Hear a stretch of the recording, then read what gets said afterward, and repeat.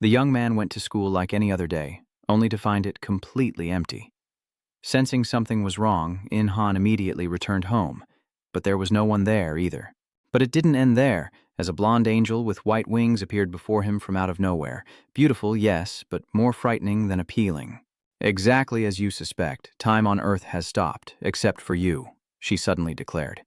In-han, still trying to grasp what was happening, assumed she was just a cosplaying girl trespassing in his home.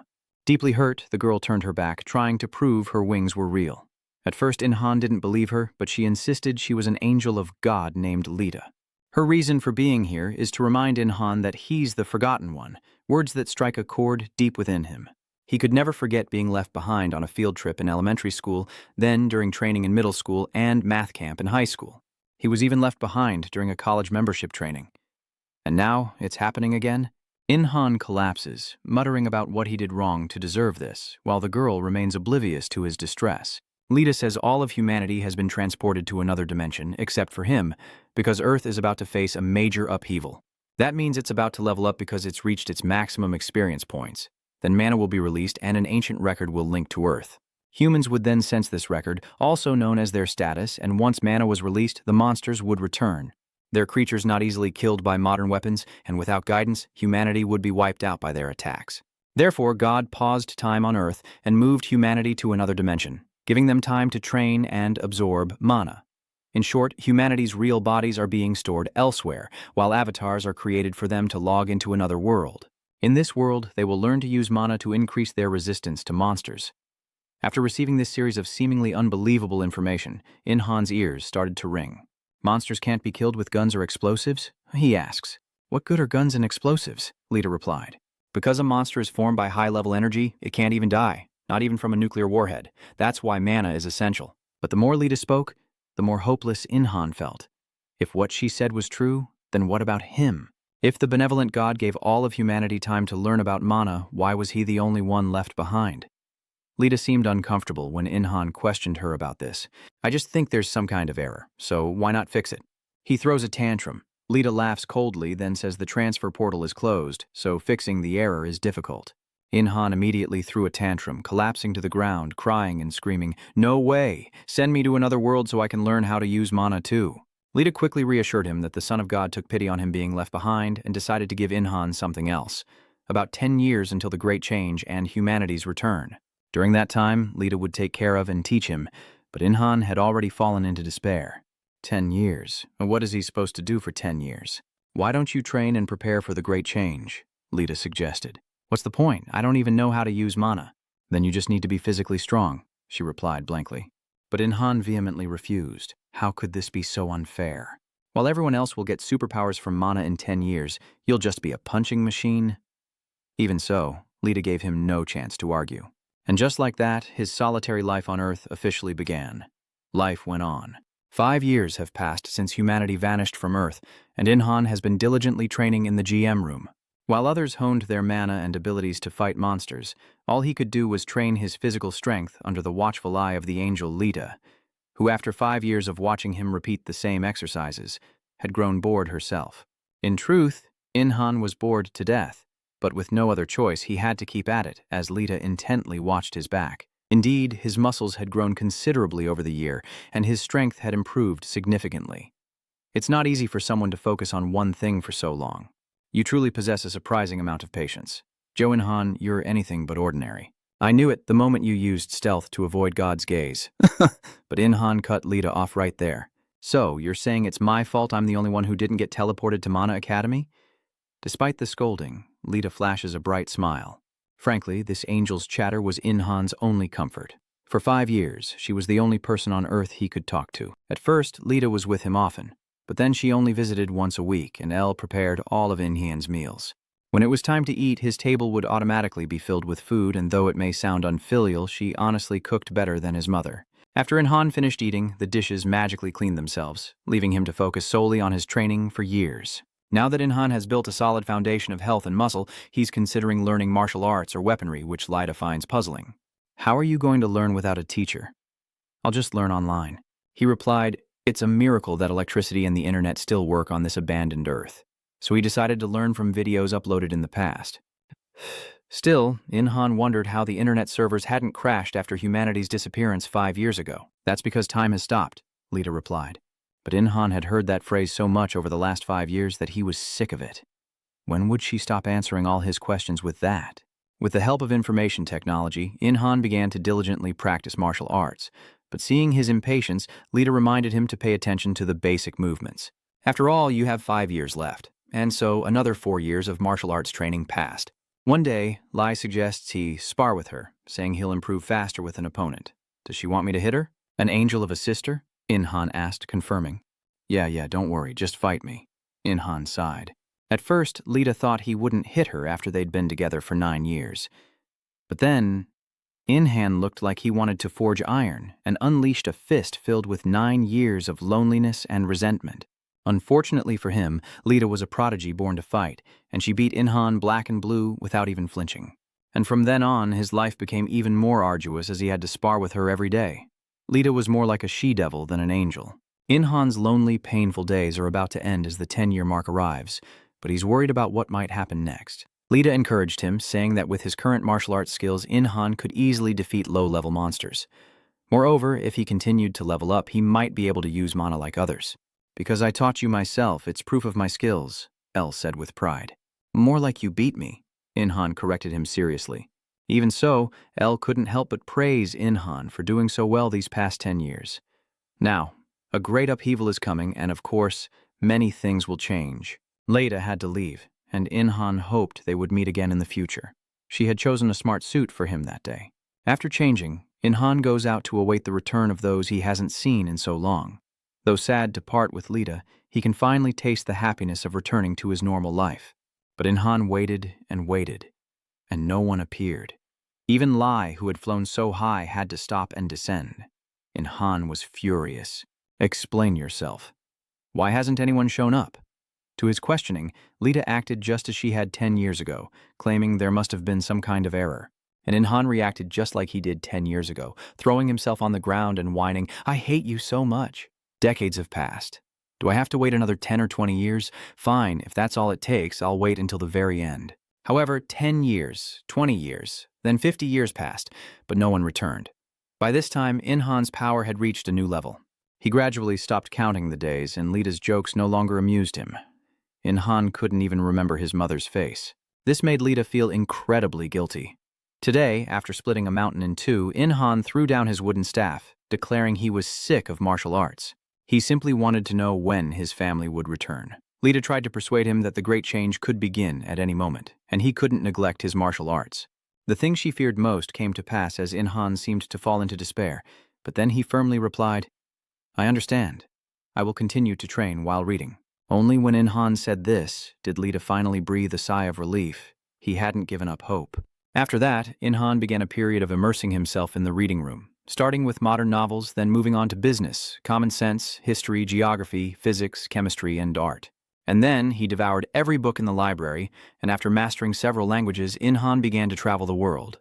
First China, then Russia, and the United States. Each time he arrived in a new place, he diligently learned the language, read the books, and photographed the sites. And just like that, he read every book in the world, traveling to Europe, the Middle East, and Africa. A long time passed, and In-han officially finished the last book, unsure of what to do next. "Aren't you tired?" Lita asked, noting how much In-han had matured over the centuries. He said he didn't even have time to feel tired. There was so much he wanted to do before the great disaster struck. Lita loved this unwavering side of him, join Han, who, even after hundreds of years of solitude, still believed people would return.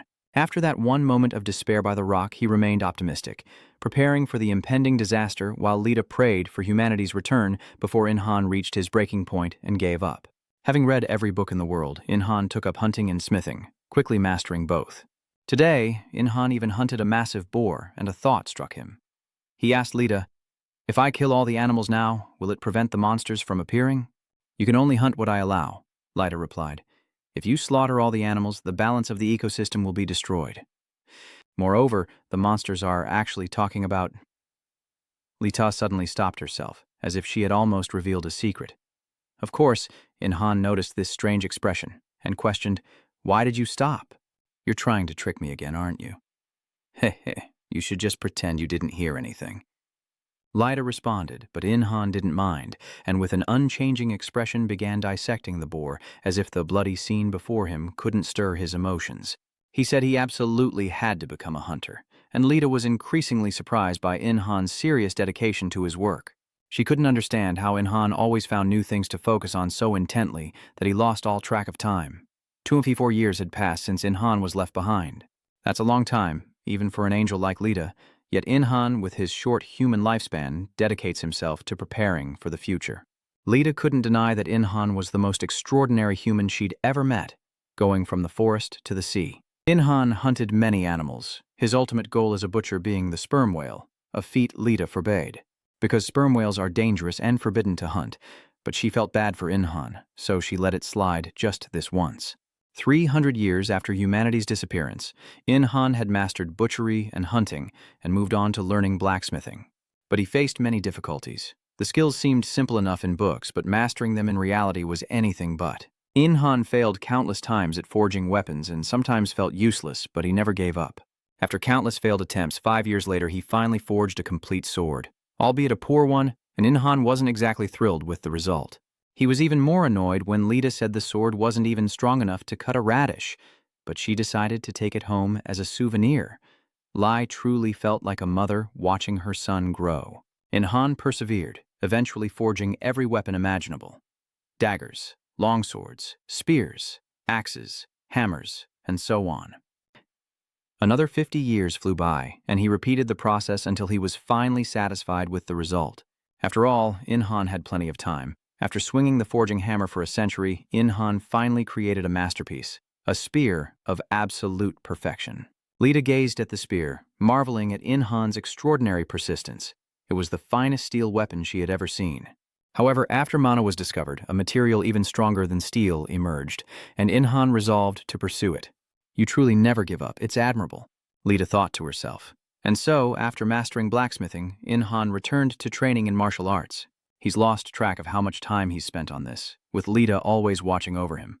She felt proud, but also uneasy, as In-han had gained experience that would take generations to achieve. But it's been 1,000 years since he was left behind, an impossibly long time, and Lida worries In-han is nearing his limit. She wants him to experience something new, but he seems to have mastered everything. She wondered what he hadn't experienced, but it seemed like only a relationship with the opposite sex. Just thinking about it made Lida's cheeks flush. She chided herself for having such impure thoughts, even as an angel, but Lida was truly conflicted, for her mission was to help In-han. Lida reassured herself that she was only following God's will, and it had nothing to do with her own desires, so it was perfectly reasonable. Seeing Lita restless and unlike her usual self, In-han wondered, "Hey, what are you doing?" Hearing his call, Lita immediately swooped down, flashing a pageant-worthy smile. "What is it? What's wrong?" Lita even leaned in close to In-han. As she tried to steer the conversation towards romance, he suddenly sensed something was amiss. At first, Lida thought he'd picked up on her feelings. But what was wrong was the sword at Lida's hip, which had been shaking for a while now. Hearing him say that, Lida realized something was wrong too. This has never happened before, and it's not just moving anymore. When the sword suddenly flies into the sky, Lida takes off after it without a second thought. This was the first sword In-han ever forged, and she couldn't lose it. As Lida's figure grew smaller and smaller, In-han feared she would truly be lost. But as he reached for Lida, he was shocked to discover something else. His clothes had changed, and he was wearing the outfit from the day the world stopped. Everything around In-han began to change, reverting to that fateful day. And Lida soared into the sky, grabbing the sword. She glances down and realizes the cataclysm has begun, and In-han, who was standing firmly on the ground, is suddenly flying upward. This turn of events throws In-han into a panic, and Lida shares his alarm. God, this is too much. I didn't even get to say goodbye to In-han, she thought to herself, but at least Lida still had the first sword In-han ever forged, which was some consolation. Lida can no longer deny her feelings for In-han after 1,000 years, but who knows when they'll meet again. In-han could barely make out Lida's figure as a tiny dot in the blue sky. He figured this was the end for them, but it was so sudden, without a single goodbye. In-han couldn't help but recall the day they first met. He wondered if he could become a higher being like an angel and meet her again. And after 1,000 years, what In-han longed for most actually happened. As the humans returned, they looked the same as they did 1,000 years ago, but they were all staring at each other in disbelief. In-han also returned to his school, but miraculously, a system window suddenly appeared before him, encoding his information like an item in the fantasy game Joinhan. Race, human, occupation, unemployed. Level 1. His title is the loneliest man in the universe, and his stats are 72 strength, 81 dexterity, 78 vitality, and 1 mana. His active skill is stealth, which is already maxed out, and his passive skill is unmeasurable. Furthermore, as the one left behind, In-han receives an additional reward, 5 extra stat points per level. In-han was truly stunned to see this status window. Does this mean the apocalypse is about to begin? Wow, we got a status window. Did we really go back 10 years? In-han could hear the people around him marveling. It seemed everyone had received a status window, but for them, only 10 years had passed since leaving Earth, while In-han was alone for 100 times that. He couldn't pinpoint the source of this discrepancy, but then In-han heard the astonished voices of many others. What's this? My stats have been restored. Is this happening to everyone? Our stats have been reset. Damn it, all that hard work to earn those points? Gone. In-han's ears began to ring. Everything felt strange. Though surrounded by people, it's as if no one can perceive him. Is this the effect of his max-level stealth skill? Again, despite being an active skill, In-han couldn't find a way to deactivate it, as if it were a passive ability. People around him were talking and laughing, but he remained unnoticed. In-han was going crazy. After 1,000 years, was he still destined to be alone, separated from the world? After panicking, In-han decided to put it aside and go home first. Even so, he was happy to see the bustling streets after so long. In-han opened the door to his house, expecting his parents to be like everyone else, unable to see or hear him. But as soon as he entered, he heard his mother's excited voice. It was her, a face he'd almost forgotten. She seemed to be trembling with emotion, and In-han rushed to embrace his mother, equally overwhelmed. Mom, you're finally back. I missed you so much. It had been 1,000 years, and he'd long forgotten what his mother looked like. But the moment he saw her, all his memories came flooding back. Yes, this was his mother, the one he had lost for 1,000 years. The next morning, In-han watched the sunrise for the first time in a millennium, savoring his mother's cooking and the sizzle of the frying pan.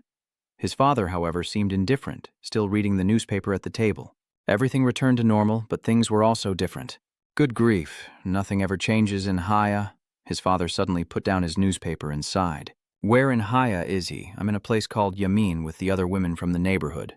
It was then that In-han realized things hadn't exactly gone back to the way they were. Haya. According to his father, it was a perfect place because there was rice there, unlike other places. His mother laughed, saying she couldn't learn to control mana because it was too difficult. But In-han, you were trapped and didn't experience any of that, so you can't participate in this conversation at all. So where were you, In-han? His mother's question nearly made In-han choke on his rice. What should he say? Should he tell them he was stuck on Earth for 1,000 years, while only 10 years passed for them? In-han didn't want to worry his parents, so he felt it was better to hide the truth. So In-han lied and said he was taken to an unknown place, and that mana was really hard to learn. In-han's father continued. Your mother was nodding furiously in agreement, finding it absurd that the Supreme Being took newborns, the elderly, even pregnant women, and left them there for 10 years, when it should be the young and healthy chosen for training because the balance of the Earth would soon be lost if that were to happen. They had no choice but to work, even knowing it was futile. In-han blurted out, realizing his mistake too late. As his parents' eyes turned to him, he choked on his words. What did you say? Effective? Balanced? What are you talking about? In-han waved his hands dismissively, claiming he was just guessing, realizing he needed to be more careful about what he said. Fortunately, his parents didn't notice anything strange, and his mother excitedly asked In-han how he felt after his 10 years of training. Moreover, she'd heard that mastering mana could lead to great wealth, as monster corpses were said to fetch a high price. As parents, they naturally wanted In-han to excel in mana usage, ensuring a brighter future. In-han couldn't bring himself to reveal his mana stat was only 1, and the meal became increasingly difficult to swallow. In the end, In-han couldn't hide it any longer and confessed to his parents that he couldn't use mana. He thought they'd be disappointed, but his mother simply smiled and said, Is that so? His mother knew and he should just focus on his studies. His father didn't seem happy, but clearly didn't blame his son. Of course, he should have known. His dad figured it was genetic since he couldn't use mana either. They took it much more lightly than In-han had imagined. He breathed a sigh of relief, then smiled softly. Mana was no longer In-han's concern, for peace had returned to his world. But that night, he found something in his room that shouldn't be there. The perfectly forged steel spear. He thought it would disappear when the world reset, but here it is. Could Lita be involved? In-han thought to himself. After all, she tried everything to keep the sword he forged from disappearing. But regardless, this spear is amazing. He can use it in the fight against the monsters instead of searching for other weapons. After In-han picked it up and practiced a few basic moves, a system window appeared before him with some information, naming it Join Hand Spear. A unique item with 800 attack power and 500 durability, it's described as a miracle created by human hands, using only steel without any mana assistance. It was so strong and sturdy, it seemed to be made from the bones of mid-tier monsters. In-ha stared at the item's stats for a while. He wasn't sure if an attack power of 800 was a lot or not, but it seemed like he needed to start gathering information, so In-han went online to investigate. The forums were buzzing with posts, and after reading all the books in this world, he was happy to finally see some social media. Those who returned from the other world began posting what they knew, and In-han glanced over the information board about levels and the monsters expected to appear. He needs to defeat them all. It seems ordinary people can fight level 5 monsters, but players need to reach level 7 to meet the minimum standard of a warrior from another world. Upon reaching level 10, they'll begin receiving classes like swordsman, archer, and so on. At level 50, humans are considered powerful and can acquire new skills specific to their class. The third job advancement happens around level 100, and those people are considered powerful assets to a nation. Because of these difficult conditions, most stop at the third job advancement, and there are no reports of anyone reaching the fourth. It's speculated that high-level monsters like dragons or behemoths may be equivalent to a fourth or fifth job advancement. In-han had gathered a lot of useful information, so he decided to rest and ask more questions when he went to school tomorrow. It had been so long since he'd been to class, and going back made him feel like a kid on his first day of school.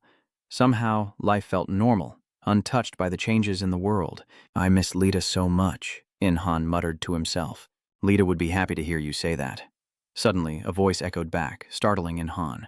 "Who's there? Who said that?" In-han whipped around, but no one was there. "I may have been punished by the celestial realm, but it's all right. From now on, learn how to use mana. Another intruder?" In-han turned around, but the creature before him froze him in his tracks, because it was an angel, just small enough to fit in his hand. The angel introduces herself as Etha, and this scene feels strangely familiar. In-han felt like he was reliving a situation from 1,000 years ago. Why do angels keep barging into his life? Otha sits on In-han's pile of books and laments her life, saying that controlling mana is difficult, which is why God gave her a body and sent her to another world for 10 years to practice. "That's your problem, not mine," In-han retorted. "You thought she was here to teach you how to control mana? Turns out it's all hearsay. That's why I'm here." Otha grumbled, then added that someone in the celestial realm had made a very strong request to restore fairness to Joinhan. That person said it wasn't fair to leave you like that, when all you'd done for 1,000 years was train diligently and never give up.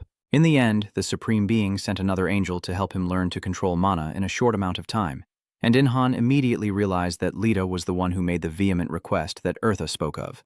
"It seems she fought tooth and nail for you after you parted ways." But In-han wondered, then why didn't Lita come? Otha shrugged, replying that her superiors were worried about an angel and a human getting too close, so they sent her instead.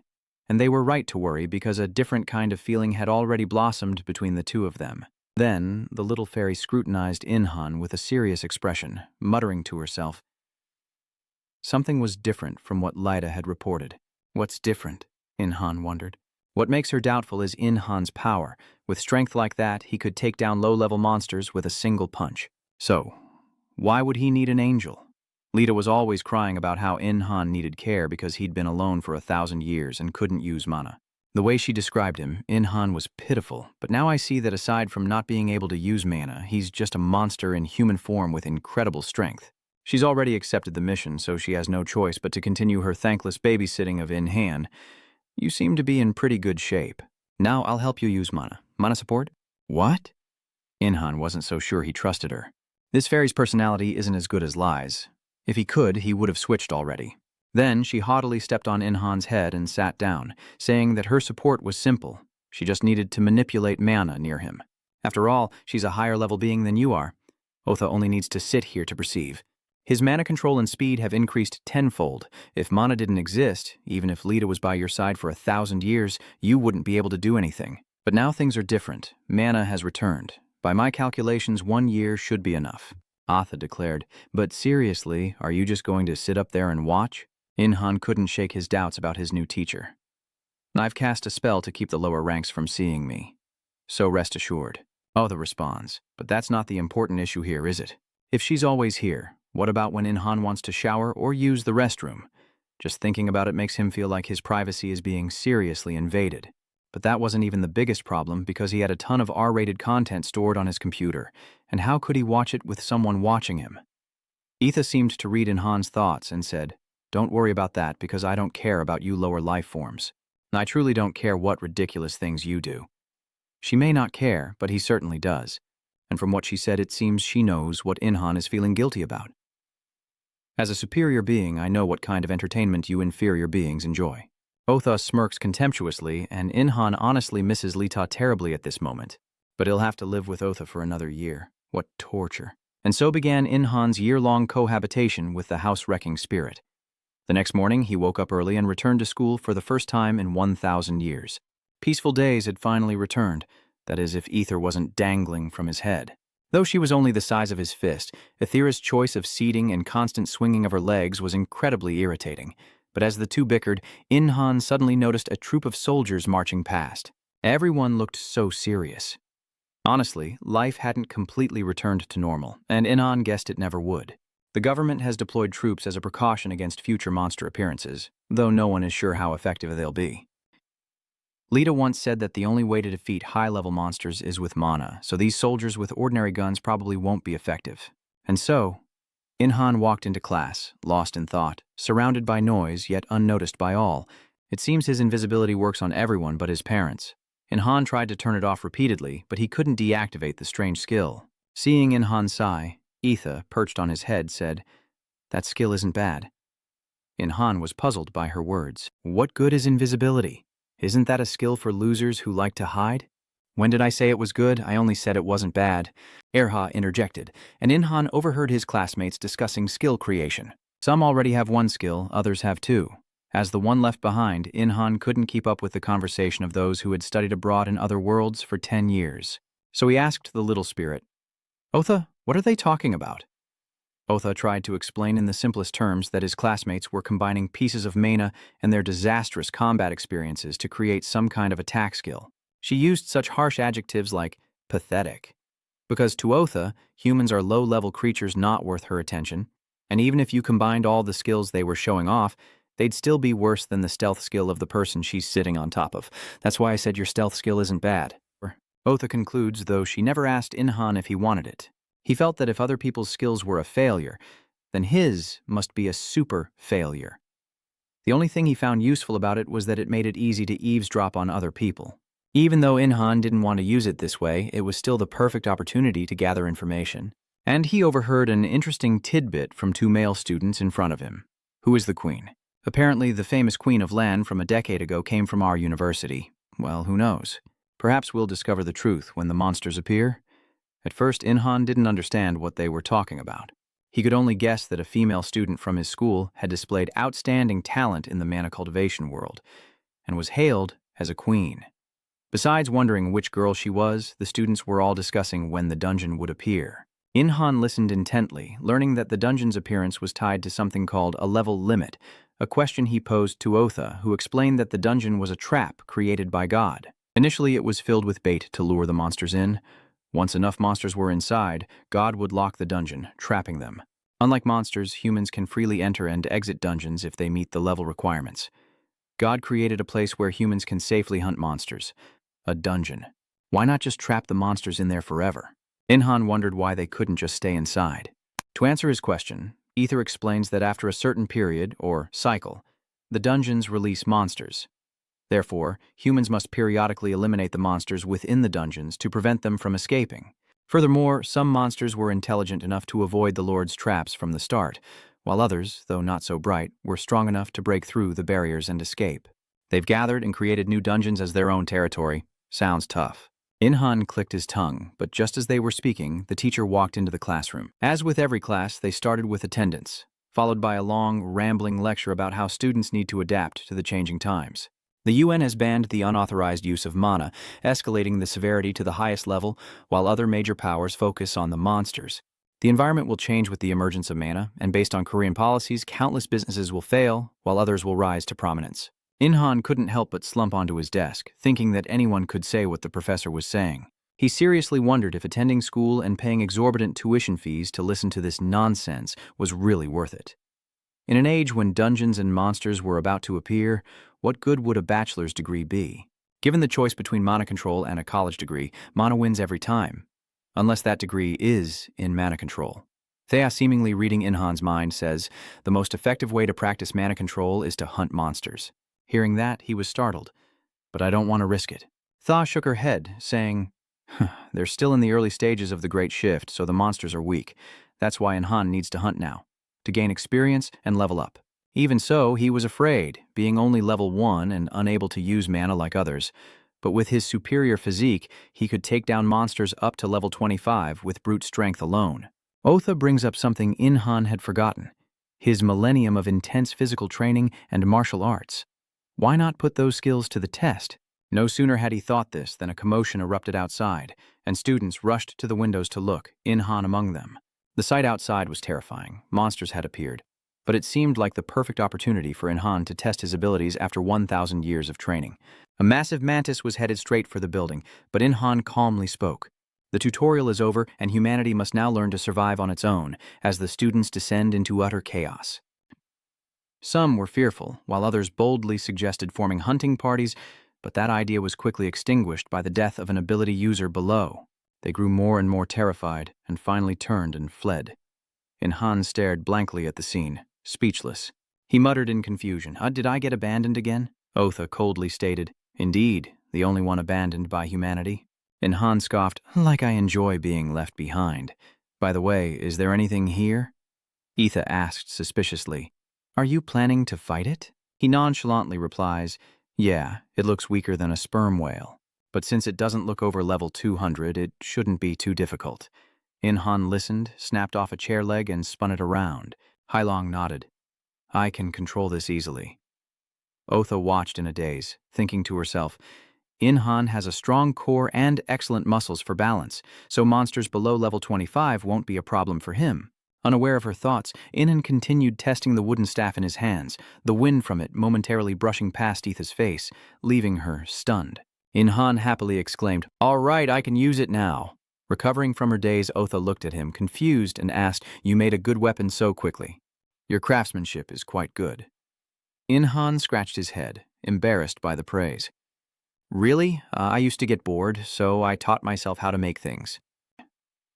Suddenly, Otha recalls Lai's complaints upon returning to paradise, that he couldn't do anything. He's completely different from what she said. His physique is the ultimate result of hard training. As she pondered, Inhan spoke up. It would have been nice if I had brought my spear from home. But no matter, he had already crafted 3 spears from mere wooden chair legs. Inhan, with a thought, looked up at Otha and said, people will notice if I cause a ruckus at the mall, but I want to hide myself. Otha considered for a moment and suggested, just wear a mask. Meanwhile, beneath the city, monsters wreaked havoc, even slicing through a massive stone statue. The giant mantis rampaged unchecked. Just then, Inhan appeared from above, now wearing a mask, and struck the mantis in the head with a lightning-fast kick. Immediately, a series of notifications appeared before Inhan's eyes. He had received 800 experience points and reached level 3. His stats also increased, and Inhan muttered in surprise, so this is leveling up? Leveling is a system where Akash records and connects all beings in the world, who can absorb new power by taking the lives of their opponents and absorbing all experience points gained at that time. What surprised Inhan even more was that his mana was also increasing, even if only a little. As he rejoices, a sarcastic voice suddenly rings out. What's become of you? So you've finally discovered the joy of violence? Jan scoffed in annoyance. That's right, one day I'll punch you. Just then, 2 monsters approached from behind, trying to sneak attack him. Unfortunately, Inhan noticed his contemptuous sneer. Now that he thinks about it, he never learned how to deal with a group. No sooner were the words out of his mouth than the wooden stick was thrown from his hand, the 2 monsters quickly dodging. Oh, Tha speaks up to remind him to just use his body. Inhan was a little confused, but quickly grabbed his wooden stick and charged forward. Inhan bravely swept his staff, sending the monster flying and earning him 700 experience points. He chuckled, so that's what Lai keeps talking about. But Otha quickly warned, don't let your guard down, watch out above. Inhan looked up at the sound and saw a group of monsters on the hill, but without hesitation he leapt up. his wooden staff sweeping across, killing one of the beasts. But at that moment, a monster appeared behind Inhan, stabbing him in the chest and pinning him to the ground, though without causing any major damage. Eotha was stunned by what he saw, a body honed to its ultimate limit. Inhan's skin is too tough for the mosquito's proboscis to penetrate, and he rises to fight once more. His body has surpassed the limits of a human being, and Inhan has slain another monster. He gained another 300 experience points but didn't stop, continuing to run. Another giant monster blocked Inhan's path. It raised its massive claw, swinging it down at him. Inha swiftly dodged, taking out another attacking monster in the process. Suddenly, Otha cried out in alarm, saying that monster reinforcements were arriving. And as she said, Inhan was immediately surrounded by a horde of monsters. Seeing this, he curled his lip in disgust. He pulled out another wooden stick, scoffed, and said that to exterminate bugs, you have to call Sesko. Instantly, he spun his wooden staff in a circle, creating a powerful vortex that killed several monsters in an instant. At the same time, Inhan leveled up to 6, and his stats increased slightly. He was excited to kill a few more, but suddenly a strange phenomenon occurred. Lightning bolts began to fall from the sky. Inhan was confused. What was happening? When the lightning dissipated, he saw a girl in the distance controlling it. But she's also wearing a mask. Inhan stared intently at the girl, muttering in a daze. Is she a mage? Who is that? Seeing Inhan distracted, Otha quickly warned, don't let your guard down. Focus on killing the monsters. Meanwhile, the masked girl continues to strike down monsters with lightning, leaving Eartha in awe of her seemingly limitless mana. Inhan was stunned, muttering, did she level up like me? Each time you level up, your stamina and mana are restored. And just like that, he slays the last monster. A dazzling display that leaves onlookers speechless. Inhan, ignoring them, finally breathed a sigh of relief, narrowly escaping death. Just then, a group of soldiers armed to the teeth rushed over, apologetically blaming the traffic for their late arrival, only to be left dumbfounded by the scene. With the monsters defeated and their bodies scattered, Inhan ignored everyone else, searching the corpses and muttering, isn't this just like a soul stone? Hearing this, Atha immediately explained, if you dissect the monster's corpse, you can obtain a mana stone by removing the hardest part of the exoskeleton.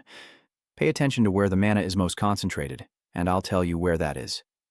Jan listened obediently and began dissecting the corpse. The soldiers outside witnessing this couldn't help but exclaim, what level is he? Amazing. How can he be so strong?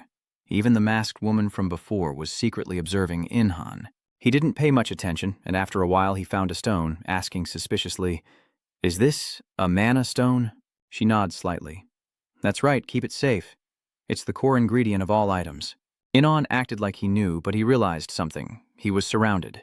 Inhan quickly turned away, trying to hide his face, afraid of being recognized, but he forgot he was wearing a mask. As Inhan panicked, someone approached him. It was the masked mage from before. She cautiously looked at Inhan, hesitantly asking, could you help me dissect it? Right, Inhan looked at her, confused, and after a moment he reacted, asking suspiciously, how much are you willing to pay me? After a moment's calculation, the girl replied, 40%. Inhan immediately agreed, and happily began dissecting the corpse for her. The crowd outside watched, afraid to approach, whispering about the girl's identity, but some were so infatuated they dared to get close, even if it meant being struck by lightning, leaving the others speechless. Indeed, a thunderbolt. As Inhan dissected the corpse, he mused that the girl was likely the legendary queen. She's really strong. But his thoughts were quickly interrupted by the voices of the people outside. He was a little speechless when she spoke up again. See? Aren't your stealth skills amazing? You can do anything you want behind that mask and no one will ever remember. Inhan felt a pang of sadness, and he unleashed his emotions on the corpses of the monsters. Even in death, they offer no peace. A moment later, he finished dissecting the corpse, handing the queen a stone, for which she thanked him. Having finished, Inhan approached the soldiers, saying, I'm done here. But their leader stopped him. We have some questions for you. We hope you'll cooperate. This man's eyes showed his intent to oppress, but before he could act, he was struck by lightning. The one who did it was, of course, the queen, the only one here who can wield magic. Seeing her act, the crowd outside cheered, giving Inhan the perfect opportunity to slip away with his bag. I need to leave before things get even messier. Seeing this, Otha reminded him, you don't need to worry. He doesn't understand yet. Just then, a shout rings out. Hey, where did the masked guy go? Though Inhan waved to get their attention, no one seemed to notice him. He collapsed to the ground in despair, prompting Otha to say, "Didn't I tell you? You don't need to worry." Inhan mumbled through tears, "It's strange. This is what I wanted. But why do I feel so sad?" The day ends with the arrival of two new talents. That evening, at a park near his house, Inhan sits on a bench, looking dazed, as Otha asks suspiciously, "What are you planning?" Inhan casually replied, "I'm trying to sketch out a design for defensive armor. A full suit might be difficult, but I think I can at least make wrist and knee guards." Hearing this, Etha immediately pouted, reminding him, "Joe and Han, processing monster byproducts is extremely difficult. You'd better find a master and have them do it." But Inhan winked at her, confidently smiling and saying, "Etha, what are you talking about? The real master is right here." Seeing him like this, Otha remembers Lita's words in heaven, and she wants to curse. Very well. Wasn't he just pitifully helpless? She gritted her teeth, seething Lita's name. Hearing this, Inhan asked suspiciously, "You remember Lita too?" Biting her lip fiercely, Otha nearly growled, "Yes, I remember her very well. So much so that I want to go back and deal with Lita." Somehow, Otha felt like Inhan was cheating. Lost in thought, she suddenly coughed and asked, "Hey, Ro Inhan, do you know anything about creating mana?" Inhan immediately shook his head. "Not a thing." Otha breathed a sigh of relief. "Of course, since you can't comprehend mana, you wouldn't know." But before she could finish, Inhan suddenly grabbed her small waist, excitedly asking what it was. "A new skill?" "Teach me, please." Otha panicked. "Wait, you're too close. I'll teach you, so let go." Inhan finally realized his blunder, scratching his head in embarrassment. "Sorry, I didn't mean to." Etha blushed, silently scolding. She really didn't understand him. Immediately, she began to explain to Inhan that mana crafting involves using mana crystals, similar to magic stones, to create items that can provide special energy to armor or weapons. It's a concept developed from blacksmithing, and Inhan, now even more excited, blurts out, "Teach me," unwittingly wrapping his arms around her small waist again. This angered Eartha, and she slapped him across the face, saying, "I said I would teach you." She quickly distanced herself from Inhan, sighing, "Honestly, I need to talk to Lita when I return to paradise." Inhan asked, bewildered, "Lita, what do you plan to say to her?" Eartha wanted to shout at her to watch her man, but she couldn't bring herself to do it. So she decided to change the subject back to the previous topic. To begin crafting mana, you'll first need to prepare the materials and magic stones to create the equipment. Mana crystals with properties similar to those stones. Inhan, confused, asks, "Mana crystals have properties similar to magic stones?" Atha slowly explains, using a dragon's heart as an example. Inhan's eyes lit up, but ignoring him, Erha continued, "You'll need to place the magic stone nearby and synchronize it during crafting. Once finished, grind the magic stone and rub it onto the equipment's surface. That's the basic form, and that's the final step." "The stats of the equipment will be increased then?" Inhan asked, confused. "So, without much effort, it's already complete?" She further explains that the basic form simply enhances the equipment's performance and adds stats. Beyond the basics, there's mana crafting, which grants special abilities known as imbuing, but it's quite difficult. She says Inhan will find it difficult because he can't control mana yet. Inhan is a little sad to hear this, but quickly recovers, cheerfully saying, "Even so, tell me anyway. You won't know until I try, right?" She was a little surprised by his words and sighed. To grant special abilities to equipment, the owner must know how to control mana, perfectly imbuing magic stones into the item. Magic stones possess different attributes, and with them, you can create the equipment of your dreams: fire, ice, or even damage reduction. It can even restore the owner's vitality, and the owner's will is crucial in determining which effect is granted. The quality and attributes of the magic stones will determine the final product. Inhan frowned slightly and said in a low voice, "That's the theory, but achieving such skill is difficult, and I'm not sure I can do it." But then he got to work. Otha watched beside him, marveling at how skilled he was. A short while later, gauntlets and greaves were forged, and Inhan began scattering magic stone fragments onto the equipment. Otha mutters in disbelief, "You succeeded without even having the skill." Inhan grins. "Now that I've done it, it's all skill." Otha frowned, lost in thought. He wasn't wrong. Inhan grasped the concept immediately and learned quickly. If he adapted to everything like this, he could become incredibly powerful. Thinking this, Otha continued, "You've created a defensive armor. What do you plan to do?" Inhan thought for a moment before replying, "Just wait and see. I'm not done yet. I still have a magic stone." With that, Inhan closed his eyes and focused, and in an instant, a surge of energy appeared around him, shocking Etha. No way. Is he trying to add effects to the armor now? He can't even use mana. This is too reckless. But Inhan paid no mind, continuing to add effects, wanting something like a mantis's scythe. The mana stone in his hand begins to dissipate. Otha waits anxiously. It would be a waste if Inhan failed now, after coming so far. As the stone in Inhan's hand slowly crumbles, Otha grows more anxious, and after hesitating, she decides to give him a sliver of her mana. Immediately, the mana stone, which had been nearly depleted, overflowed with energy, shocking Inha. At that moment, mana enveloped him, gathering into a point before Inhan, enhancing the gauntlet. Etha anxiously asked, "Did it fail?" "No." Inhan smirked confidently. "Your crafted equipment has reached Tier 2 with a magic stone effect."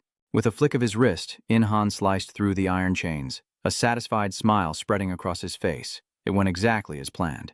Otha's eyes widened in astonishment at the sight. He could maintain the giant mantis's blade wind skill on his gauntlets? How surprising. Inhan is very pleased with this. He smirked. Things are about to get busy. Otha finally regained his composure, nodding. "That's right, you'll be busy crafting other necessary items." But Inhan shook his head, saying, "No," which confused Otha, who barely had time to understand before he ran off. "I have to run, I broke the swing," Etha shouted. "I'll use magic to fix it, so don't leave yet." But he'd already fled the park. After yesterday's pot attack, the media reported on Inhan and the Queen. Inhan remained unfazed and wanted to go to school as usual, but his mother worriedly said, "Are you going out? Just stay home." Inhan sighed, "Mom's watching me too closely, I can't do anything in my room." So he refused, reassuring her, "Don't worry, Mom, I'll run if I see a monster." Hearing this, Inhan's mother nodded.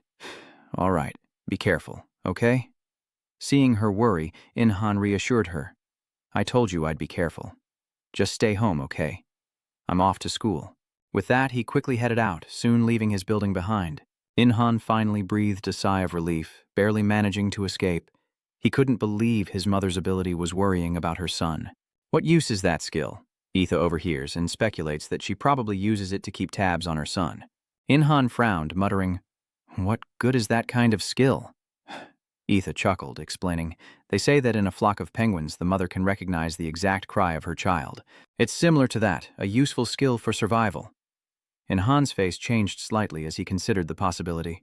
Otha, noticing his expression, asked suspiciously, "Why are you making that face?" He hesitated for a moment before replying, "It's just, if even my own mother couldn't find me, that would be shocking. Someone so forsaken that even God can't find me." And so the two talked as they walked, seemingly unnoticed by those around them. Etha didn't care, and continued, "Come to think of it, the government is trying to create a unit of ability users." Inhan slightly pouts and says, "I'm not interested. I'm not loyal enough to work with the government. My family is more important." Otha agreed, nodding in understanding. "Yeah, being free is better than being tied down." As Inhan walks, lost in thought, he suddenly mutters, "Still, I want to meet that queen again." Hearing this, she asked, displeased, "Do you like her?" Inhan shook his head, denying it. "It's not like that. I'm not interested in that sort of thing right now." Utha suddenly brings up a certain possibility, muttering in fear, as if Inhan knows what she's thinking, but he immediately denies it. But Ortha wouldn't let it go, muttering with narrowed eyes, "Could it be a decreased libido from too much physical training?" Inhan, driven mad by her words, shouted, "I'm not a eunuch." After shouting, he realized he was in the street, stiff as a board, yet no one seemed to notice him. Otha pouted again, saying, "Ro Inhan, even if you shout eunuch in the street, no one will even look at you."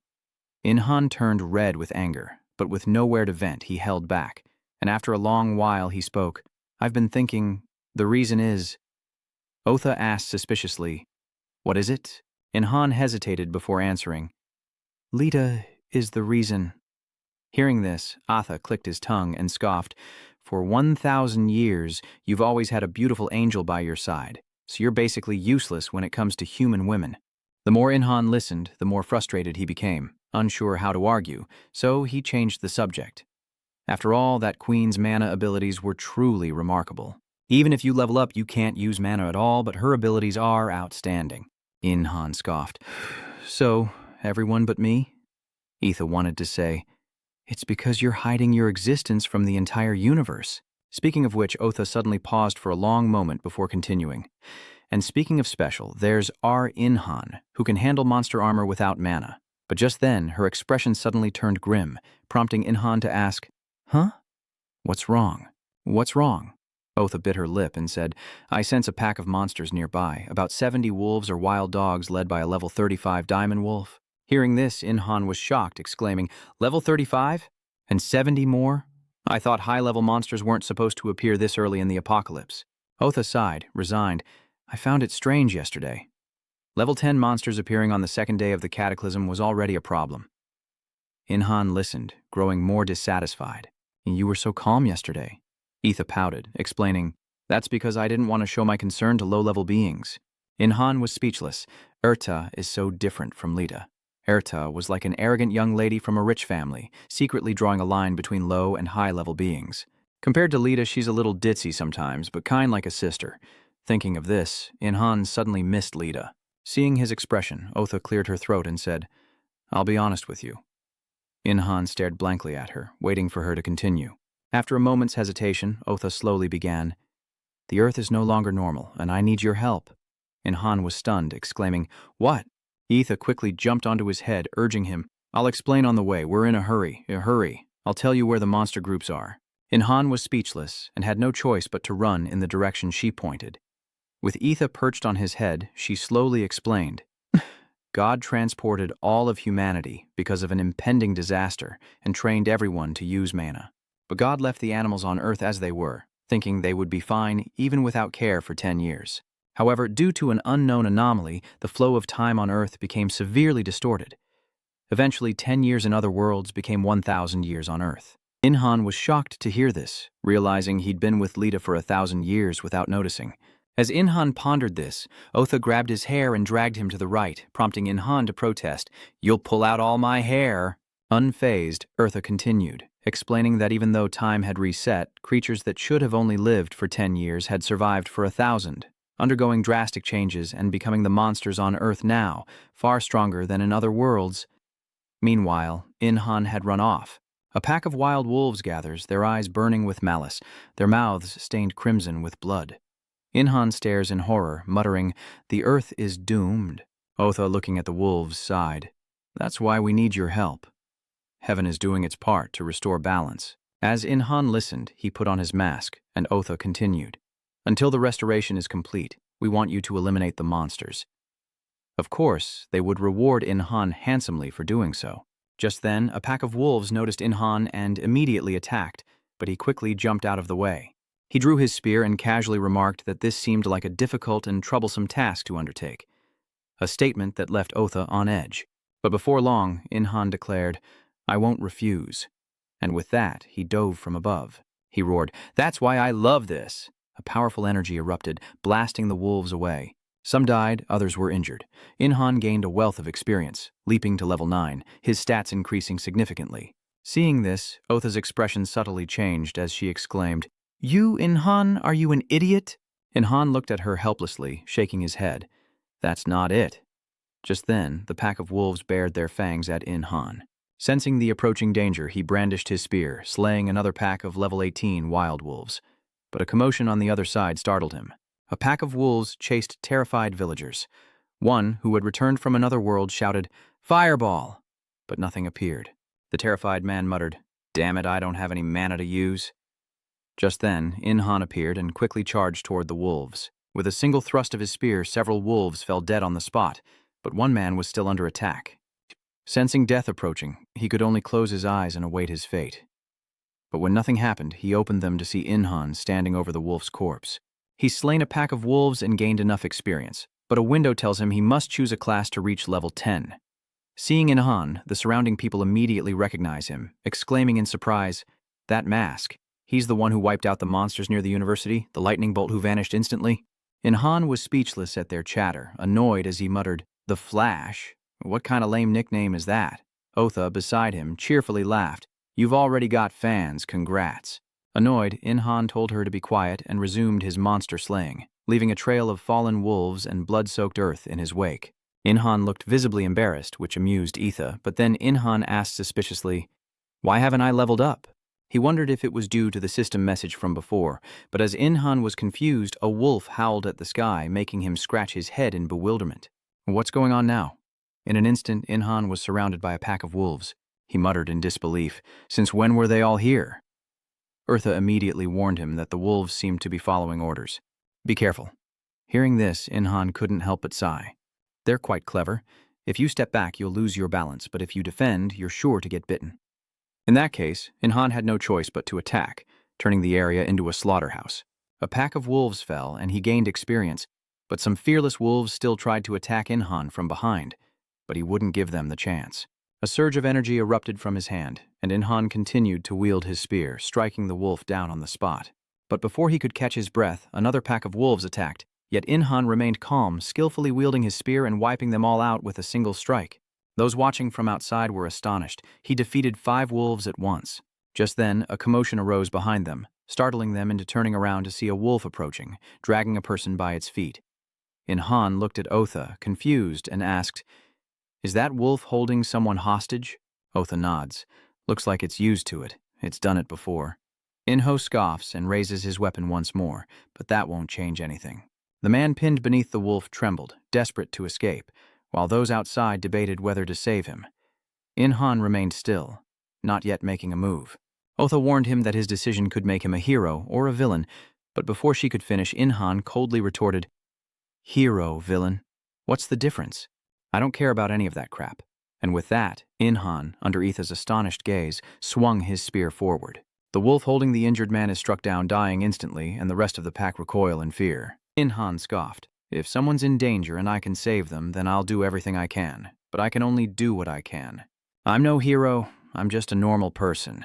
By now, the wolf's eyes were filled with a murderous intent, as if only his death would satisfy them. Immediately, 2 more wolves slowly approached In-han, as Eartha warned him that they seemed to be planning a group attack now that he was unarmed. In-han clicked his tongue, scoffing, "These arrogant wolves." Just then, one of the wolves lunged at him. Its fangs bared, the wolf lunged, but In-han stood calmly, casually striking out with his wrist guard, instantly killing the beast. He scoffed. "Don't think that spear is my only weapon. I'll show you the results of 1,000 years of training with the War Queen. Come on." In-han moved like a dancer among the wolves, unarmed, using only his bare hands. Observing from the sidelines, couldn't help but sigh. In-han wasn't the type to foolishly sacrifice himself to protect others, but he would act swiftly and decisively to create the greatest impact in the shortest time. Leda had nurtured a magnificent monster for 1,000 years, but as he watched In-han, he was shocked. This wasn't what Leda had taught him, but a path he had forged himself. The onlookers couldn't help but cheer at In-han's incredible performance. He was so strong, so amazing. Lightning. Your entire body is a weapon. Impressive. In-han ignores everyone, focused on cutting down the wolves. Before long, he had dealt with them all, but as soon as he lowered his hands, a gun was pointed at In-han's head. A voice echoed from behind, "Freeze! Don't move!" In-han turned to see a group of soldiers pointing their guns at him, much to the dismay of the onlookers, who began to protest, asking why they were targeting him. Flash had wiped out all the monsters and saved the hostage too. A fact that left the lieutenant stunned. She muttered in disbelief, "He eliminated them all? Since when?" The lieutenant had her team secure the scene, while she rushed to In-han to apologize. "Lightning, I'm sorry about what happened. Please don't misunderstand." The lieutenant explained that she didn't intend to shoot. She just thought there were monsters left, rambling on until her subordinate awkwardly interrupted. "Lieutenant, he hasn't been listening to you at all." The lieutenant looked back, startled, and sure enough, no one was there. She exclaimed in disbelief, "What?" He vanished again. As expected, he's as fast as lightning. In-han, just a few steps away, was speechless at her words. He was still there, but he didn't pay much attention and began to dissect the wolves' corpses with his spear. In-han thought he needed a carving knife and had to find a place to forge it first. As he focused, the lieutenant found him and rushed over, talking non-stop. "Please, just hear me out." In-han shook his head, refusing, "No, no, and no."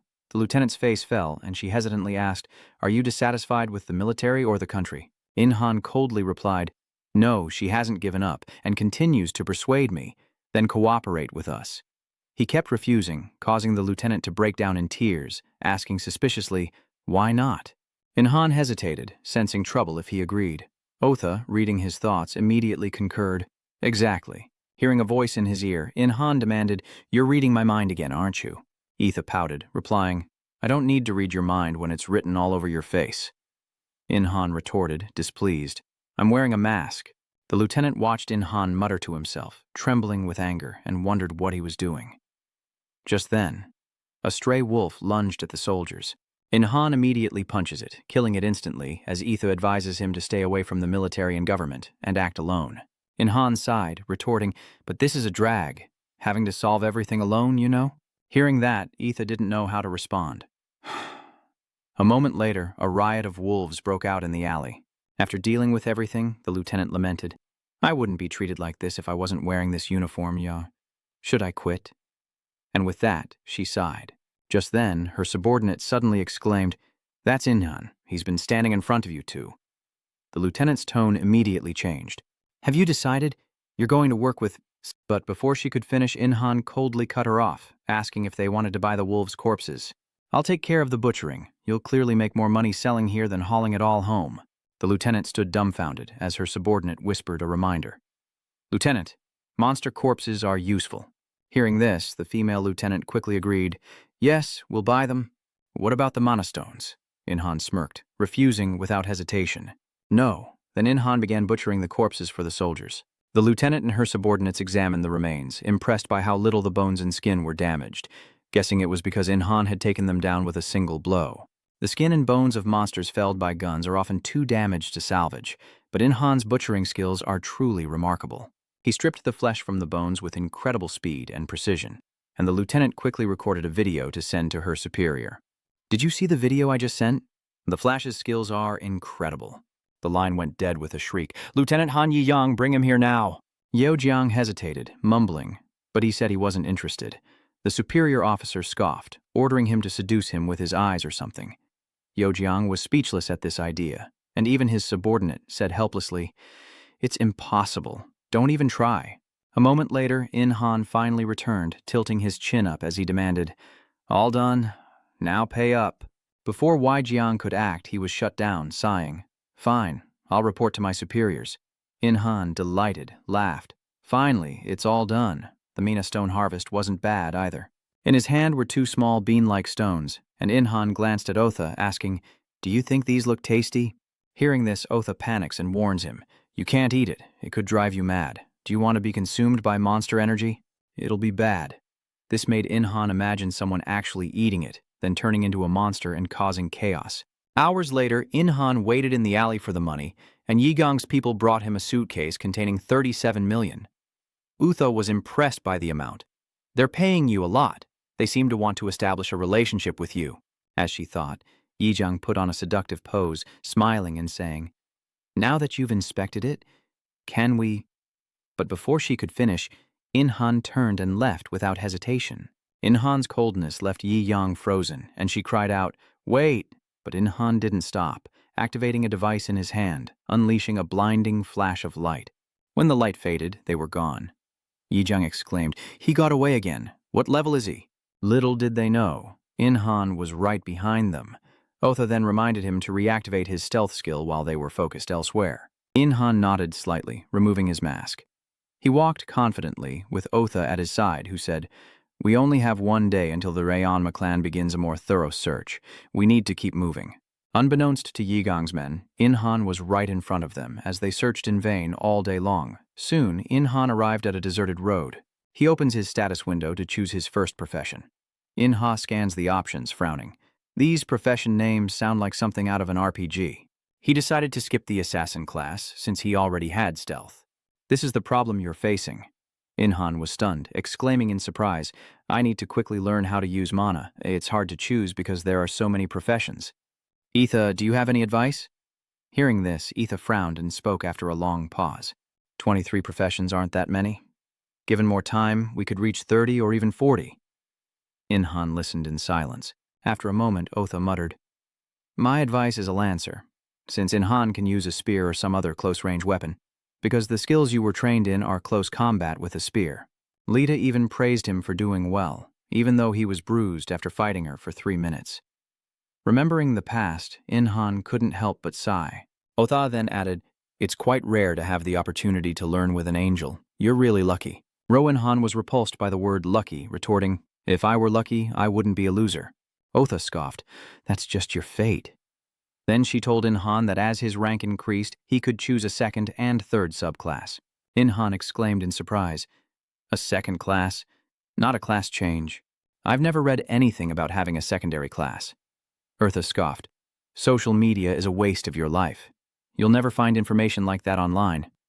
Seeing her expression, Han hesitated, asking if she'd had some bad experiences online, but she simply replied. Seeing this, Jan didn't ask further, focusing on choosing his desired class. "You think spear-wielding cavalry is best?" Otha glanced at him, asking, "And what's the reason for that?" Han explained, "The Power King relies heavily on fists, but I'm used to the spear now, so this profession is the obvious choice." Etha smiled happily. "Good thinking. You'll be able to craft even better spears when you find better materials." She had recommended the Spear Knight, but Han made his own decision, and she was sure he would become even stronger. But just then, a notification window popped up, startling Han. He exclaimed in shock. A new option had suddenly appeared. Ibret, the lance-wielding knight. Hearing this, Eartha's eyes widened in surprise as she exclaimed, "A modification? That's a unique class. You'll have a unique path from the very first job." Han muttered in confusion. "Unique? What is that?" Orha slowly explained. "It's a class meant for only one person. All the paths Han has walked, the experiences he's gained, and the records he's achieved in battle have forged a profession unlike any other. It requires a higher level to advance than other classes, but it's worth it." Inha, heeding Eartha's words, quickly chose it. Immediately, a notification window appeared. "You have become a Brune Lancer, dealing 10% increased damage while attacking in stealth mode." Inha stared at the notifications, a look of confusion washing over him. He cried out in dismay, "Wait! I didn't pick Brune the Lancer. I picked B the Lancer." Hearing his incessant complaints, Otha sighed, pouting as she said, "That's just how it's recorded. The wording is a little different." Han was about to explode when something suddenly appeared behind him. He turned back in shock, only to see the system emitting some kind of energy that enveloped his body. Then his chest muscles began to grow, his biceps became firmer, and in an instant, his entire body was enhanced. Han happily exclaimed, "My body has changed." Otha calmly stated, "Your body has become stronger because you've chosen your first profession. You've chosen it, so there's no going back." Han frowned and fell silent, wondering how he would change. At that moment, Han's stats appeared, and after seeing them, he couldn't help but collapse. "Your title hasn't changed, it's still the Lonely One." Otha looks uneasy, wondering if you've acquired any active skills. Han shakes his head slightly, replying, "No." Otha doesn't seem to mind much, and speaks casually. Well, most first classes don't have one anyway, but looking at your growth rate, I don't think you'll gain mana manipulation." Han, hearing this, exclaimed in dissatisfaction, "Isn't that a bad thing?" Otha calmly replied, "That's right, if you were a normal person." Han's attitude immediately changed, and he happily asked back, "Really?" Otha nodded slightly. "Yes, so, don't worry. If you don't get an active skill in the first and second job changes, you'll get a great skill in the third." Han exclaimed excitedly, "That's the difference with this job. It's okay to save up the record data and use it all at once." Otha nods. "That's right." She thought Han should have acquired 2 active skills since he had a unique job change, but he didn't. If all the records are collected by Han's third job change, he'll gain an amazing skill. Thinking this, Otha smiled contentedly. Han was indeed a low-level being worth keeping an eye on. With that thought, she grabbed Han's hair and made a demand. "Let's go now," he asked suspiciously. "Where are we going?" With a casual air, she says, "I've used magic to hide your suitcase of sin so no one will take it. Now, you need to start hunting new monsters." Han nodded slightly and ran off. "I understand, just stop pulling my hair." However, she says he has plenty of representatives by his side, so he doesn't have to do everything himself. He just needs to hunt the monsters in his area. Han can't do everything alone. He needs help. Typically that girl who's known as the Queen. Eartha sits perched on Han's head and shouts, "This is an order from heaven. If you achieve more than others, your reward will be greater." "Do your best." Hearing this, Han happily replied, "That's the kind of order I like. If it asks me to save people in need, I'll do my best. I like fairness and rewarding those who try." But just as he was getting excited, Otha suddenly changed his tone, saying, "Look where you're going." Han paused, looking at his phone. The phone reveals bear sightings in Busan, the very place he's headed, sending the locals into a panic.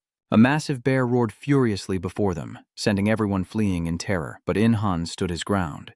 He smirked, saying, "Here we go. Looks like we're having bear gall for dinner tonight." Upon hearing this, Otha pouted, reminding him, "You can only use bear bile if you're immune to poison." In-han despairs. There are conditions too, but he doesn't back down and heads towards the giant bear with his spear. Just then, rocks suddenly fell from above, and the ground shook violently. In-han asked in confusion, "Did the government just launch a missile or something?" Etha points into the distance, saying, "Look over there." In-han looks over and sees the giant bear destroying the surrounding buildings, with soldiers below firing at it, a hail of bullets raining down on the beast. But it was no use, sending them into a panic. "It's not working. How can we handle a monster like this on the 4th day of the cataclysm?" Just then, the bear crushed several large vehicles before turning its head in another direction. Seeing this from afar, Otha sighed. "Human architecture is weaker than I thought. It can't even withstand a Tier 2 monster's attack." In-han replied nonchalantly, "You should try to empathize with things.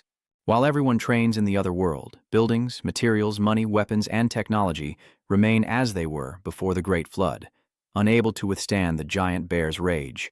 Looks like it's having fun, a lot of fun. I think this is a case of a big fish in a small pond." Upon hearing this, Eartha scoffed in disdain. "What is he even doing? Hurry up, I'm timing you." In-han remained calm and spoke deliberately. Moments later, he donned his mask, ready for battle. The only time he can be invisible, he must maximize his power in the first strike, and In-han rushes toward the bear. His spear moved relentlessly, but the bear suddenly roared, looking into the distance, directly in In-han's path. Seeing this, Otha immediately shouted a reminder. "Only when you interact with it will the bear not detect you. Trust in your concealment skill from the Lord." In-han was immediately dissatisfied, but he didn't have time to say much, focusing his energy on the spear. Without hesitation, he slashed its neck and blood gushed out like rain. Seeing this, the soldiers below cheered. "Lightning has appeared," In-han muttered in annoyance. "Since when did I get that nickname?" Immediately after, he landed on the ground. To his surprise, the bear was still alive. He frowned, muttering that it couldn't be killed with a single blow. Otha wasn't too surprised, calmly saying that it was considered a second-class monster anyway. In-han took a deep breath, then turned to the soldiers behind him and shouted, "Run if you want to live!" The soldiers hesitated, unwilling to leave. In-han, seeing he couldn't persuade them, scoffed, "Suit yourselves." Just then, the bear attacked, its massive paw slamming down as the people scattered in terror. But the bear, which was chasing the villagers, suddenly stopped, staring blankly into space. It seemed to sense In-han rushing toward it, but couldn't see anything. The overwhelming pressure caused it to roar, but In-han scoffed, "Don't even dream of it." He then raised his spear and without hesitation plunged it down, the tip piercing the bear's head. The bear shook its head violently in pain, making Etha feel like she was on a roller coaster. The bear, wounded twice by In-han, was now furious, but In-han had slipped from its sight. Otha then reminded him, "You've gone invisible again because it lost you. Take advantage of the opportunity while it's still searching for you." In-han nodded slightly, indicating that he understood, and looked at the spear in his hand. Having crafted the spear himself, he doesn't know if it can withstand another attack, but despite his body being the same as before his return, his strength has increased significantly thanks to his extensive training and constantly changing exercises. Remembering his training with Lita, she told him to focus all his weight into one point, nothing else. In-han asked, "But what if someone gets hurt in the process?" Lita sighs, retorting, "Save those words until you're closer to my level, got it?" In-han bit his lip, muttering, "Who do you think I am? If I face you head-on, someone's going to get hurt." With that, he unleashed a flurry of punches, but with a crash, he was sent flying. In-han curled up on the ground, crying miserably. "Like this, see?" Lita finally understood and chuckled. "Is that what you meant?" In-han practiced with Lita for an entire day like that. He didn't rest until he was completely exhausted, and Lita let him rest his head on her lap, speaking cheerfully. "Anyway, In-han, you did it. Before that final attack, you were able to focus all your power on one point." She then held up a strand of her hair in front of In-han, making him wonder. Lita smiled and said, "Your attack cut my hair. Well done." In-han was elated. Leaving the past behind, he focused on a single point on the giant bear's body. Then, when the moment was right, In-han stabbed the bear in the head, causing it to roar in pain. The people below were stunned. Was it dead? As they watched in disbelief, the giant bear collapsed and Jan leveled up to 20.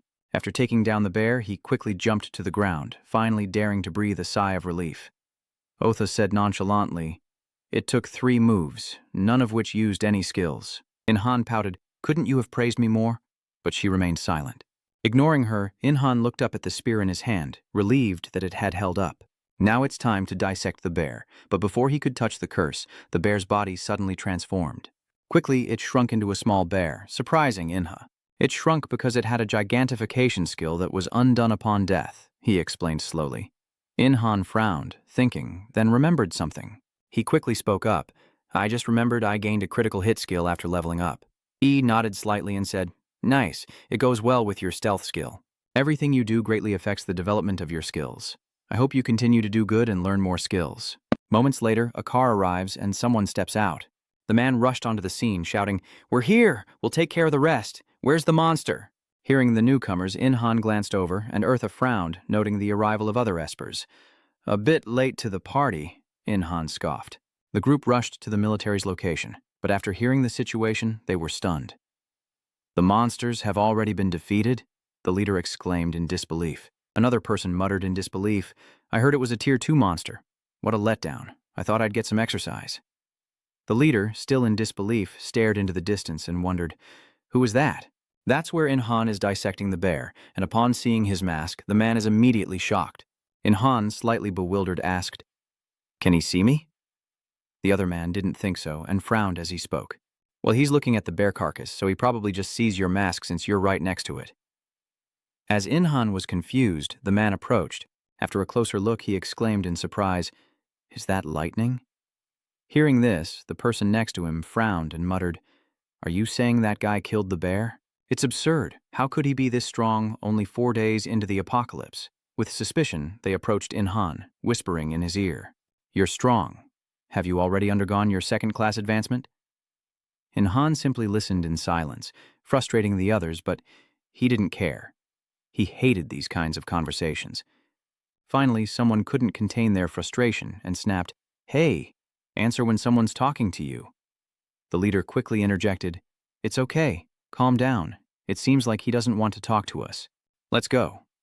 A female ability user couldn't help but sigh as she watched Inhan. "How cool. It's like Kodoku Gurumi." The leader couldn't talk to Inhan, so he returned to the soldiers. "Is there anything else he can help with?" The soldier immediately replied, "We've got a call from another zone. Can you help us out?" Without hesitation, he agreed. "Of course. It's what I do." Inhan, overhearing their conversation, couldn't help but feel a sense of admiration. He seemed to be able to talk to anyone with ease, a truly sociable person. If it were you, you'd probably fail right from the greeting. As Inhan pondered, the man approached him. "Lightning is pleased to meet you. I'm Yoon." With that, he extended his hand to Inhan, an action that made Inhan thoughtful. Is he trying to shake his hand? But why? Seeing Inhan's silence, Yoon spoke again. "After seeing you handle that bear, I don't think I can catch up to you in this first mission. However, I will surpass you, that much I'm sure of. You should remember my name."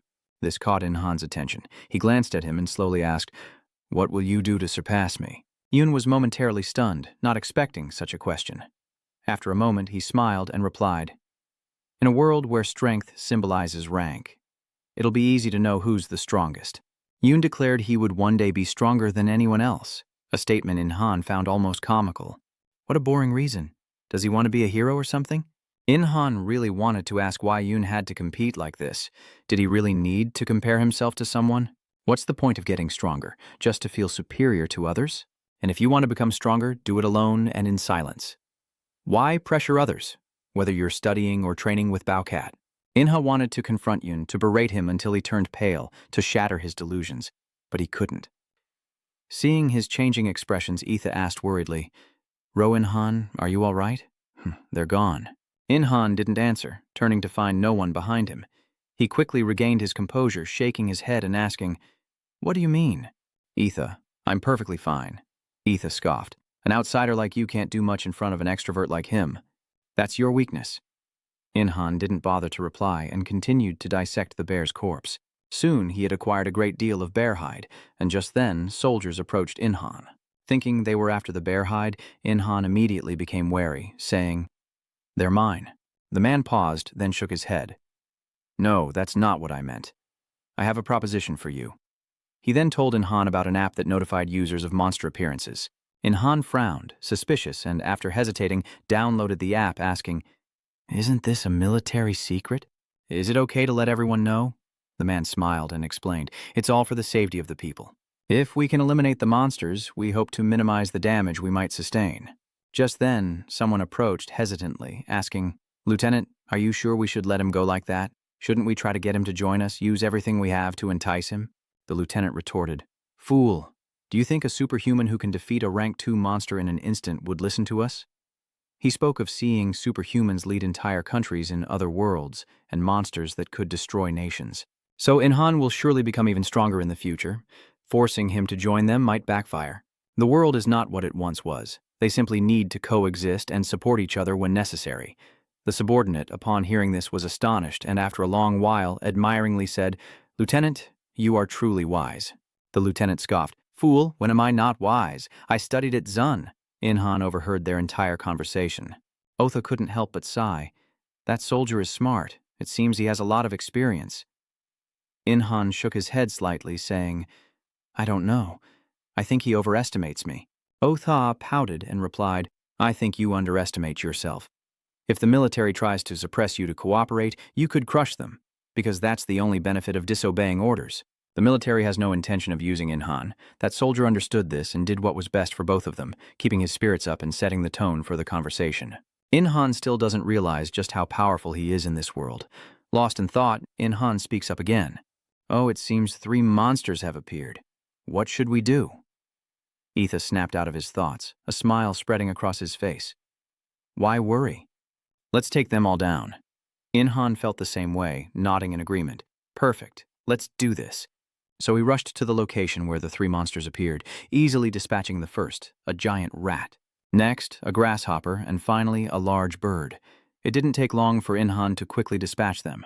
But something puzzled him, and he muttered in confusion, "I defeated 3 monsters, but I'm still stuck at level 24. Thai, unfazed, calmly explains, "Those 3 monsters were weaker than the wolf and the brown bear.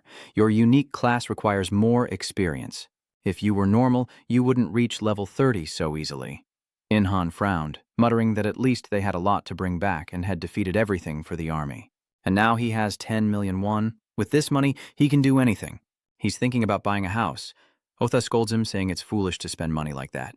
"What if they try to find out who you are? If you don't listen to me, you'll get advanced training." That's why she'll erase his memories, and there will be nothing to worry about. Hearing this, Ihan exclaimed in disbelief, "Magic from an angel is truly unique."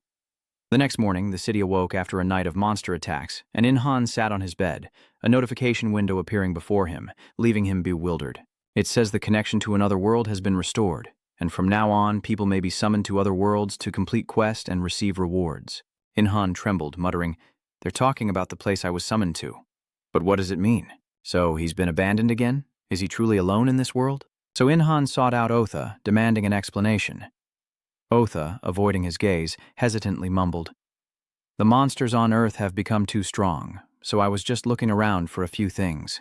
But before she could finish, Inhan's anger flared and he ground out, "You want to send them to the other world to gain experience more safely, don't you?" Otha hesitantly nodded. "That's right." Inhan, even more frustrated, shouts, "What about me? While everyone else goes to the other world, what about me?" Otha, seeing no issue, calmly explains, "You've always been alone, so what's the difference now?" Inhan, still unconvinced, cries out mournfully, "Even so, my mother will definitely ask why I didn't go to the other world." After a moment's thought, Etha suggested, "Just tell her there's nothing to learn there and there won't be a problem to begin with." Inhan scoffed, "I'm not going to act like some angsty middle schooler." Otha narrowed her eyes at him and after a moment slowly spoke. "Jo Inhan, I'm truly sorry for your situation, but there's really nothing I can do. I'm not the one who decided your fate." Inhan sighed in resignation. "I know. I guess I can't go to the afterlife after all," Etha responded, saying it's not impossible. Inhan was stunned for a moment, a glimmer of joy in his eyes, as Otha slowly explained that if he became a higher being, it would be possible. Inhan could not only travel to the afterlife, but even ascend to paradise, becoming an equal to the angels, a revelation that left him wide-eyed with astonishment.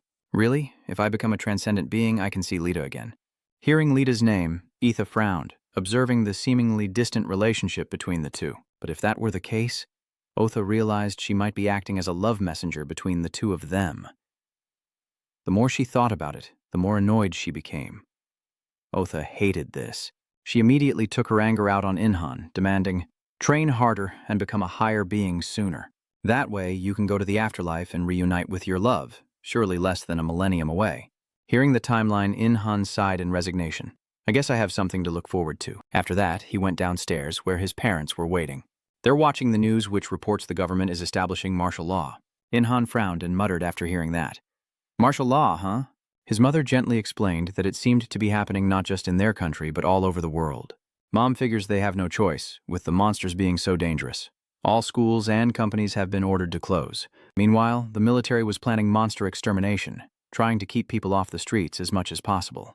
Inhan sensed that even the government accepted their helplessness without change. With that thought, something suddenly occurred to him, and he glanced at his parents. After hesitating, Inhan finally suggests, "Mom, Dad, you two should go to the other world." His mother is stunned by this suggestion. His father casually replied, "What's the point of going? You were there for 10 years and didn't even reach level 2, Inhan urged. "But more monsters will appear from now on, so I should keep getting stronger. At least it's safer here." Dad understands. Inhan's father nodded slightly, then smiled and said, "If that's what you think, then I'll see you soon. Never give up and do your best until the end." As soon as he finished speaking, he vanished, and Inhan's mother exclaimed, "What the heck? Why did he leave so suddenly? Did he just leave like that?" With that, she set the food on the table for Inhan, saying, "Honey, I think differently than your father. Even though you're doing your best, make sure you take care of yourself." Jan nodded as he ate. Of course, the food is amazing today. But then his mother suddenly spoke up, saying that the masked monster hunter was him, causing Jan to pause mid-bite. He looked at her in surprise, hesitantly asking, "How did you know?" With a soft chuckle, she casually says, "You really think I wouldn't recognize you? I was quite surprised to see you on TV. Even with a mask and different clothes, I'd still know it's you." Inhan was stunned. Was this a mother's special skill when it came to her child? At that, he immediately started crying and complaining, "Mom, I think I'm going to cry. The world and the heavens despise me." "Who despises you?" Inhan's mother asked, displeased, then reassured him, "I'm always worried about you. Be careful and stay focused at all times. I'm sure you know how strong those monsters are, right?" She also warned Inhan to be careful of people, that there were sure to be many bad people, so always be wary of everything. Inhan nodded slightly, secretly happy. Even though his mother scolded him, it was good to hear her voice. The two continued their meal in peace, and soon after, Inhan's mother stood to bid him farewell. "It's good to see you had a good breakfast. I'm off now. Make sure you're always careful." Inhan nodded slightly in response. "Have a good trip, Mom." But it was only then that he realized something. She left behind a mountain of dirty dishes, and Inhan sighed, resigned to his fate. And so he reluctantly put on gloves and began washing the dishes, his parents on his mind. They've gone to the other world to gain experience, and though he can't go, he still has other things to do. Meanwhile, Eartha speaks up, "Row Inhan, I'm going to heaven to get more quest rewards."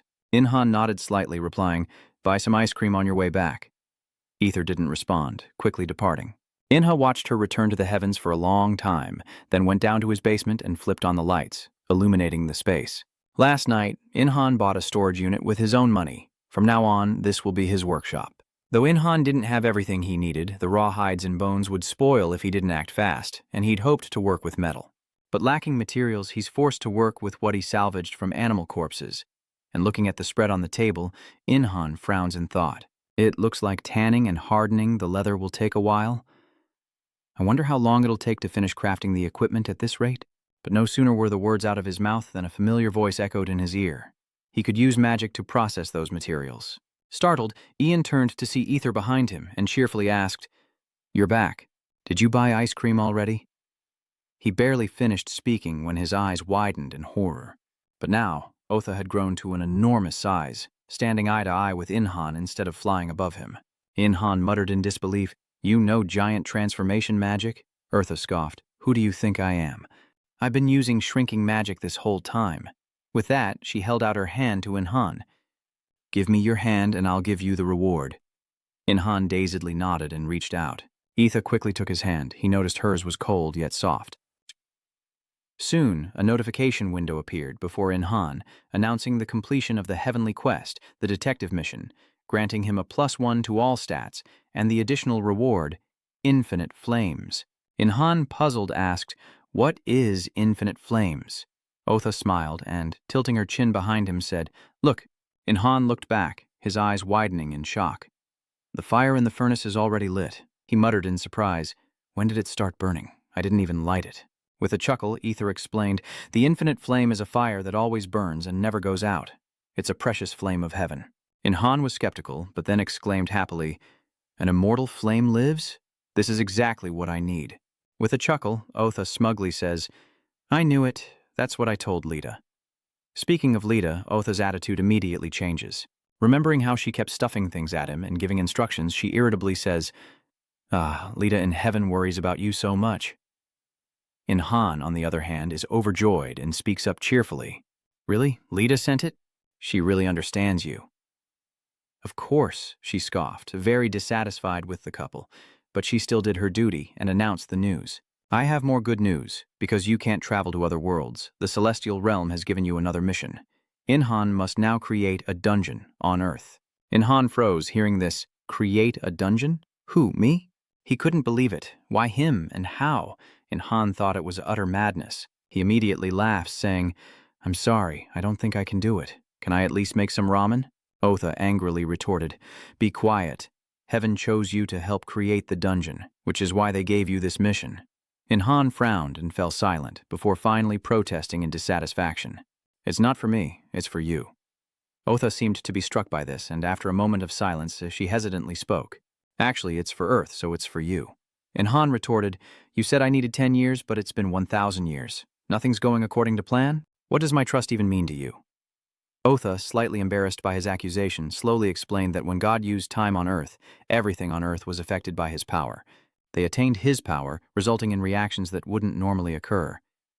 With a snort, Inhan asked, dissatisfied, "Are you trying to justify everything that's happened?" Eartha retorted, "It's all part of the plan." Inhan was speechless. What is she even saying? Ignoring Inhan's reaction, she continued, "You've been developing skills for the past 1,000 years.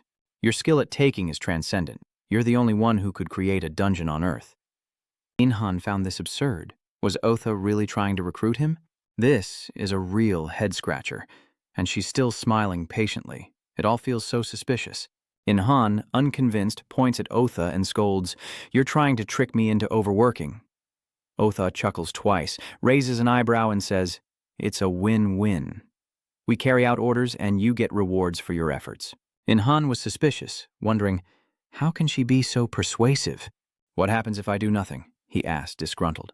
Otha replied calmly, "The monsters will have nowhere to hide, and humanity will pay the price." The price of failure was too steep. Inhan knew it without being told, and so he agreed. Etha calmly tossed a bag of materials onto the ground, stating, "These are the blueprints and materials. We'll support you, providing whatever you need." Inha frowned at the pile containing hanium, pinyam, and elra. These are 3 minerals used by higher-level species, and they don't exist on Earth. What surprised Inhan even more was the massive magic stone. Etha had even prepared the tools for him. Seeing them, Yihan perks up. "The best kind? Can I really use them all?" Danmu nods, and Otha casually says, "We're lending them to you. You have to return them when you're done." Yihan wishes he hadn't asked, scoffing as he pouts, "But how am I supposed to make a dungeon with these? Do I have to dig or something?" Otha shakes his head. "There's no need. What they need Inhan to do is create magical tools that attract monsters, transforming the area around them into a dungeon. Inhan will use the provided blueprint to create this destructive trap, though Etha warns it won't be easy." Inhan studied the blueprints, nodding in agreement. It looked difficult, but he quickly raised his eyebrows confidently, saying, "You should prepare the quest reward." Smiling to herself, Otha smugly says, "Ro Inhan, I'm sure to give you something that will amaze you." Pleased to hear this, Inhan quickly prepared and began, tossing magic stones into the furnace. Otha stood by, reminding him to add a spell if the eternal flame was too weak. Inhan nodded and added another stone. In an instant, the flame surged higher, and Inhan got to work. Before long, sweat beaded on his forehead, but his serious demeanor was captivating. Otha watched from the sidelines, hoping nothing would go wrong. If Inhan hadn't become a knight, she would have made him a blacksmith. He has the potential to forge weapons that could shift the balance of power among the gods. Hours later, In-han had created a bellows, and he spoke slowly. This next part makes me a little nervous. Don't blame me if I mess up. Otha casually said, if you mess up and it melts, you can just remake it. It'll only take more time. Hearing this, In-han felt relieved. He took a deep breath and began working on the newly created mold. His eyes were intensely focused, and Otha, seeing this, didn't disturb him, simply observing from the sidelines.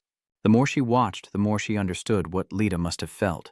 For 1,000 years, Lita watched In-han like this, just as Otha does now, and Otha wonders why such a high-ranking angel would be interested in a human like him.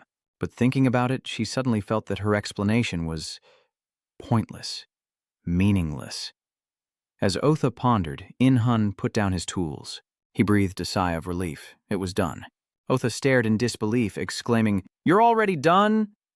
In-han nodded, having awakened his blacksmithing instinct. Having obtained the title of legendary blacksmith, Otha quickly approached In-han, looked at the object in his hand, and exclaimed in panic, "You've already finished it?"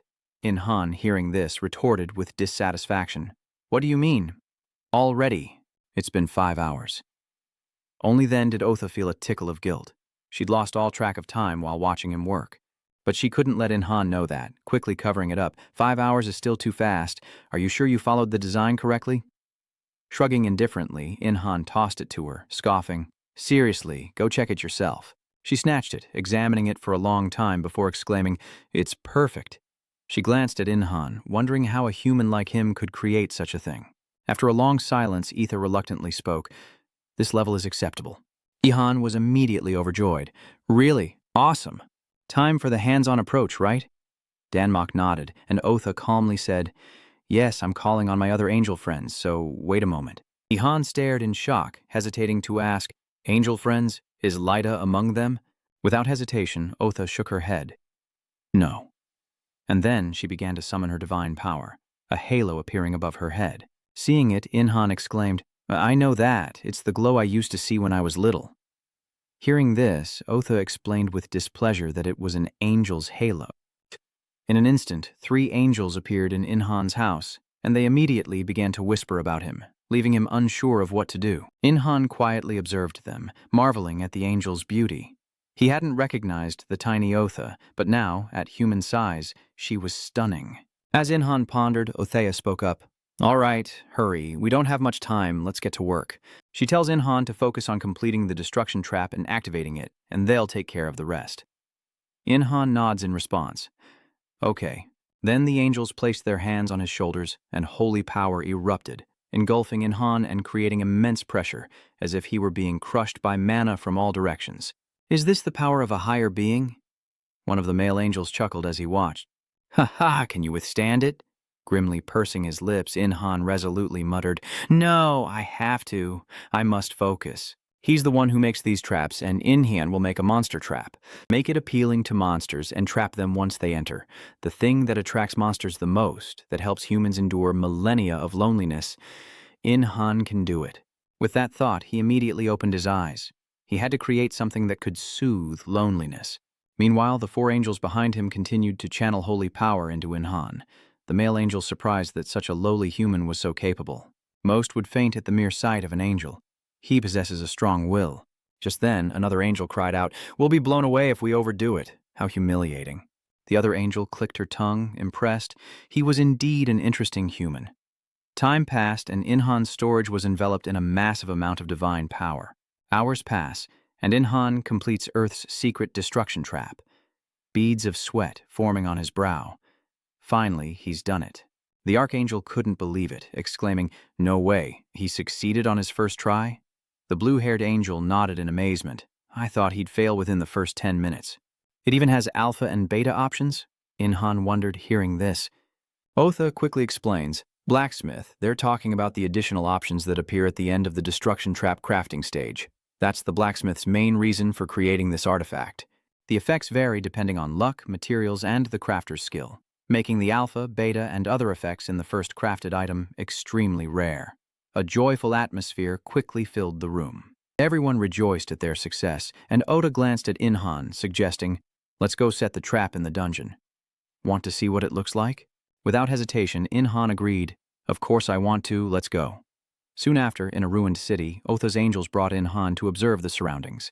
Han couldn't help but marvel, feeling like this was the end of the world, as the male angel glanced at Otha and asked, "Should we cast an invisibility spell on him?" Otha shook his head, replying, "It's fine. Join Han won't be attacked unless he attacks first." The monsters below didn't react to him. Hearing this, an angel couldn't help but exclaim, "Just as expected. You truly are a creation forsaken even by God," Jan thought with some annoyance. "These guys are looking at me like I'm some rare zoo animal. We'll see if I even bother talking to them after this mission." They flew onward until they reached a desolate region. Utha quickly retrieved Han's trap, enveloping it in holy power that vanished in an instant. Han exclaimed in surprise, "What's going on? It just vanished." But the angel beside him cried out with joy. Everything was going according to plan, leaving Han confused. At that moment, the ground suddenly began to shake violently, and Han's expression changed immediately. At the same time, inside the city, soldiers were fighting monsters. Facing them was a giant rat when someone suddenly shouted that it had stopped attacking and seemed to be drawn to something. A swarm of giant ants was also following the direction the rat had gone, and in the sky a flock of birds was frantically flying in one direction, causing confusion. All the monsters in the city are now heading towards the dungeon Han's group, just set up. Seeing this, the male angel sighed. "I hate to admit it, but this human is a trap-making genius." Otha calmly added, "The dungeons in other locations have been activated as well." Han asked with doubt, "Other dungeons? Didn't you say they were unusable?" Otha calmly explains, "Doomsday traps can't be one-time use, so we enchanted them to change the energy within the dungeons on Earth, turning them into different doomsday traps." An angel watched their exchange, musing, "You two seem awfully close, don't you?"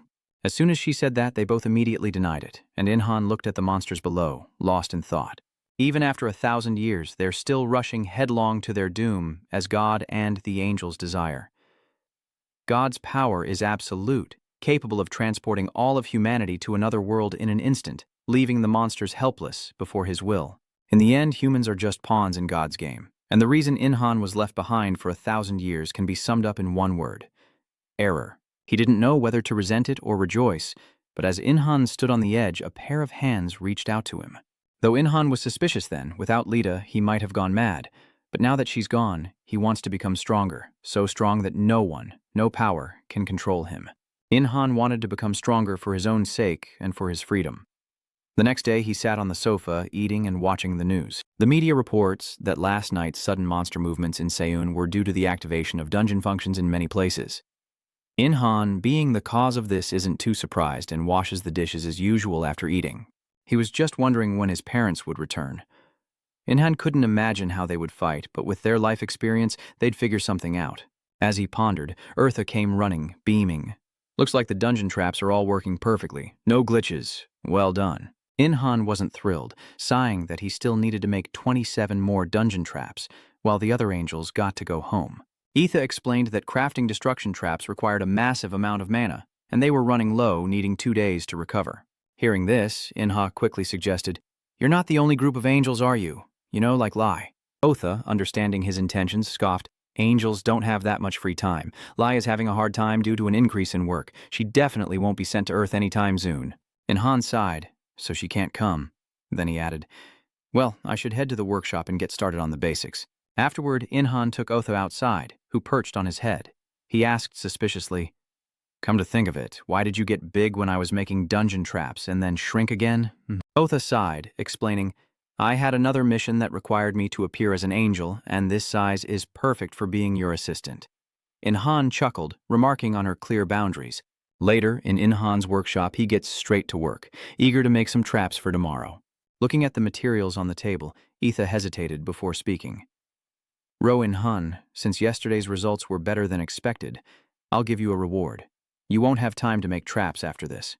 Hearing this, Han exclaims with joy, "What? Are you giving me more Hakanum?" "That metal looks pretty good," Otha scoffs, telling him to stop daydreaming. With a wave of her hand, animal hides appeared on the table. Otha calmly stated that the monster hides, dried and sterilized from his hunts, were now complete. Seeing this, Han cheered with delight. "This is amazing. It feels like the quality has increased." Otha smiled smugly. "Well, now you have more work to do, right?" Han nodded slightly and immediately got to work. With this, he could make gauntlets and boots too. And so he stayed in the workshop for a long time, quickly crafting rare-grade gauntlets. and rare-grade shoes with excellent defense and attack power. And Han happily said, "Great, these are breathable too. It would be troublesome if I got too hot in armor and couldn't move." Etha watched from the side, asking suspiciously, "Since when did your enhancement skills get so good?" And Han smirked, "I told you, all you need for manual labor is know-how." Next, he set his sights on the bear hide, planning to make armor from it. Seeing In Han so focused, Etha simply watched, unable to suppress a smile. The two remained in the workshop all night, and as Otha awoke, yawning, she realized a day had already passed. Yet In Han remained absorbed in his forge. Eartha suggested, "Why don't you take a break?" In Han continues working, shaking his head slightly as he says, "I'm almost done, and I'm not even that tired." Smiling wryly, Eartha pouted and said, "Well, I guess with your incredible stamina, you could probably go all night, huh?" But as soon as she finished speaking, In Han exclaimed happily, "It's done. You've completed a unique grade bearhide armor." Otha rushed over in surprise, asking, "It's finished?" In Han shook his head. "It's not quite finished. I still need to enhance it." He picked up bone fragments from the table and began to further strengthen the armor. The armor's defense and attack power rapidly increased, along with its rarity. Seeing the armor's capabilities, In Han was overjoyed. "There's a hidden function in this armor." In Han calmly nodded. "I think I can guess what it is from the name." As soon as she said that, she suddenly reached out towards the armor, and instantly, the ordinary armor was covered in sharp spikes. She raised an eyebrow, asking if it concealed sharp spikes that would spring out and counterattack upon taking damage. In Han chuckled, "That's right. It's like a hedgehog, a huge hedgehog that could take down a tiger." Hearing this, Otha couldn't help but sigh. "Even the bracelet I made last time had some kind of mantis blade popping out. Why does everything have hidden blades that pop out?" Hearing this question, In Han suddenly fell silent. After a long moment, he spoke in a low voice.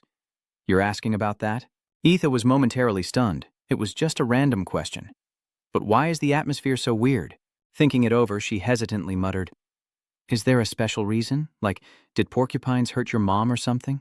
But In Han roared, "Because it's a man's dream to create something special," a statement that left Eartha stunned before she erupted in anger. "Its meaning is as empty as your head. What kind of senseless reason is that?" Otha scolded, taking a couple of breaths, then looked back at the armor and spoke. "It seems there are more effect options this time." In Han frowned slightly, pondering for a long moment before speaking. "And since there's some bone left, I'll make a meat cleaver. It's too hard to cut meat with a spear." And with that, he immediately got to work, soon crafting a rare short sword and a wolf skull mask. Otha looked at the grotesque mask and asked suspiciously, "Did you make another mask?" In Han nodded, equipping his gear, and said with a smile, "Yeah, I had some materials left over." He admired his new gear in the mirror, thinking it looked pretty cool. Otha, on the other hand, cried out in alarm, "Rin-Han, what the hell did you do to that mask?" "Your stealth effect is weakening. Unbelievable." In Han shook his head slightly.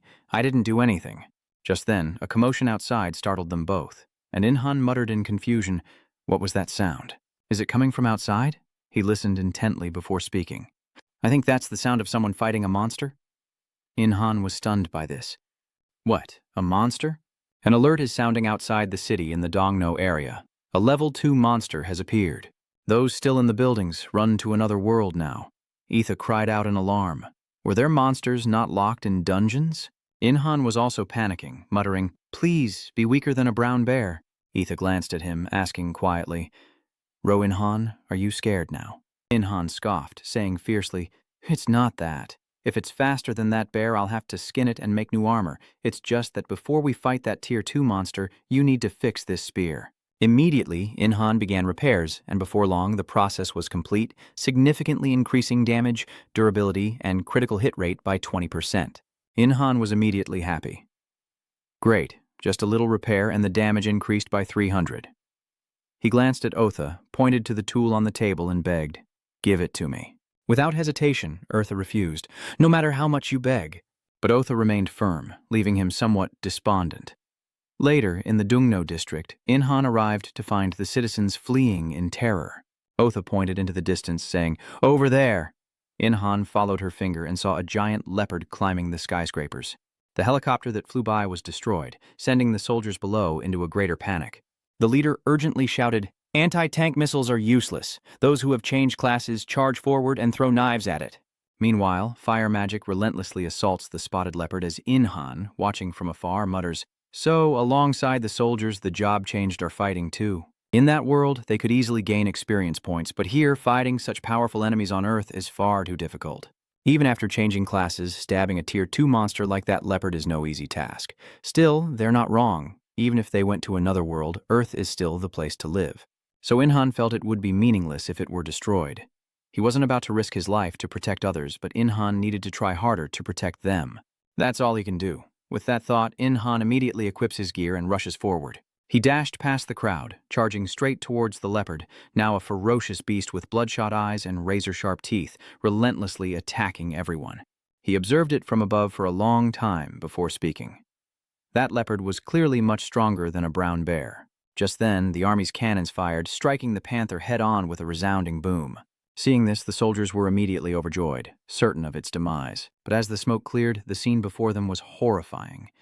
The leopard was completely unharmed, not even a scratch. The panther's eyes quickly turned to the cannon. It slowly approached, picked it up with its paw, and brought it to its mouth, ready to crush it. But before it could react, a blast of energy suddenly struck. It was Inhan. He rushes in from afar, speaking fiercely. "I've never felt so comfortable because I'm not being watched." Immediately, he raised his spear to strike. The panther clearly sensed the danger but could see nothing. By the time it realized what was happening, its eye had been pierced and blood sprayed like rain. Inhan had dealt the beast a fatal blow, surely destroying its eye. The people cheered. "It's the lightning bolt. He didn't cross over. We're safe." The soldiers at the cannon breathed a sigh of relief. But then, Inhan suddenly realized something. The leopard's stabbed eye suddenly glows as it throws back its head and roars, tossing aside the cannon in its grasp. Seeing this, Inhan immediately leaps away. The soldiers immediately opened fire on the panther, unleashing a storm of bullets, but to no avail. From afar, Inhan rushed to where the cannon had fallen, squinting as he assessed it before slashing it open with his spear, revealing two trapped soldiers. Inhan held out his hand, saying coldly, "Hold on tight if you don't want to die." The two soldiers quickly grabbed on. Inhan carries the two men away, landing safely on the ground in short order. Barely escaping death, the two men exclaimed, "Thank you so much. From this day forward, the lightning will guide us." Inhan sighed. He wasn't doing this to be a hero. He saved them, simply because he could. Just then, Inhan sensed danger approaching. He immediately turned around, warning the two behind him. "Run, it's the spotted leopard." It had somehow crept up to Inhan, its eyes burning with malice as it stared him down. Inhan looked up, realizing this monster was smarter than the bear, knowing exactly who the real threat was. Tha also chimed in, warning, "Be careful, Ro Inhan, the leopard has spotted you. Your stealth is useless now." Inhan, unfazed, smirks confidently. "Don't worry, I can beat it, even if I have to fight it head-on." The giant panther advances, and the army leader shouts, "Now's our chance to attack." Immediately, they opened fire, and the surrounding ability users unleashed a barrage of attacks. At that moment, a bolt of lightning suddenly struck from the sky, hitting the panther below and causing it to roar in agony. This sudden turn of events caused everyone to look up in confusion, only to see a helicopter nearby with a girl on board. A girl someone recognized as the so-called Queen, but to their surprise, she was even more beautiful than they knew. Caught in a barrage of fire and lightning, the panther was enraged, ignoring everyone but Inyan, who calmly raised an eyebrow and taunted, "Come and get me." The panther, enraged by his taunts, lashed out with its claws, but Inhan swiftly dodged, the ground shattering where he'd stood. The panther glared menacingly, but Inhan was already in front of it. The people below watched, instantly filled with worry. Even the queen in the helicopter waited anxiously, but soon noticed the people below were also looking up in horror as fresh blood dripped to the ground. Inhan, now like a hedgehog with spikes protruding from his armor, pierced the panther's forehead as he casually grinned, "Hey, I think I'll get my reward." Hearing this, Otha was speechless, muttering in disgust, "Let me tell you, you look awful, really awful." Inhan declined to comment, clicking his tongue and saying, "Looks aren't everything." Etha scoffs, "You're going to let Leah see you like that?" Inhan immediately shakes his head. "No way." The panther, struck by Inhan, roared in pain and shook its head, sending Inhan plummeting downward. He couldn't help but sigh. This thing is putting up quite a fight. Just then, the panther lunged at the falling Inhan. It crashed into the building ahead, but Inhan had already moved out of the way. He smirked and stomped on the beast's head, the spikes on his boots causing blood to splatter once more. Inhan doesn't relent, his spear thrusting forward, delivering two fatal blows to the beast's head, causing it to collapse backward. Taking the opportunity, the army's cannons fired again, and everyone around joined in the attack. Unfortunately, the attacks of first-level humans are mostly ineffective against a second-level monster, but they can still inflict minor wounds. There was a time when an ant could overwhelm an elephant, and this is a prime example. From above, Yan smirked. This shows the importance of tactics. Otha, standing beside him, was speechless and urged him on. Ro and Han, hurry and finish it. Inhan wondered why they could handle the rest. Eartha urgently explains that the panther is on the verge of evolving to level 3, and right on cue, red vines suddenly sprout from its body. Inhan recoils in horror, exclaiming, "What is that? Disgusting!" Otha slowly explains, "Its body is mutating at an accelerated rate." Inhan retorts, "I'm not good with tentacles. Call the elven archer or the night princess." Otha scoffs, "You understand this isn't the time to joke around, right? I can't help you right now even if you die." Inhan bit his lip, knowing he had to strike while he could, before it fully evolved to level 3. Damn it. Just then, a bolt of lightning struck from the sky, confusing Inhan as the leopard's vines tightened around him. Inhan glanced back and saw the queen on the helicopter, but the leopard's vines were already attacking him. With no time to talk, Inhan quickly swung his spear, cutting the vines. The queen then declared, "You can't defeat it with your current damage. The level difference is too great." And she was right. The panther's vines regenerate quickly, and Inhan doesn't have enough power to finish it off. As he contemplates this, the queen suggests, "You need more support from me." Inhan was doubtful. "A magical support effect?" The queen slowly explains, "I don't have much mana left after that attack. Are you sure you can kill it?" Inhan thought for a moment, then nodded. "Just give me the support." Seeing this, the queen smiled and said she was counting on him, then jumped from the helicopter. Inhan was a little confused. What was happening? But before he could understand, his body was suddenly racked with pain. Before long, the queen was before Inhan, saying, "To buff you, I need direct physical contact. I'll use up all my remaining mana and I won't be able to help you anymore. So your life depends on Inhan." Inhan was stunned by her words. What did she mean by that? But no one answered him, and the queen spoke again. "Now then, let's begin." As she spoke, lightning crackled in her hand. It quickly enveloped Inhan's body, instantly boosting his damage, movement speed, and critical hit rate by 50% for 30 seconds. Seeing the queen's buff in action, Otha couldn't help but be impressed. This was amazing for a human. How skilled is she at mana control to be able to enhance at level 1?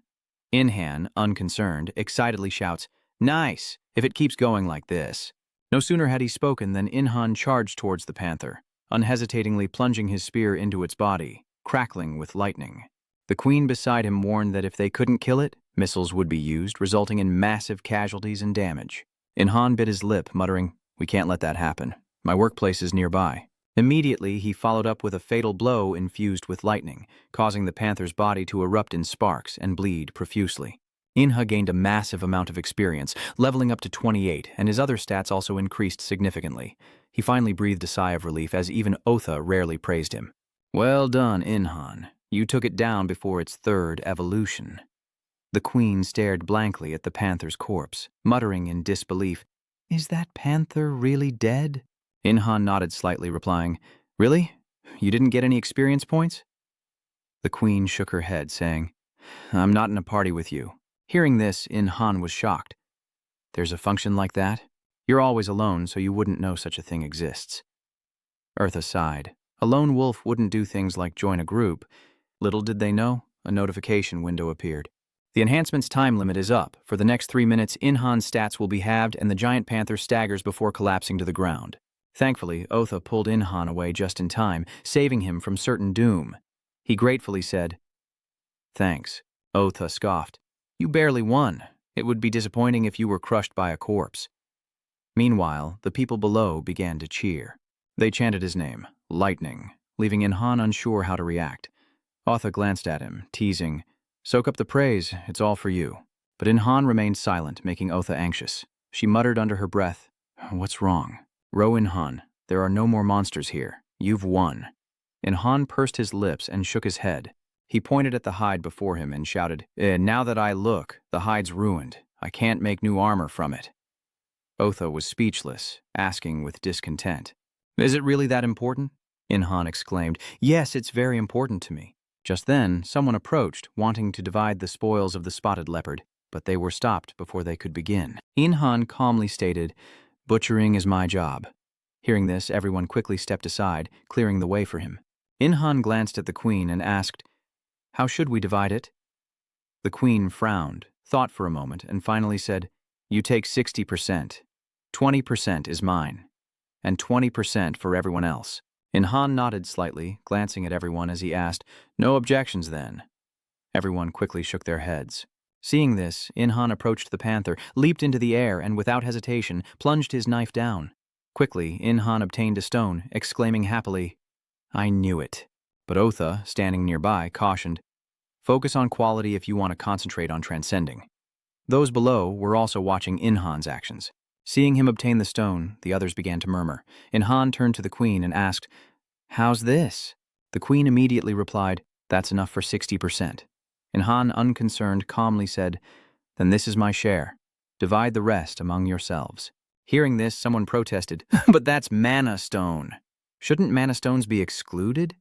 Immediately, everyone began to argue. Seeing this, Etha sneered with contempt.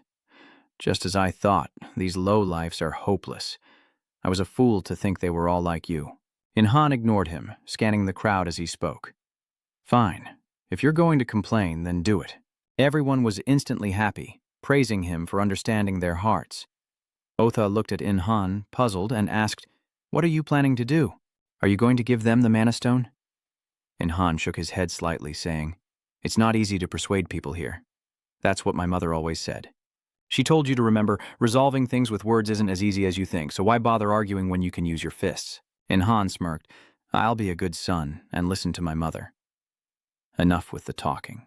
Ignoring her reaction, In-han calmly stated, "I'll give you the mana stone." As he finished speaking, he tossed it back into the giant panther's body, leaving the others below frozen in shock. In-han jumped off the beast's corpse, uncaring, and coldly stated, "Take it how you want, but as I said before, I'm taking my share. If it's not 60%, I guarantee none of you will leave here safely." With that, In-han fiercely plants his spear into the ground, terrifying the others. No one dares object, and Lion Rug lets him take his share first. Under In-han's threat, no one dared to take his mana stones. In-han breathed a sigh of relief, glad he didn't have to hurt anyone. He then jumped onto the panther's corpse to retrieve the mana stone, at which point the queen offered, "If you dissect my share, I'll give you 40%, and I'll offer more bones." Without hesitation, In-han agrees, and soon he's stripped the panther of its bones and hide. Seeing the large amount, the queen suggests calling for a vehicle, a suggestion that makes In-han suspicious. She must be from a wealthy family or be a very successful person. Come to think of it, didn't she arrive in a helicopter? That must cost a fortune. As he pondered this, the others cautiously approached, hesitantly asking, "Could you help us out too?" These words darken In-han's expression, and the others recoil in fear. And so, in the ruins of the Dongno district, a negotiation began. These were the same people who, just moments ago, brazenly demanded In-han leave them stones, and now they wanted him to butcher the monsters for them. Annoyed, he couldn't help but feel disgusted by these lowlifes. "You humans are so shameless. I'm going to the meeting. Maybe I should just give up and go back to farming." In-han couldn't help but joke. "Tell Lita to come back when I'm gone." With that, he glanced at the others and named his price. "The price for my help is 50%, a demand that shocked the others. "What? 50% just to strip them?" In-han scoffed and turned away, saying if they didn't like it, then so be it. The group, now frightened, called him back, agreeing to the 50%. And so In-han agreed to help them, skinning the beast. But the moment he put it down, another argument broke out. In-han was annoyed and just wanted to go home, but he barely took a few steps before someone called him back. In-han glanced back to see the queen approaching, who smiled and said, "Your stealth is truly remarkable. It allowed you to eliminate the panther so quickly." In-han wanted to say it wasn't his intention, but he couldn't bring himself to. Seeing his silence, the queen proposed, "I want to form a team and hunt with you. No one would make a better partner." In-han shook his head, refusing, "I don't think so." The queen asked in surprise, "Why not? I'll be staying on Earth. I'm not so weak that I need to return to this world for simple missions. You too. I think we'll be seeing each other quite often." In-han frowned slightly, lost in thought. The queen hadn't given up, handing him a business card. "This is my card. Please reach out." And with that, she turned and left. In frowns at the business card in his hand. So the queen's real name is Kang Mi. He liked her cool departure. With that thought, In-han spoke up, telling Etha to go home, as there was much more to be done. But at that moment, the leopard's corpse seemed to stir. Unnoticed by anyone, Inhan returned to his workshop and created 4 more cores. Standing nearby, Utha voiced her discontent. Already rank 3 monsters? What's happening to Earth? Ihan retorts, go ask him. An increasingly frustrated Eartha shouts, I can't figure it out no matter how hard I think. Seeing her reaction, Yan couldn't help but complain. You didn't say anything at the scene, so why are you making a fuss now that we're home? Looking at him, she retorted, I can only do this at home. How could I let those subordinates see me flustered in public? Inhan remained silent, retorting with a pout. Is that so? Seeing his attitude, she became even more annoyed. How can you be so calm? This is your planet's problem, right? Don't you know how serious the appearance of third-rate monsters is? The balance of power on Earth is shifting towards the monsters, and humanity is cultivating strength through quests tailored to this world, thanks to the grace of God. But the monsters are evolving too fast, and Etha doesn't know how to keep things balanced. As she pondered, Inhan spoke up. I'm not indifferent. Worrying won't help. I just do what I can. What about the people in other countries? Etha asked slowly. Korea is the only place where monsters show signs of evolving into Tier 3.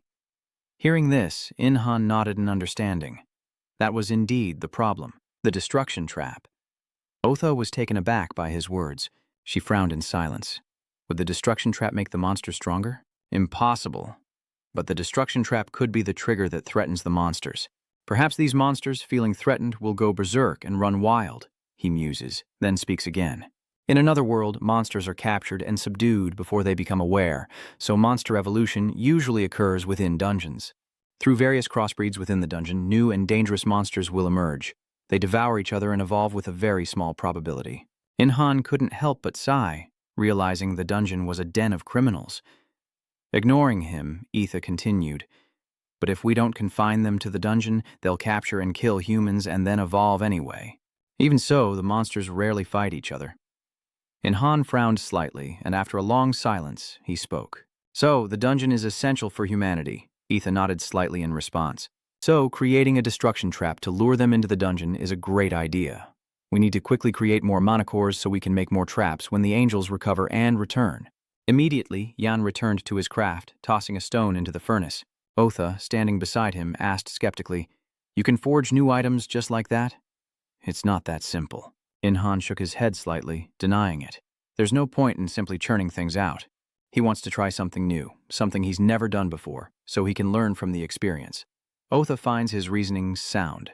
To live in an unchanging world for thousands of years. Inhan is alone in this vast world, so it's only natural that he enjoys tinkering and exploring. Otha feels she understands him, but is quickly taken aback. What is she thinking? Why would a superior empathize with a subordinate?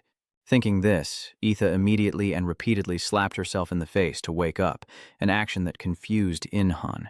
She pursed her lips but didn't seem to mind being around Inhan. Be strong, she declared. If you're stronger, you can experience more and help more people. I understand. I'll try to be stronger. Inhan nodded slightly, then resumed his work.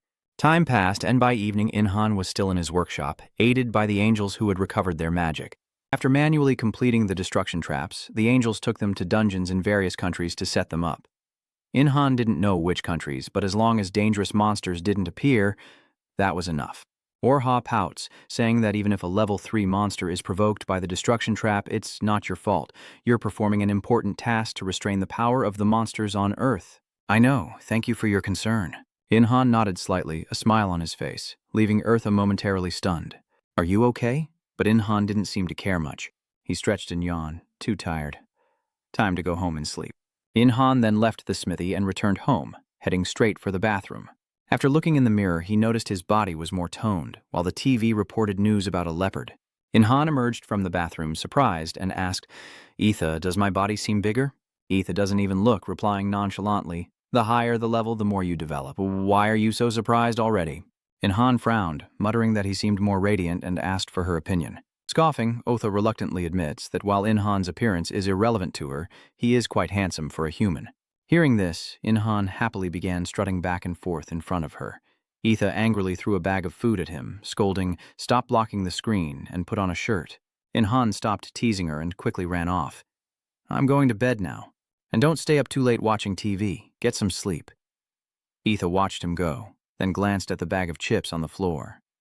Etha picks it up and continues eating, a thoughtful look in her eyes. After a moment, Etha muttered, "That look and body are ordinary for a noble.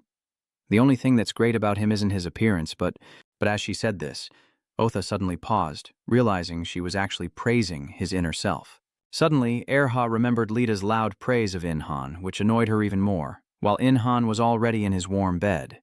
The next morning, the sun rose again, its early rays shining through the window as Inhan groggily awoke to a notification window before him. But instead of a notification, it's a skill called Rest. Inhan, a bit confused, goes out to tell Atha. Upon hearing this, Otha exclaimed in surprise, "Rest? You acquired the rare SSS rank skill when?" Inhan frowned, muttering in disbelief. "An SSS rank skill? I'm surprised too." Utha questions him, unconvinced. "What exactly did you do?" "Even I haven't mastered that." Yan was increasingly confused. "Really, you're that skilled at resting?" For hundreds of years, every night, he's researched how to sleep more comfortably. Otha was shocked to read his thoughts. To focus so intently on sleeping, she could never do that. With a sigh, she says, "The rest skill was already hard to master, but you even managed to level it up. Ro Inhan, you're amazing. I'm impressed." Inhan frowned at Otha, asking suspiciously, "What's this skill even for?" She replied coldly, "Resting and sleeping. Just getting good rest." He listened, then asked suspiciously, "That's it?" Etha replied dejectedly, "What more could you want?" But Inhan didn't believe it. It couldn't be that simple. He pointed at Otha, demanding answers.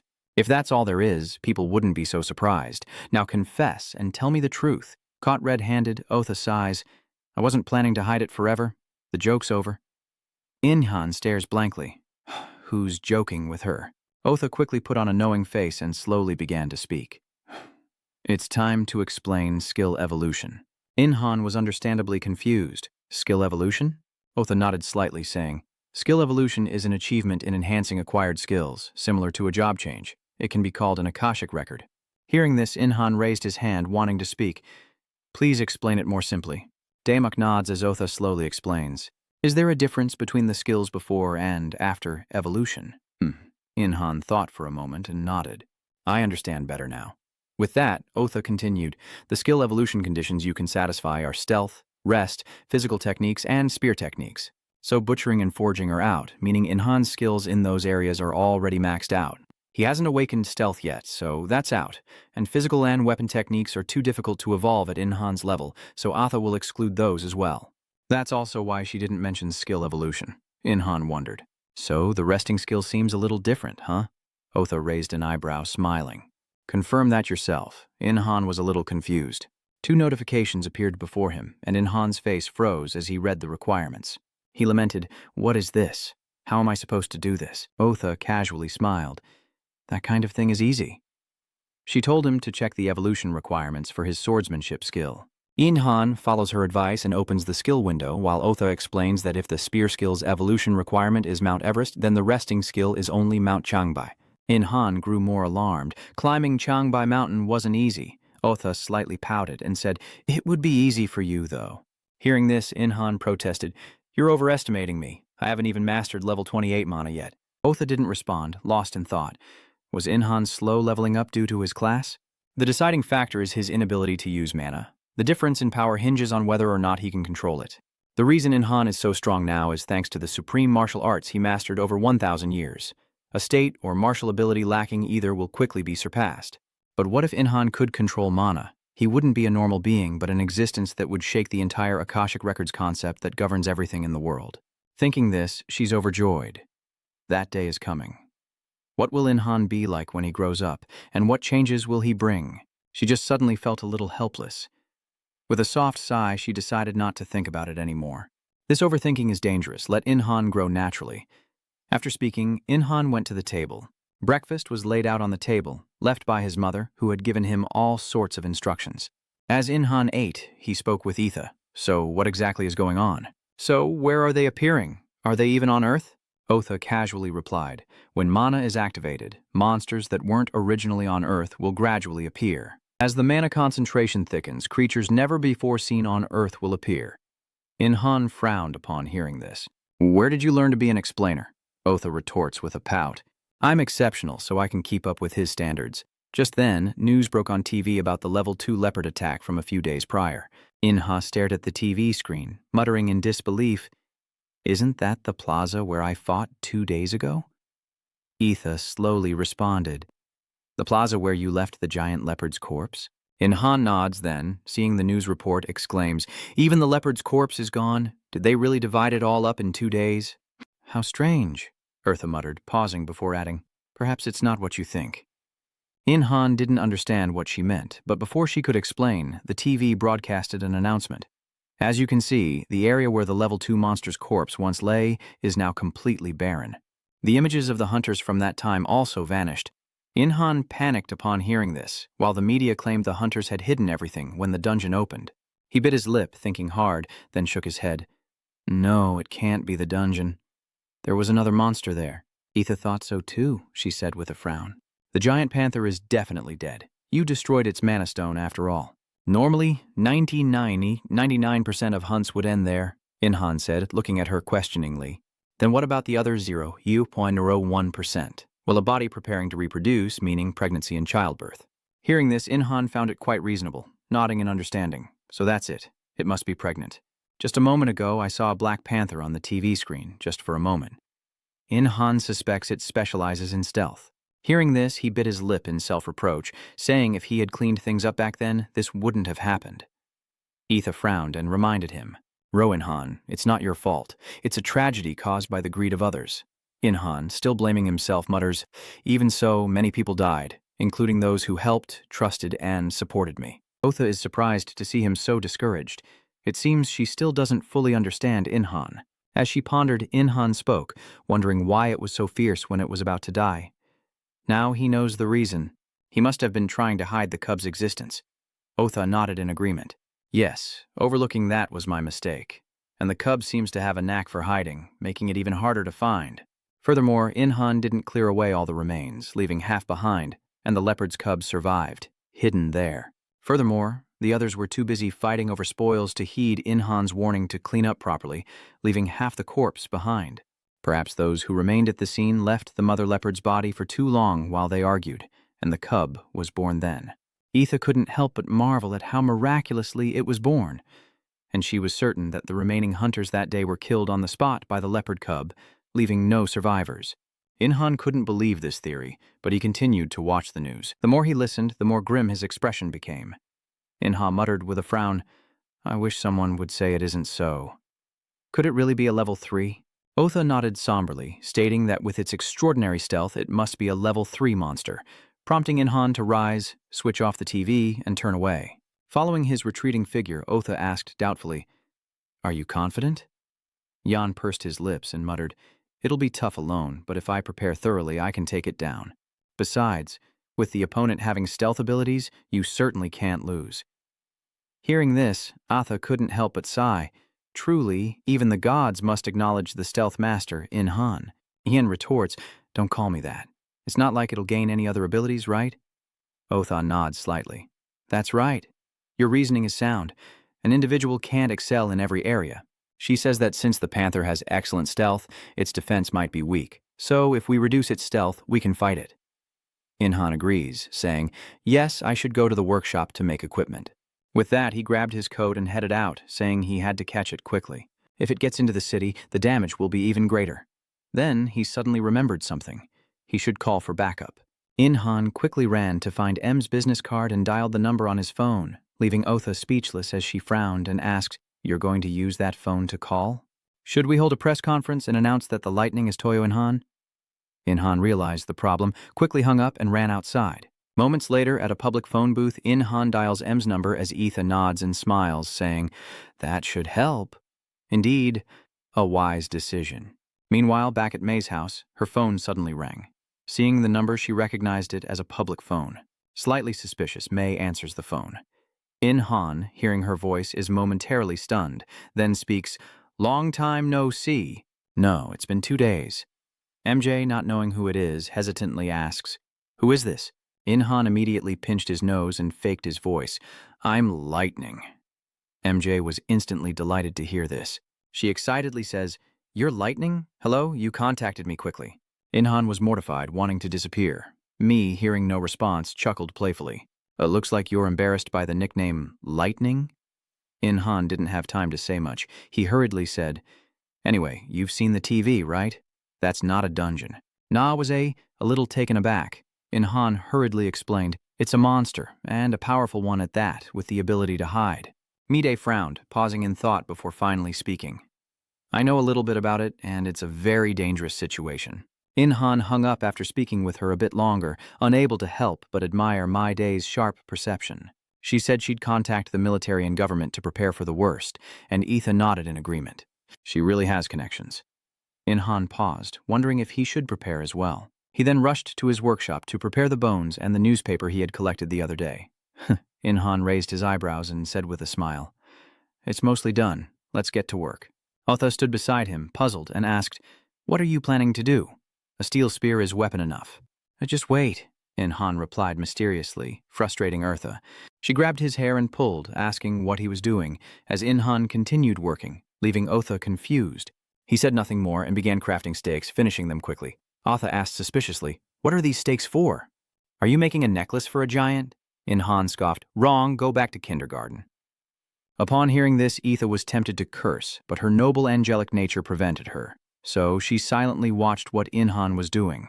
Seeing him whittle the bone, Etha exclaimed in surprise, I know that shape, it's a spear, right? Wrong. Inhan slightly pouts and scoffs, soon completing his weapon. Startled, Otha realized it wasn't a spear, but a harpoon.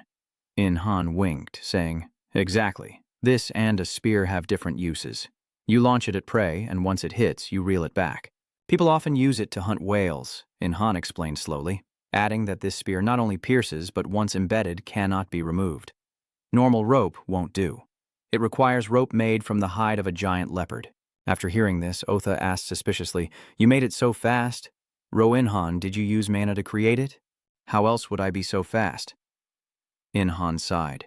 If I could use mana, I'd be out fighting that Black Panther instead of making this. And so he toiled away, quickly completing the task. Otha, who had been watching, couldn't help but speak up. Using a mother's bones and skin to catch her child. How cruel. Inhan smiled calmly. Easier to spot, right? Now we'll use mana stones to add effects. Upon seeing this, Etha immediately stopped him. Wait, you're using up all the materials just to make one weapon? Aren't you wasting them? Why would I care? Inhan pouted slightly, coldly saying, The only thing worth cherishing is this life. Otha sighs, as expected of Inhan. Ignoring him, Inhan gets back to work, enhancing his spears and javelins. Even the ropes are enhanced with effects. Before long, Inhan is finished. But Otha couldn't believe it, exclaiming, Reduce skill casting time? It's not that easy to attach mana stones. Don't think it's a free-for-all. Ignoring him, Inhan happily said, There are also alpha and beta options. Otha retorted with a pout. Skills don't always have options. The spear Inhan created is a unique grade, with over 1,000 attack power and a 20% increase in damage. The best possible outcome. He jokingly says, Akashic Records is a pretty good name. The choices are generous, twice as good as I expected. Seeing her expression, Inhan asked suspiciously, What's wrong? But she didn't answer. And so, he continued his work. A while later, Inhan went to a public phone to call M, who said she was on her way to the scene. Inhan warned in a low voice, Don't rush in. It's capable of a surprise attack. He told me that the leopard was born right after its mother died, just 2 days ago. But it didn't leave. It stayed put. Ni, confused, asked why. Inhan replied slowly, It will seek revenge on those who killed its mother, especially you two, so be careful. You're the ones who killed the giant leopard. Inhan then quietly added, I'm waiting. Mi asked with a hint of doubt, Are you thinking of something else? That's right. Inhan nodded slightly. He won't let it hide any longer. Tell her to wait until then. Without hesitation, Mi-de replied, I trust you. Yan chuckled, How much do you trust me? They spoke a little longer before hanging up. The sun was now at its peak, and Inhan had arrived at the area from the other day. Etha whispered a warning. He was close. Inhan couldn't help but smirk at this. Taking your time, are you? Bold move. Otha calmly stated that it must be confident in its stealth abilities. It doesn't even know where you are. Inhan smirks and plants his weapon into the ground. He smirked, saying, Let's see how long you can stay calm. In-han retrieved his spear, ready to fight the panther. But after waiting a long time, there was no reaction. He deliberately left an opening, but it didn't attack. According to his calculations, there should have been an attack by now. Sensing In-han's thoughts, Otha spoke up. Looks like it hasn't found you yet. In-han sighed in resignation. Could it be? A smile creeps across his face as Otha raises an eyebrow, saying, So your stealth is a step above that Black Panther's. The stakes and spears you prepared were hidden with your stealth skills. In-han couldn't help but set up the trap in front of him without noticing. Otha was clearly displeased, immediately retorting, You really were born to be an assassin. Remember to sign up for a support class next time. In-han retorts, Enough with the sarcasm. Etha clicks his tongue twice, pouting, Well, the situation is in your favor, so don't miss the opportunity. Just then, In-han sensed something, a faint rustling in the air, the telltale sign of the Black Panther approaching. Suddenly, a notification window appeared before In-han, granting a 10% damage bonus from stealth and another 10% from spear techniques. In-han was stunned, but quickly realized that the javelin qualified as a spear, hence the effect. With that thought, In-han immediately hurled the spear in his hand, tearing through the air and piercing the panther's back without hesitation. The sudden pain causes it to scream, and In-ha clicks his tongue at the sight of the spear lodged in its back. Only half the size of its mother, but definitely level 3. Even with the stealth and spear techniques, the spear only went in halfway. Otha then said, If it was really level 3, it wouldn't have gone in that deep. It seems its evolved stealth ability has lowered its stamina and defense. She tells him to be glad it only evolved stealth. In-han nods slightly. I know. As they speak, the panther suddenly roars and moves. Etha cried out in alarm. Rinhan, watch out! The panther's claws swung at him, and he barely dodged them. It was incredibly fast, but the spear was still lodged in its body. The panther's movements were greatly restricted, and as the rope tightened, it became completely immobilized. Witnessing this, In-han remarks, That's some sturdy rope. And with that, he picks up his spear once more. Without hesitation, he quickly threw it, and In-han delivered a critical blow in this attack. The spear pierces the Black Panther, and In-han nods in satisfaction. What a hit! But at that moment, the panther's claws struck him, startling In-han. He raised his arm to defend, but his gauntlet shattered, and he was sent flying backward. Looking at his arms, he couldn't help but sigh. The bone blades were broken.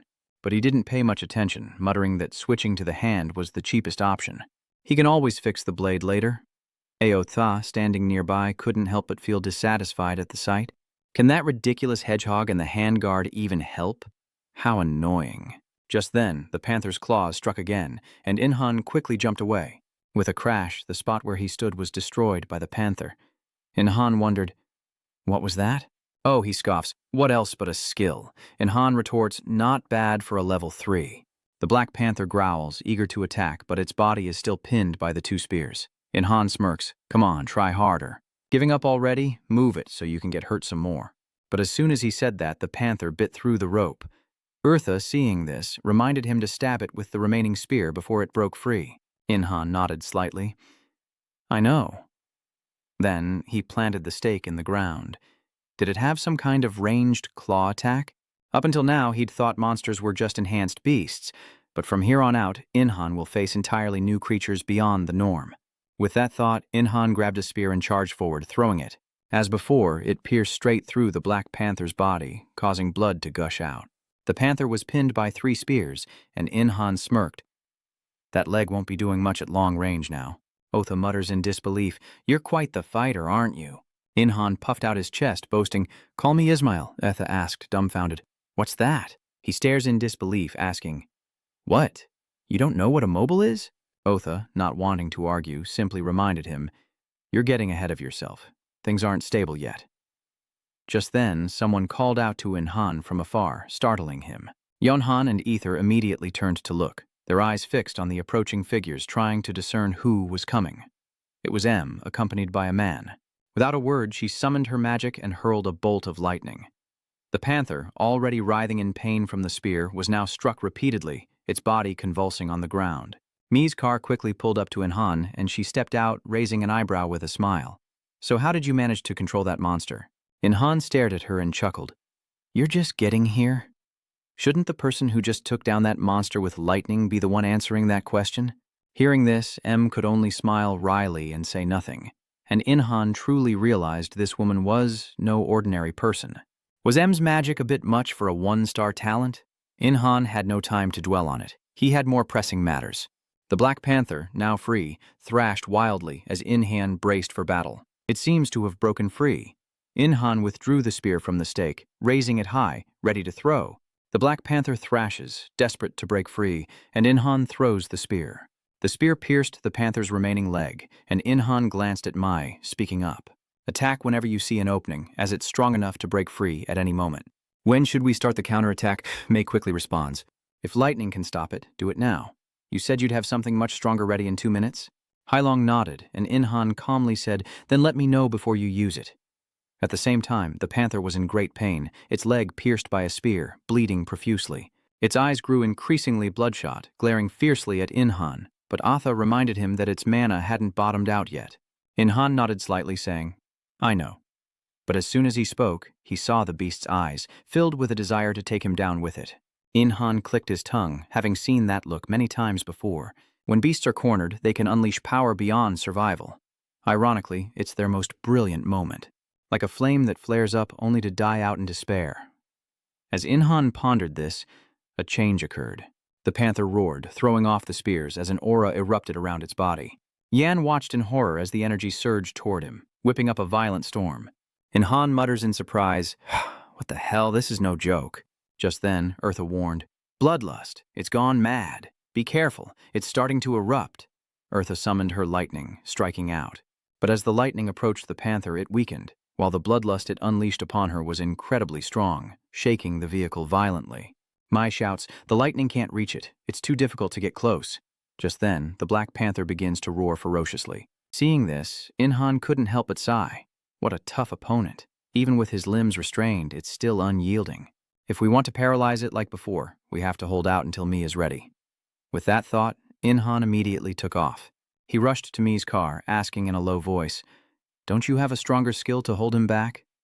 Mi hesitated for a moment, but then the person next to her reached into the back seat. He quickly grabbed a gun and asked, What about this? Inhan peeked his head from the car's roof, exclaiming in surprise. A gun? Ni asked hesitantly. Will this even work? Before her teammate could answer, Inhan nodded. Yes, I was just thinking about something else, but now's not the time. Mai glanced at him, asking, Do you even know how to use a gun? Inhan winked confidently. I can use almost any weapon on Earth. As soon as he said that, he ran off with the gun. Mi watched Inhan's back, hesitating. If anyone else said that, I wouldn't believe them.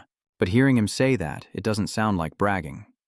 As Inhan ran off, Otha suspiciously asked, Were you hesitant just now because you were afraid of ruining your clothes? Inhan, caught off guard, retorts, Since when did you understand me so well? Never mind that, let's get to the point. It's leaping backward, making spears or physical attacks difficult. Even if I threw more javelins, it would just spit them out along with the stakes. But at that moment, Otha suddenly shouted, Hey, row Inhan, look! Inhan stopped in his tracks, startled. The Black Panther had freed its leg from the 2 spears. Seeing this, Inhan couldn't help but be impressed. It pulled out the stakes, and the rope is still intact. The ropes I made are different indeed. They're definitely strong. Hearing this, the leopard roars in protest. This is no time for games. Meanwhile, Mi Yan, inside the vehicle, noticed the panther had broken free and quickly checked her watch. Just a minute more, Mi Yan muttered with a frown. Hang in there a little longer. With the panther in that state, removing the remaining stake is only a matter of time. Inhan, realizing this, raises his gun and scoffs, Eat this, you alien creature. Hearing that, Otha retorted, This thing is a product of Earth. But would Inhan care? Of course not. He immediately fired, the bullet piercing the Black Panther's face. Blood sprayed from its eye like rain as it collapsed, and Inhan unlocked a new skill, demonic sharpshooting. Upon seeing this, he cried out in astonishment, He's already reached Master Marksman. Just then, the Black Panther quickly rose, one of its eyes severely wounded. Seeing this from afar, Mai couldn't help but sigh. What is going on? A gun with that kind of effect? While I wasn't paying attention, did he load corn into the gun? But Eartha doesn't think so. A machine gun made by ordinary people couldn't possibly do that to a level 3 monster. But Inhan's marksmanship transcends the weapon's limitations, creating this effect. Just then, Inhan fires and shouts, Magic! Mion immediately picks up the signal, and the magic in her hands begins to materialize as she prepares and gives a reminder. 2 seconds left. Inhan nodded slightly, waiting for the countdown. But just then, sensing something, he threw it down and rushed back to where the spear had fallen.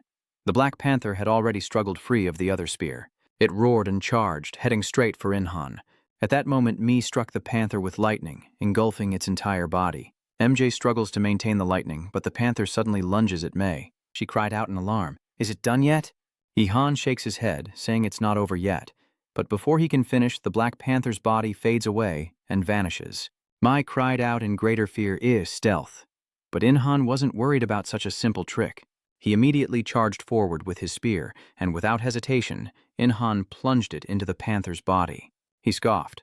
"That never worked on me to begin with." Inhan quickly leaped away from the beast's body. The panther collapsed to the ground, trembling uncontrollably as Midai watched from afar, puzzled. Did he see through the stealth? Inhan didn't answer, instead taking rope from the spears and quickly binding the Black Panther. Seeing this, Mi asked suspiciously, "Why didn't you just kill it? Why tie it up?" Inhan chuckled and explained, "I still have some business with it." Just then, Ni got out of the vehicle and quickly approached Inhan, but his strange expression left her bewildered. Mai asked, confused, "What's wrong?" Inhan hesitated. "Aren't we forming a party? So I can hog all the experience points?" Mi was stunned, then grabbed Inhan's hand. And so, the two formed a party. Inhan was surprised to see M's status. It felt so real. Mai sensed Inhan's excitement and asked suspiciously, "What's wrong? Like you're joining a party for the first time?" Inhan was taken aback by this. He awkwardly explained, "Oh, it's just been a while since I've done this." Otha knew him well, and a look of disdain appeared in her eyes. Ignoring this, Inhan approached the Black Panther, who growled menacingly at his presence. Inhan scoffed, "Let's go." And with that, he thrust his spear downward. And just like that, Inhan slays the panther, gaining nearly 2 million experience points, leveling up to 36 and significantly boosting all his stats. Inhan stared in disbelief at the notifications popping up before him, as his companion marveled at leveling up from 28 to 36 in one go. Inhan suddenly felt dizzy and rubbed his head, as did Midai next to him. Inha mutters to himself, "At this rate, did I just monopolize everything? That's a crazy amount of experience points. Looks like you're getting experience points too." "Of course, level 3 is different from level 2, he explained, noticing Inha's confusion. "Compared to the points you just received, that many levels is still not much. What kind of penalty would I have received with my old class?" Inhan was stunned, muttering to himself, and after a moment his headache subsided. Without hesitation, Inhan approached the panther, only to suddenly stop, then embrace its pelt and weep. "I'm sorry I couldn't protect you. If I were stronger, you wouldn't have been hurt like this." Tha was speechless at the sight. "Stop apologizing to the pelt." Inhan glared at her, annoyed, and said that armor made from the hide of a Tier 3 monster would be incredible. He then began dissecting the panther, muttering to himself, "What a waste. I have to salvage whatever I can." But as he split its head open, Inhan was shocked, exclaiming, "This one has a magic stone in its head." Both the mother and the cub had mana stones? You really are lucky. Mana stones, formed in the instant a monster dies, are rare occurrences, so those who slay monsters rarely obtain them. It's said the chance of obtaining a magic stone is only 17%. The lower the tier, the higher the chance. The higher the tier, the lower the chance of formation. Tha couldn't help but grumble, "Roinhan, you're insanely lucky." Inhan ignored him, reaching in to search for more mana stones. Before long, he excitedly shouted that he'd found it. A red mana stone appeared in Inhan's hand. He chuckled. "It's gotten quite big. Level 3 is different."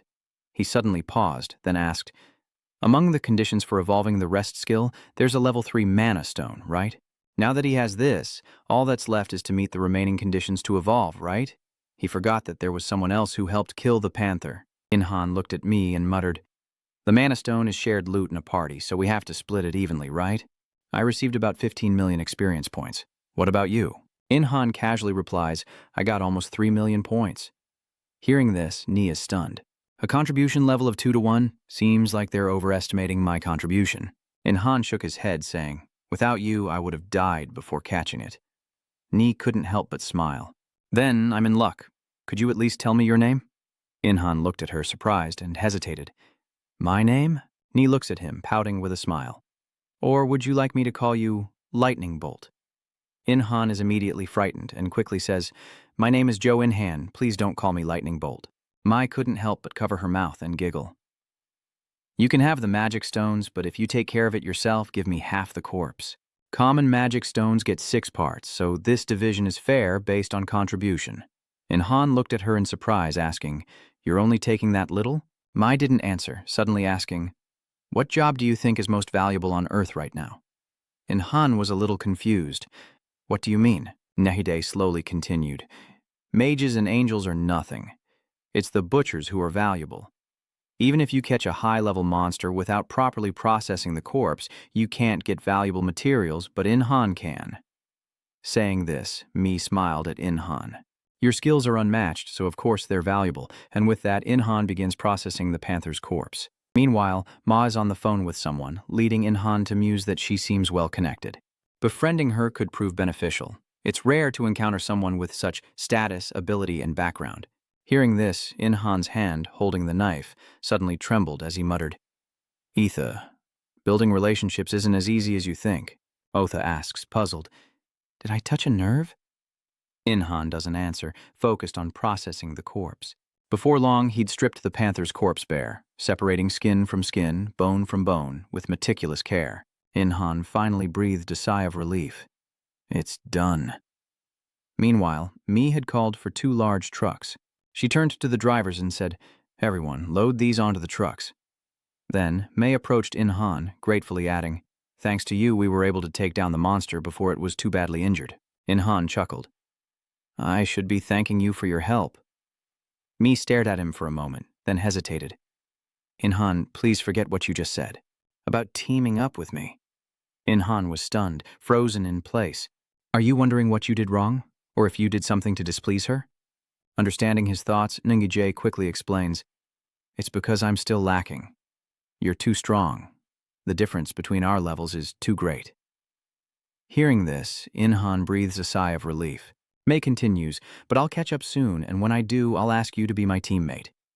Inhan hesitates for a moment, then says softly, "We'll see about that." Unconsciously smiling, Nangide playfully said, "Ha ha, you're as stubborn as ever."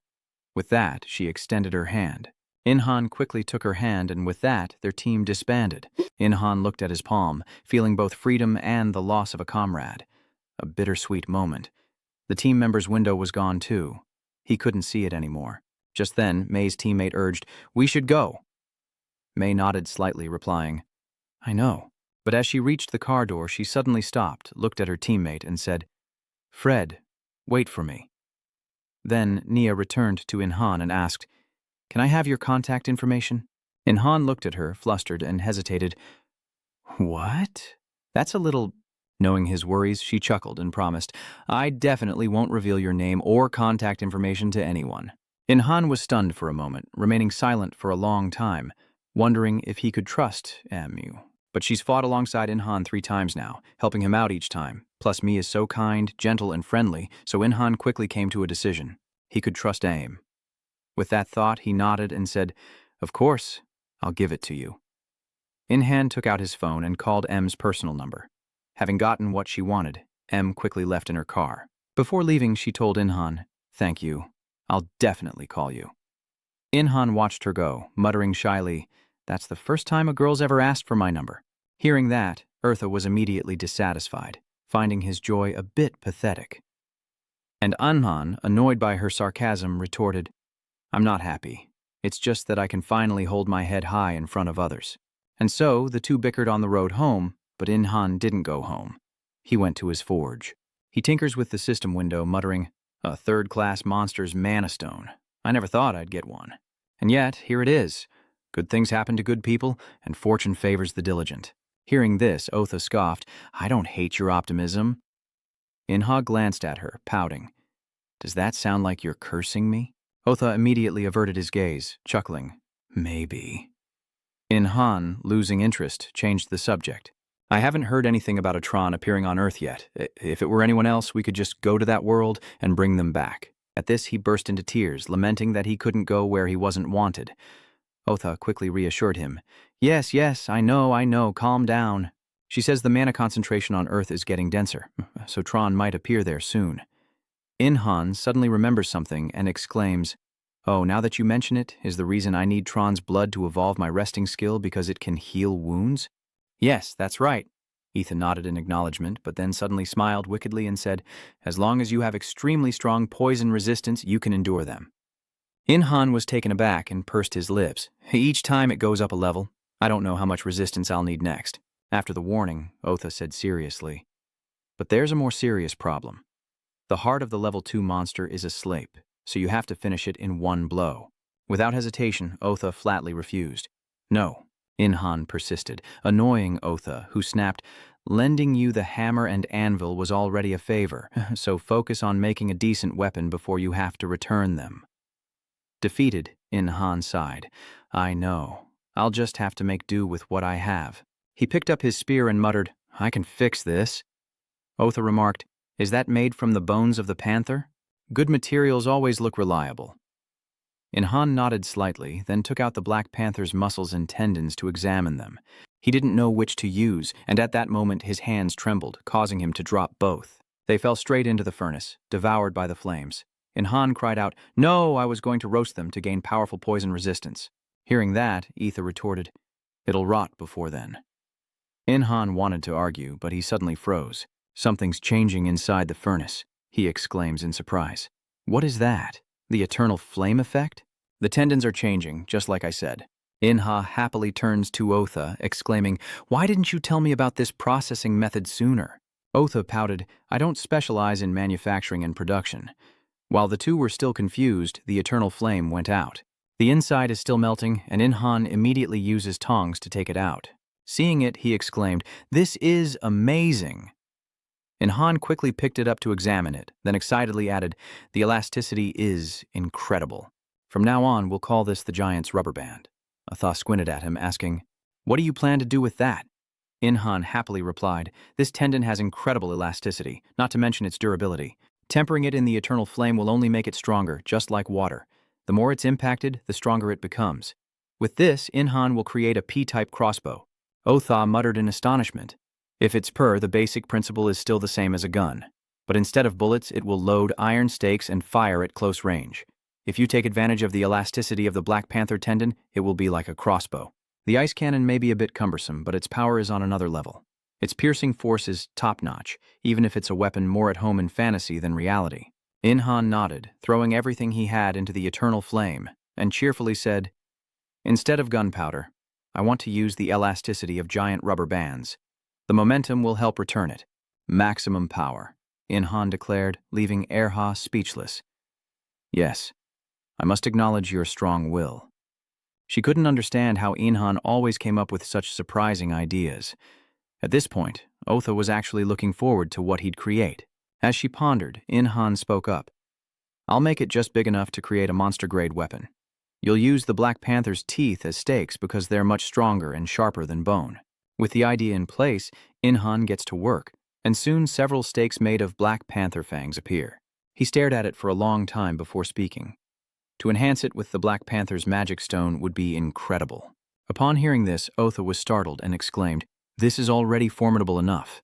If you're confident you'll encounter another level 3 monster before the dungeon appears, go right ahead. Inhan immediately lost heart, sighing, no, I'll pass. Immediately, he began working on the machine, lamenting, next time, I'll find the right magic stone to enhance you. Soon, a brand new ice glider was ready. Inhan then attached the giant's rubber band to the stake, determined to complete all 3 levels. He reached for the machine's handle, but it was too heavy. Inhan strained every muscle in his arms, but couldn't budge it. He bit his lip and muttered to himself. The sturdiness is no joke, but Inhan doesn't give up, continuing to pull the lever. Trembling, he cried out for his parents, prompting a sneer from Otha. Your parents are gone, go find them in the afterlife. With Inhan's efforts, the device is finally assembled. Exhausted, he gasped, how long did it take me to assemble it? Etha coldly replied, 2 seconds. Inhan frowned, muttering, this will be hard to use continuously in a real fight. Level 1 already makes me want my mommy. Level 3 will probably require summoning my ancestors. Inhan sighed and began reloading the elastic band, his arm trembling from the tension, just as before. By the time Inhan charged it to level 3, he was exhausted, while Otha relentlessly mocked him, saying it took 20 seconds to charge to level 2 and 2 minutes to reach level 3. But his efforts were still commendable. This punker machine is pretty durable and its attack power is high. It can generate a powerful force without mana or gunpowder. In-Han, seeing its stats, happily says, "See, even without mana, I still have the Alpha option, which can increase charging and attack speed." Hearing this, Atheta pouted. Including the pile, it's over 3 meters long, but the points are terrifying. In-Han, annoyed, couldn't help but grumble that she was just nitpicking. Ignoring her, he continued tinkering with his machine. After all, this is for fighting giant monsters, and now it's time for him to make weapons to fight smaller monsters. Hearing In-Han's intentions, Otho advised, "What now? Take a break." But In-Han didn't care and worked straight through until dawn, completing the installation of the destruction traps underground, tossing them casually behind him. The angel quickly grabbed it from behind, exclaiming in awe that another option had been added, making this destruction trap's performance flawless. Uta, now bewildered, pointed out that he had already completed 17 traps. He was only supposed to make 11, but In-Han's already made 8 more.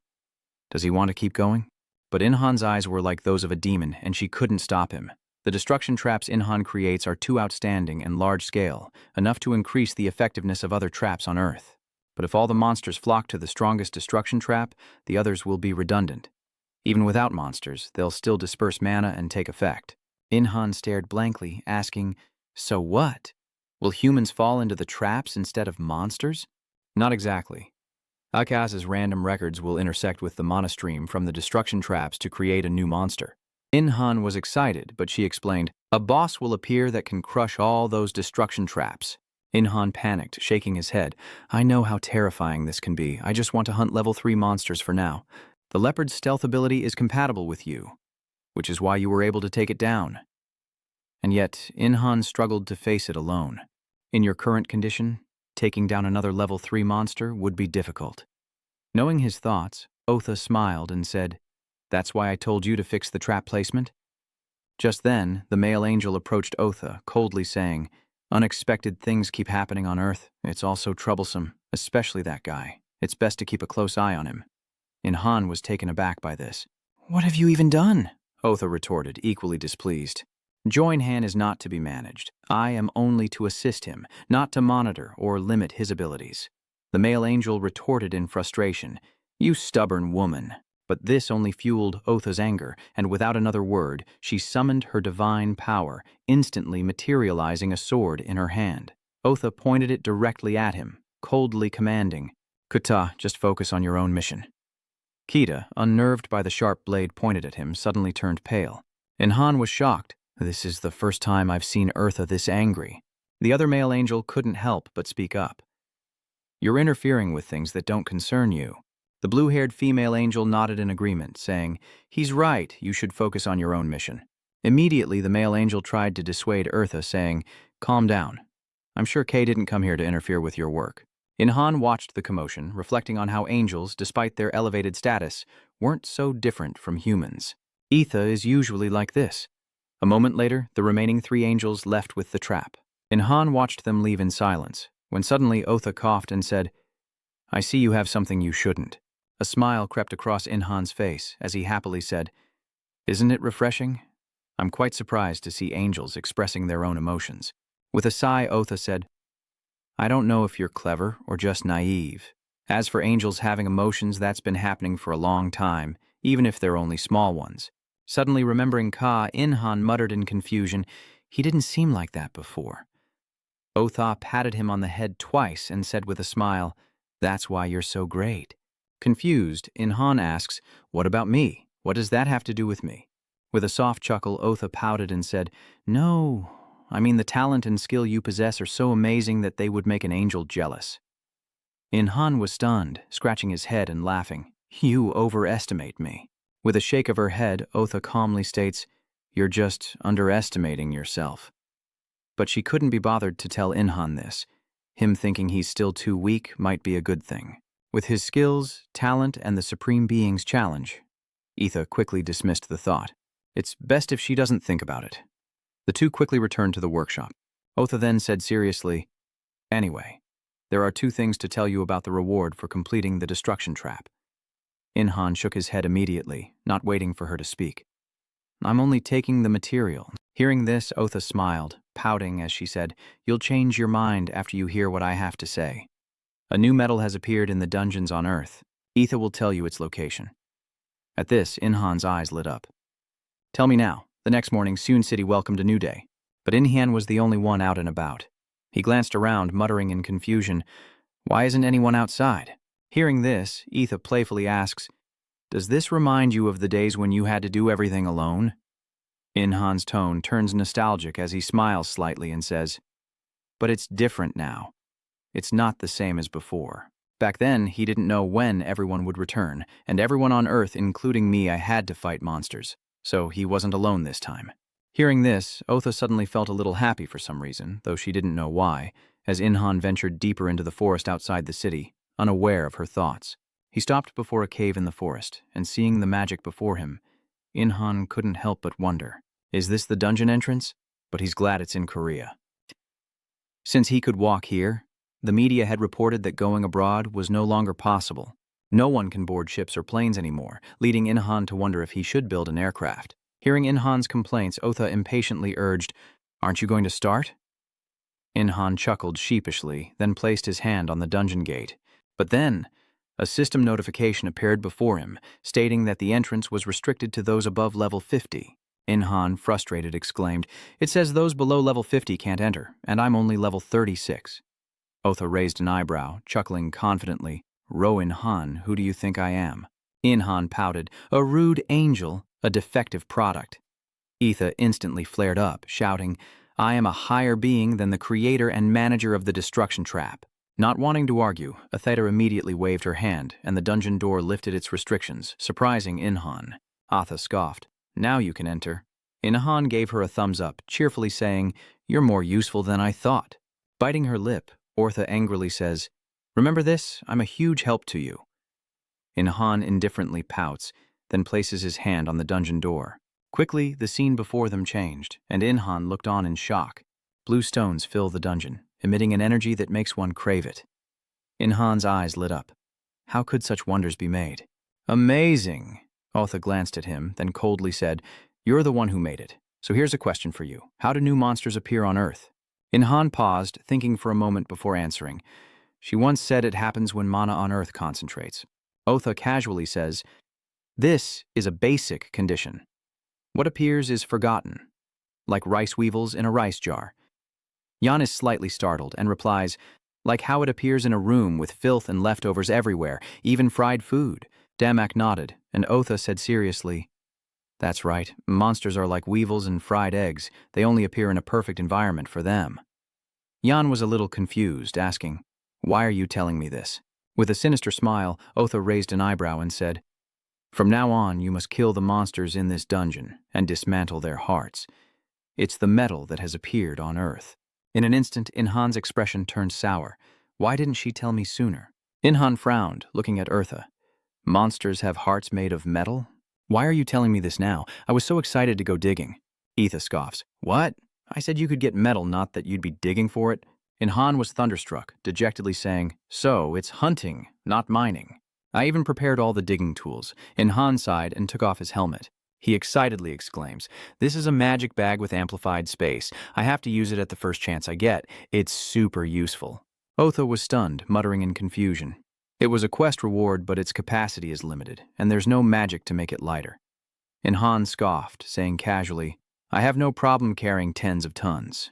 Hearing that, Etha retorted, "So what if it's tons? Are you crazy?" Inhan, scolded again, didn't know how to respond. He quickly changes the subject. "Besides that, they look like bunker walls." "And you're telling me they're monsters?" Otha narrowed her eyes, asking, "Yes, why are you disappointed?" Inhan sighed, feeling as though he'd stumbled upon a saboteur. He was planning to run in here and try to dig a tunnel like she was metal and then get ambushed. Otha was shocked and asked, "You want to do that?" From his bag, Inhan pulled something out, excitedly saying, "I want to experience something new, so this will be better than smashing a hammer against a metal monster." What he took out was a heavy battle hammer. Otha is shocked, exclaiming, "That's smart. Its power is guaranteed because it's made from black leopard bone, plus there's an alpha option." As Inhan expected, he was extremely skilled. Inhan then said, "Even new metal is a really good choice. I'll take it, though I have no use for it. Nor do I know who I could give it to. Oh, what a waste." Inhan felt the hammer was somewhat useless. He said this and immediately struck, shattering the wall before him. Inhan was surprised to receive over 100,000 experience points, leaving him stunned as he wondered, did it die with just one hit? Otha nods slightly, replying, well done. That orb of light is the Ironheart's core, the most durable part of the monster's body and the focal point of all its mana. The Ironheart can reinforce parts of its body with mana when it senses danger. Usually one person distracts it while another ambushes it from behind. Hearing this, Inhan frowned and muttered, I thought it was too easy for a level 2 monster. That ambush is too weak, just a little boring. With that, he clicked his tongue, but danger often strikes when you least expect it. People are always attacked when they think things are easier than they are. That's how characters in novels die over and over again. Inhan was acting like a child, and Otha muttered in dissatisfaction, you read too much, don't you? But in reality, the dungeon was uneventful, with no ambushes or conspiracies. Yet, Inhan still reached level 38, his stats increasing slightly as he sighed, is this dungeon really this boring? Hearing this, Otha grumbled with dissatisfaction. You're really strange.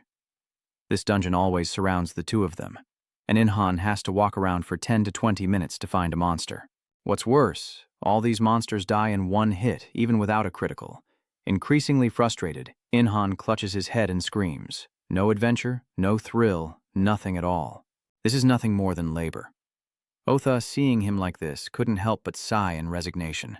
How could you have mastered weapon techniques, swordsmanship, and combat simultaneously? Regardless, Inhan ventured deeper inside. He seemed to see something ahead, a level 74 great iron heart. Inhan muttered in surprise, this heart is much bigger than the one I saw before. This is a greater iron heart, about 20 levels higher than a normal iron heart, she explained, and Inhan grew excited. Finally, a chance to test his weapon. The ice drill is about to reach level 3. Time to pick someone. With that, he pulled out his purr, leaving Etha speechless. He always has something up his sleeve for any situation, and Inhan, not caring what she thinks, charges straight toward the great iron heart. Without hesitation, he raised his ice-burst purr and plunged it into the great iron heart, shattering it into pieces in an instant. Yeah, he gained a lot of experience. He exclaimed with satisfaction, awesome, I know you're extremely satisfied with that last hit. The iron heart's core appeared on the ground, but Inhan paid it no mind, frowning as he muttered, but I can't use it. It's only good for one shot. How can I reuse these bullets, or should I make cannonballs instead? Hearing this, Otha immediately urged him, displeased. Can you think about this now? Now, grab the iron heart. Inhan immediately ran to pick up the heart, then muttered in confusion, this is the heart of a greater iron heart? Is it tougher than the heart of an iron heart? Otha nods slightly, explaining, an iron heart king is the complete form of an iron heart, with the highest durability in the world. However, it won't be here, as it's a level 4 monster. Inha frowned at her and joked, try not to jinx us like you always do. Etha, knowing he was teasing her, scoffed and said, unlike other monsters that have undergone abnormal evolution, iron hearts are new monsters on Earth. This won't happen again. But no sooner had she spoken than a disturbance erupted behind her, freezing the expression on her face as she muttered in disbelief, I thought this couldn't happen again. Inhan stares in disbelief as a level 4 Iron Heart King appears, but he quickly grabs his gravity hammer and shouts, this time, I'll put away the ice pick and use this. No sooner said than done, Inhan gleefully charged towards the Iron Heart King, hammer raised. Tha, watching from the sidelines, face-palmed. You're the only person in the world who enjoys fighting this much. Inhan and Tha had been in the dungeon for several days, and Inhan gained a lot of experience, reaching level 40. Tha then spoke up. The dungeon is now clear of obstacles, so you can return if you need more iron hearts. Tha was a bit speechless. There's someone else here? Seeing her expression, Inhan asked blankly, is something wrong? Otha shook her head. No, I'm just surprised the annihilation trap that created the dungeon is so old, that's all. In was skeptical. Judging by her tone, he bet something big was about to happen. He'd learned that whenever Etha was nonchalant, something bad was about to happen. And soon after, Inhan and Etha stepped out of the dungeon. The sun was high in the sky. After days inside, Inhan stretched, but before he could breathe in the fresh air, a commotion caught his attention. Someone has appeared before the dungeon. 3 angels of Ka, descended from heaven. Inhan realizes what this means. The installation of destruction traps across Earth is complete. Hundreds of thousands of dungeons erected around the world began to open one after another, and monsters started appearing less and less. And as the monsters were consumed, humanity's civilization began to stabilize once more, a fact that the media soon reported. Inhan worked while listening to the news, as Etha ate and watched. Before long, she turned off the TV, stating that the higher-ups were limiting quest rewards to encourage people to return to Earth. Dungeons have opened, and someone needs to return to Earth to eliminate the monsters there. Henry whined. So my parents are back too, right? Yuhua casually replied, I think so. Anyway, let me see what you've accomplished. Do any of these have options? Inhan nonchalantly replies, probably. I was too sleepy to check properly. Having stayed up all night crafting these after leaving the dungeon, he's exhausted. But with the doomsday traps complete, the angels will return to trigger them, so Inhan wants to finish everything before that happens. He had previously created armor with the core of the Iron Heart, jet black full body armor, legendary rank with an attack of up to 4,800 and very high defense stats. Inhan stared blankly at the stats before him, muttering in disbelief, Is it possible to have 3 options? Otha casually nodded. Yes, from now on. But before she could finish, Inhan happily exclaimed, These options are amazing. A 30% attack boost from the armor, plus 50% when using a spear. This is insane. I think it also adds to the terror of the enemy to emphasize the options that come with the armor. An equipment without mana crafting having 3 options is almost impossible, but thanks to his legendary blacksmith title, Inhan has made the impossible possible. Inhan, don't sell items with 3 options, or reveal your abilities. It's too dangerous. But Inhan didn't seem to be listening, as he excitedly asked, What if there were 4 options? Eartha glared at him, scolding in dissatisfaction. I'm being serious. Inhan sheepishly nodded. Sorry, my bad. With a snort, Otha coldly declared, From now on, items with 3 options will be called gamma options. Inhan scoffed, not wanting to argue. He looked at the items on the table and said, I used the remaining hard iron to make these weapons. You're not going to use the steel spear anymore? Etha asked suspiciously. Inhan shook his head slightly. It's too outdated now. All the weapons and armor you don't use will be thrown into the eternal flame. As it devoured the weapons, the eternal flame leveled up before Inhan's disbelieving eyes. He exclaimed in astonishment.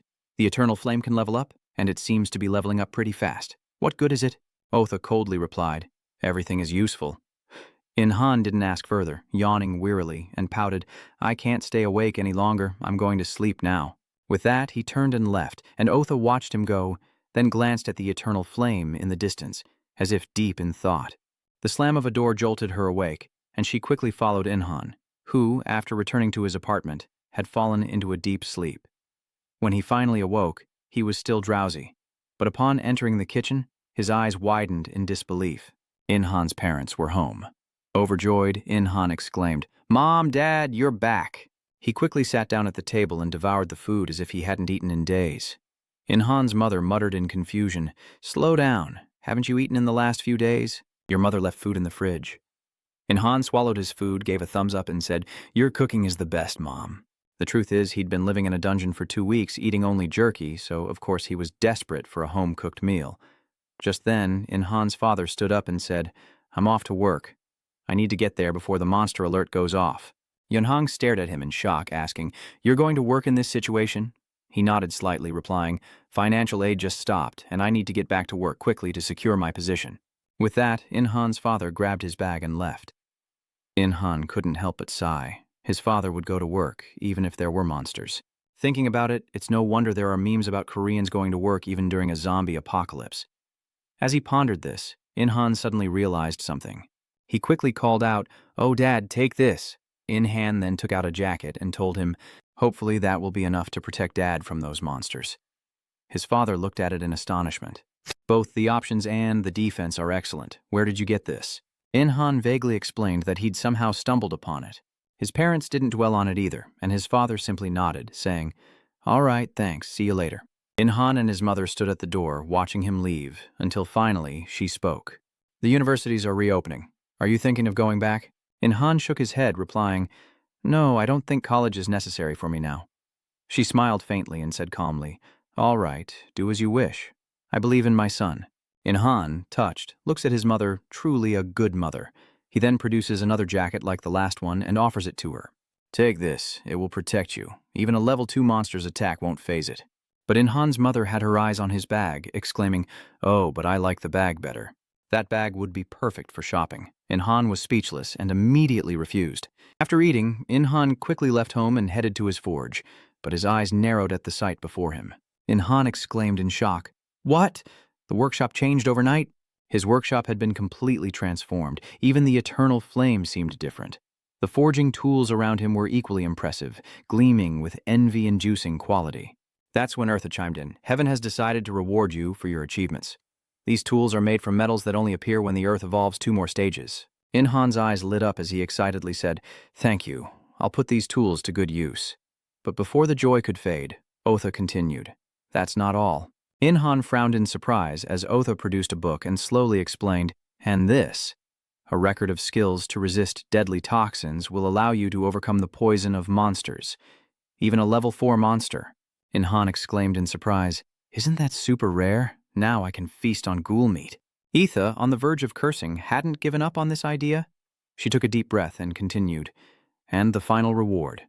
I'll tell you the location of the ghoul dungeon." Inhan asked in surprise, "Even the location?"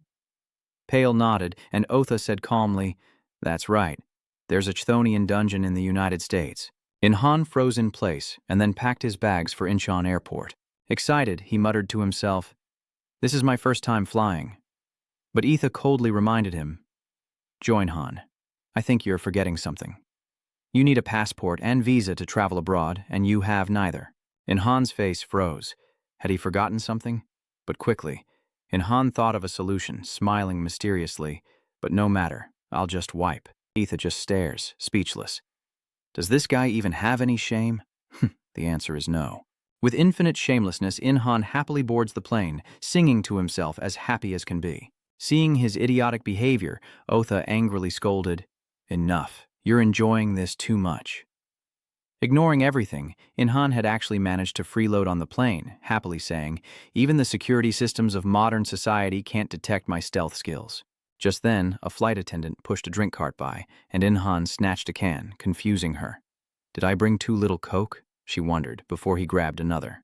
Not long after Inhan's plane takes off, he sees another aircraft fly by, and he frowns, muttering, "What is that? A fighter jet, huh?"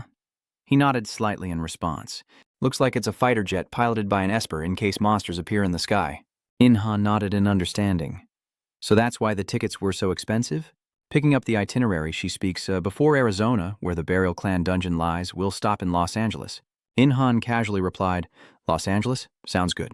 Oh happily says, "Looks like things are going smoothly this time." The plane then departs for Los Angeles, but every time she says that, something bad happens. As soon as they land in Los Angeles, Inhan encounters a monster, leaving Etha stunned, but Inhan speaks first. The next line is probably, "There must be some mistake, right?" But Inhan cuts him off, annoyed, saying, "Don't steal my line." Inhan didn't care. He took out his mask, calmly smiling. "If the angels didn't foresee this, then it's up to humans like me." Otha, seeing this, hurriedly reminded him that this was no small matter. It was an overflow.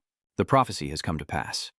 Overflow is a phenomenon that occurs when a trap of destruction explodes for unknown reasons, resulting in a series of mutated monsters.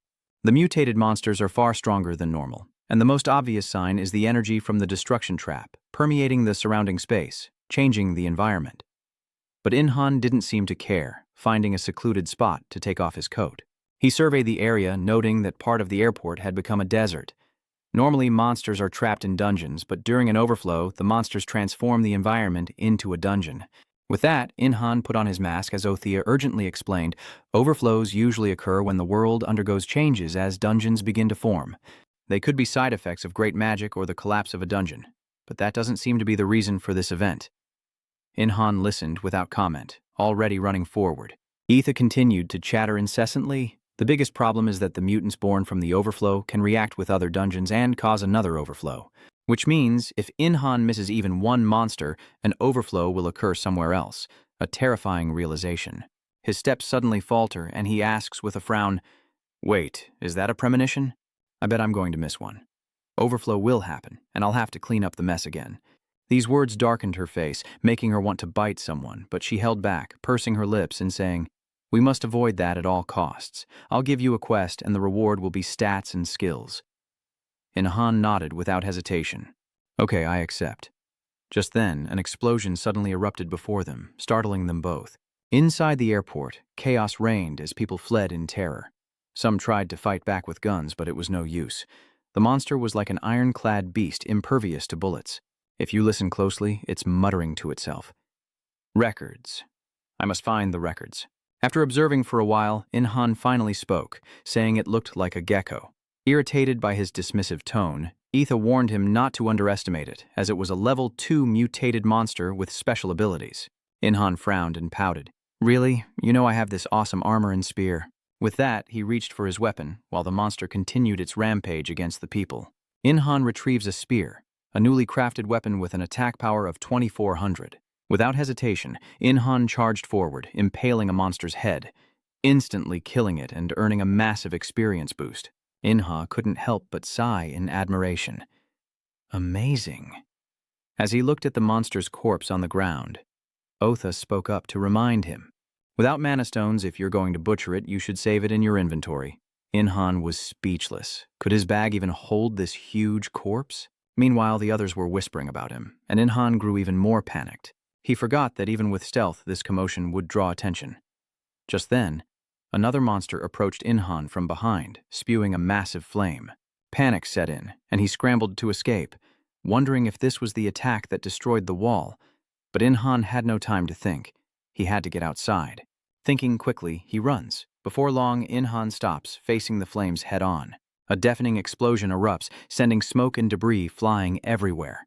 Everyone worried if he was still alive, but as the smoke cleared, an arm reached out from within. Han stood there unscathed, cheerfully announcing, "I'm fine even after taking a direct hit. I can attack and defend without dodging."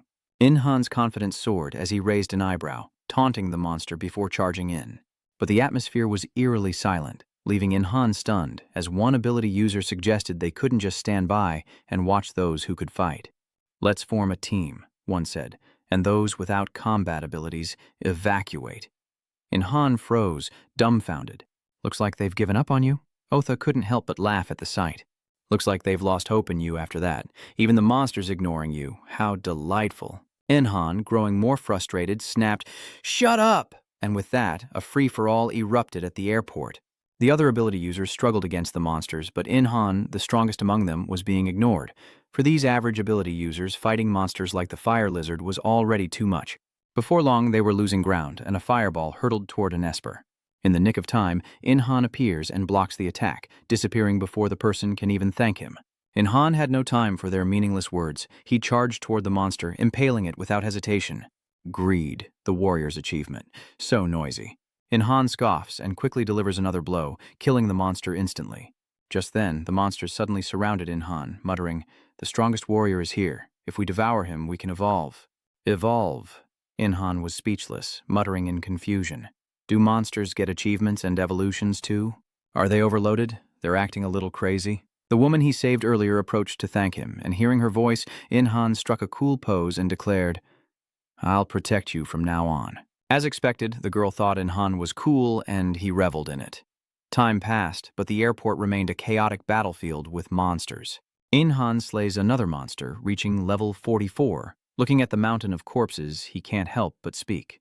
"These lizardmen just keep coming," Eartha warns. "You don't have time to kill them one by one. You have to take out the leader first, then the rest will fall."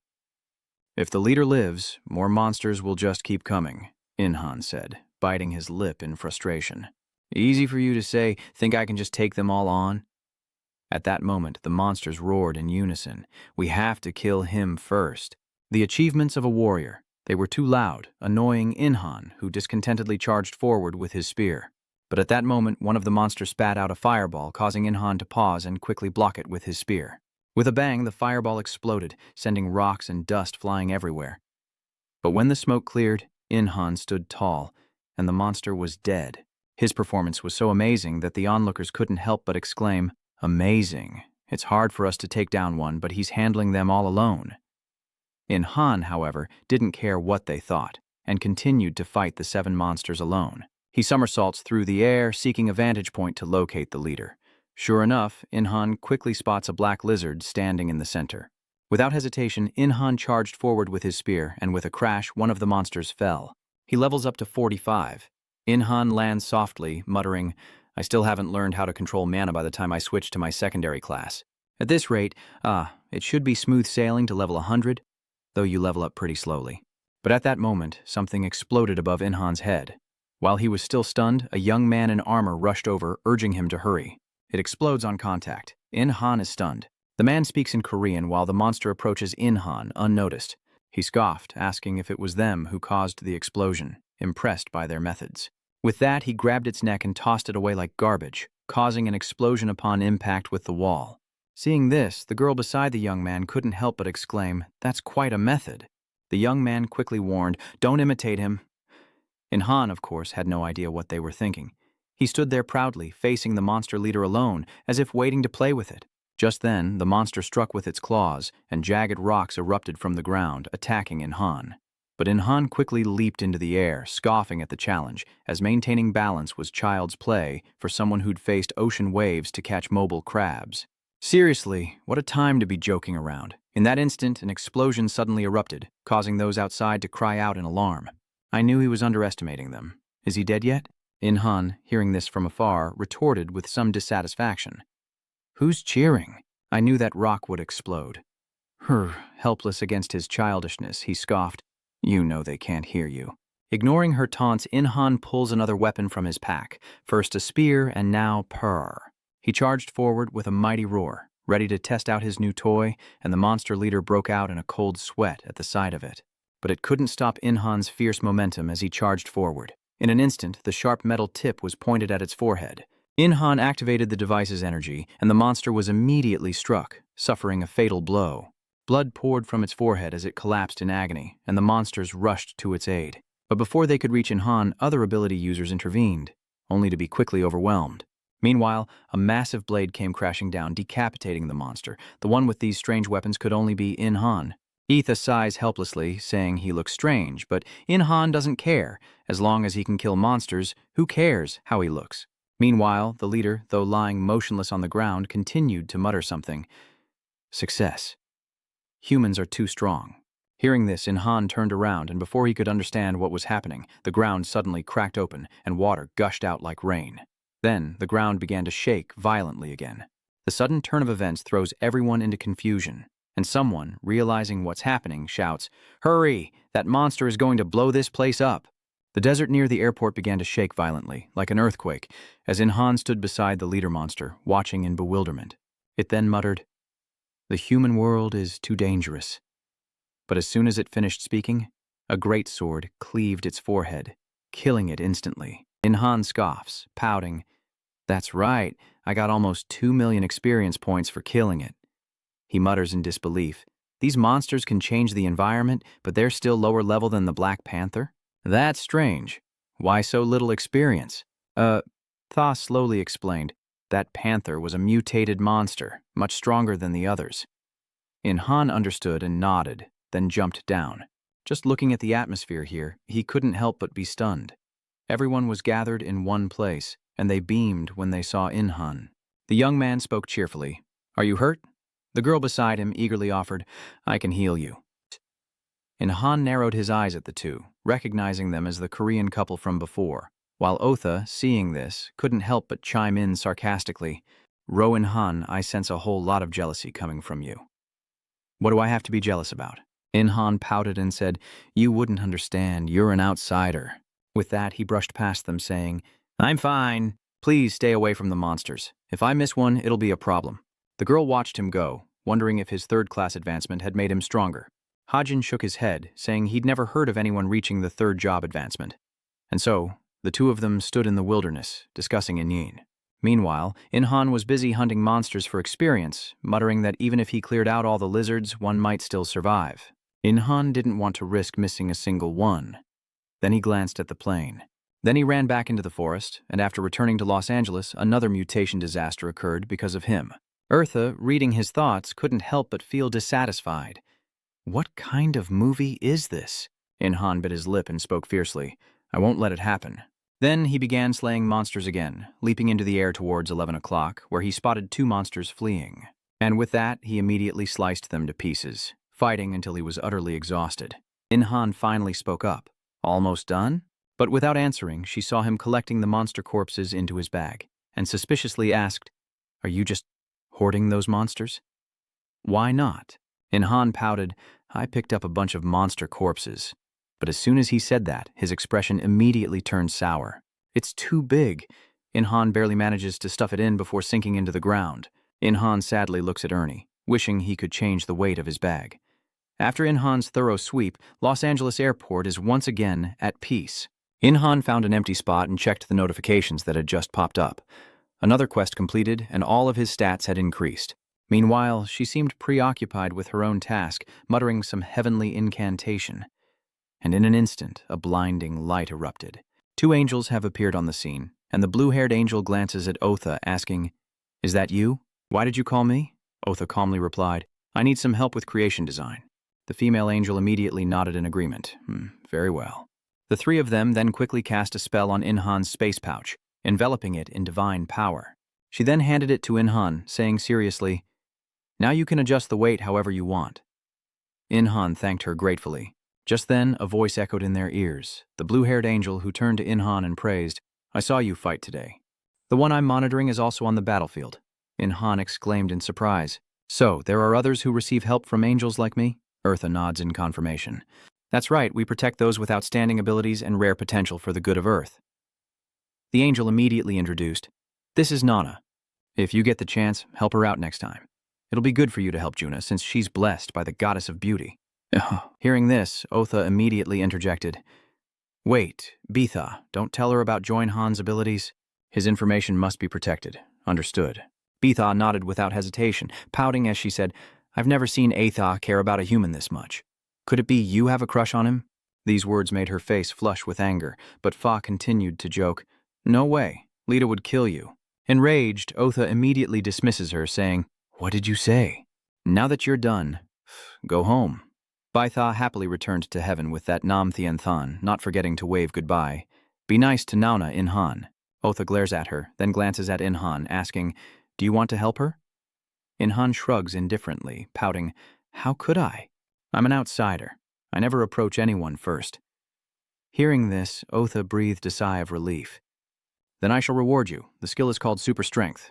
Can you use it without consuming mana?" In-han wondered. "Sounds like a monster's skill." Bitha scoffed, "Have you learned all the skills humans can learn?" Moments later, a plane departs from Los Angeles Airport with Juna on board. She leaned back comfortably, her eyes searching. "B said he'd be on this flight, but I don't see him." Seeing this, Hain reminded her, "Juna, sit properly and buckle your seatbelt. Keep your voice down, people will hear you." But with Juna's playful nature, how could she stay silent? And so, she endlessly gossiped about In-han with Hajin, unaware that he was sitting right behind them. Hearing this, he grumbled with dissatisfaction. "I feel like I should just let them be." Have you ever heard of Chaycock's gun? The plane took off, and that evening, in a forest, Juna camped by a fire, gnawing on a piece of meat. The 2 of them ate and drank to their heart's content, while In-han bore the brunt of the work. Why must he grill meat for them? He shoos them away as he grills, telling her to leave once she's done eating. But she ignored him, cheerfully saying, "Can you make more? This scorpion monster meat is so good it melts in my mouth." The meat they're eating comes from a scorpion In-han just defeated. He hunted it, butchered it, and grilled it all by himself. To explain the situation, In-han has to go back to that morning when he discovered a massive gate and dungeon at a cliff. In-han and Tha stood there dumbfounded. Even Tha asked in confusion, "What is this?" In-han retorted, "Don't ask me. You're the angel. You should know more than I do." After a moment's thought, Otha suggested, "I'll scout around. I heard it's just a normal burial dungeon." With that, Eartha quickly headed inside, and upon seeing what was there, she nodded in the understanding.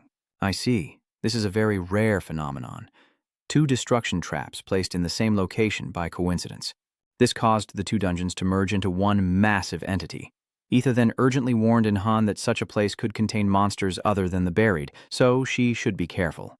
In-han, not understanding a word, pouted and said, "What are you even saying? Can you explain it simply?" After a moment's hesitation, Eartha spoke, "I mean, there will be 2 boss battles." And so the 2 ventured deeper inside. This dungeon is a grassland, and In-han's luck is good. He immediately finds a mole rat and excitedly shouts, "There's a mole rat!" But just then, the ghoul suddenly groaned, ghoul tired, and collapsed to the ground for a rest, shocking Inhan. It fell asleep in 3 seconds. Is that a resting skill? Is that why we need the mole's blood to evolve the resting skill? Taking advantage of the sleeping earthworm, Inhan slowly approaches it, a wicked grin spreading across his face. Farewell, he whispers. As he spoke, he stabbed the goblin, killing it instantly. Ignoring the experience points, Inhan began extracting the goblin's blood with a syringe, casually remarking, "Too easy." With a cold laugh, she scoffs, "Easy for you to say." Having already found success, Inhan excitedly runs off to hunt 500 more. Meanwhile, outside the dungeon, Hajin and Juna approached the entrance. Looking at the dungeon's restrictions, Juna remarks that such a large dungeon is only level 50, as B chimes in with a reminder. "Be careful, Najuna, I can't tell what's in there." But Juna didn't pay any attention, eagerly heading inside. "Dating in a dungeon is so much fun," Haynes sighed. "I don't even like you that much." Ignoring Paitha's desperate cries, the two ventured into the dungeon, while elsewhere, a blazing fire crackled, filling the air with the aroma of roasting meat. After eliminating numerous chans, Inhan sets up camp to rest, and after a while, the meat skewers are cooked to perfection. He grinned, "Jackpot," and began to devour the meat. Utha, standing nearby, was speechless. So hungry, he's eating sandworm meat. "That's poisonous, you know." Inhan casually replies, "Yeah, I know, but it's delicious. It's a bit tougher than beef, but the flavor is amazing." Just then, a notification window appeared before him. He exclaimed in surprise, "It even helps my poison-resistant skill increase faster." Yuwa scolded him, annoyed, only further emphasizing that what he was eating was highly poisonous. Inhan declined to comment, continuing to eat as he said, "I have that skill, so I'm fine." And so, by the time the fire died down, he had finished a large chunk of meat. Leaning against an ancient tree, he rubbed his full belly and said, "That was delicious." His cooking skill had also leveled up. Etha scoffed, "Well, cooking monster meat does level it up faster." Ignoring that, Inhan suddenly turned serious and said, "Hey, it's been 5 days and I've only seen undead. I even made a fire and cooked meat, but it's strange that no monsters have come." Etha also found this odd. She nodded, saying, "I have a theory, though I'm not sure." Inhan narrowed his eyes at her, asking suspiciously, "What is it?" Atha calmly replied, "The stealth effect has hidden the traces of fire and the smell of meat." And so, the two spent another night in the dungeon. The next morning, the sun rose once more. Inhan quickly found the 500th ghoul following behind it, talking as he went. So much had happened. Otha scoffed, "Have you eaten a lot of ghouls?" The ghoul in front of them, unaware of their presence, found a good spot, sat down and closed its eyes to rest, just like the others. Meanwhile, Inhan and Atta had already started arguing, with Atta pouting and demanding, "Just hurry up and kill the mole rat boss." Inhan glared at her, then killed his 500th badger with a single blow, gaining experience, but not enough to reach level 50 without a second class. Inhan was stunned as a series of professions appeared before him, including blood surge specialist, combat specialist, corpse apprentice, and berserker. Upon seeing this, Etha was immediately delighted, clearing his throat as he said, "Congratulations, Jinhan, you've finally been chosen for your second class, but there may be many changes. It's time for me to explain." The Blood Surge Expert is Inhan's next natural level, enhancing many of his existing traits. A combat specialist can master any weapon, even using their own body as a weapon. A berserker is a warrior who won't leave the battlefield until either they or their enemy is dead. All three are powerful and rare classes, and since they aren't affected by mana, Otha tells Inhan he can choose freely. But Inhan only heard about 3, and there's still one more. He asked suspiciously, "What about the Grim Reaper apprentice?" Otha shook her head helplessly. "Uncertain. I've never seen it before. It might be a unique class, perhaps very different from the name." Hearing this, Inhan recalled a past event, pursing his lips and muttering, "Like a halberd-wielding warrior?" But Inhan decided to ignore it, choosing the apprentice Grim Reaper. Otha wasn't too surprised, calmly saying, "I knew you'd choose it. You're drawn to the mysterious more than anyone." Inhan declined to comment. "You know me too well." Immediately, a series of notifications appeared before him, but the requirements to level up made Inhan's face fall. He cried out in frustration, "What kind of difficulty is this?" His frustrated shout echoed across the plains, but no one sympathized. Inhan slumped to the ground, lamenting, "Now I see why some people never get past level 50. To kill a tier 3 monster in one hit at level 50? It seems impossible." The more he talks, the more hopeless he feels. Eartha glanced at him, asking suspiciously, "Did you figure something out?" In-han paused for a moment before replying, I'll have to postpone evolving my rest skill. If I use mana stones to reinforce the weapon with craftsmanship, it might work. Then, a powerful surge of energy suddenly erupted across the plains. The creator was none other than In-han, but he didn't know if it would be enough. But just then, a sudden noise from behind startled him. Jan glanced over, only to see a scorpion capturing someone, and he cried out in shock. What? How could a sand scorpion be in the highlands, and it's taken Juna? She was now in a panic, desperately calling for help, her voice hoarse, but the scorpion wouldn't release its grip. Baitha panicked even more, saying, That's why I told you to be careful. Juna cried out in terror, I'll be more careful from now on, please help me. Meanwhile, Hajin was also chasing after the scorpion to rescue Juna, but it seemed hopeless. Watching from afar, In-han wondered, What's wrong with them? Why are they fighting over such a weak monster? Etha slowly explained, This can happen if you're suddenly ambushed. In-han sighed, put on his mask, and said unhappily, I really don't want to get involved with those two, but I can't let them be in danger. As he said that, he pulled out a skewer. Otha was startled, wondering what he was planning to do. Ignoring her thoughts, In-han raised the skewer in his hand, roaring, This is my dining skewer, but take this, steel heart skewer. He threw it, prompting a disgruntled Otha to exclaim, You used such precious materials to make a meat skewer? You're crazy. But no matter what she said, the skewer flew like the wind, piercing the scorpion's claw that held Runa. Juna was released, and In-han caught her, then unceremoniously tossed her back to Hajin. Hain didn't expect In-han's actions, and after Juna's attack they both fell to the ground, while In-han pulled out another weapon. He quickly rushed in front of the sand scorpion, gripped his weapon tightly, and fiercely stabbed forward. The scorpion couldn't dodge and took a direct hit, a fatal blow that ended its life. In-ha gained a lot of experience, but to his surprise, its level was 78, higher than expected. I understand. Giant scorpion, I bet it'd be delicious. It tastes like lobster. Eartha, hearing this, complained, Are you going to eat it again? Did you come all this way just to eat?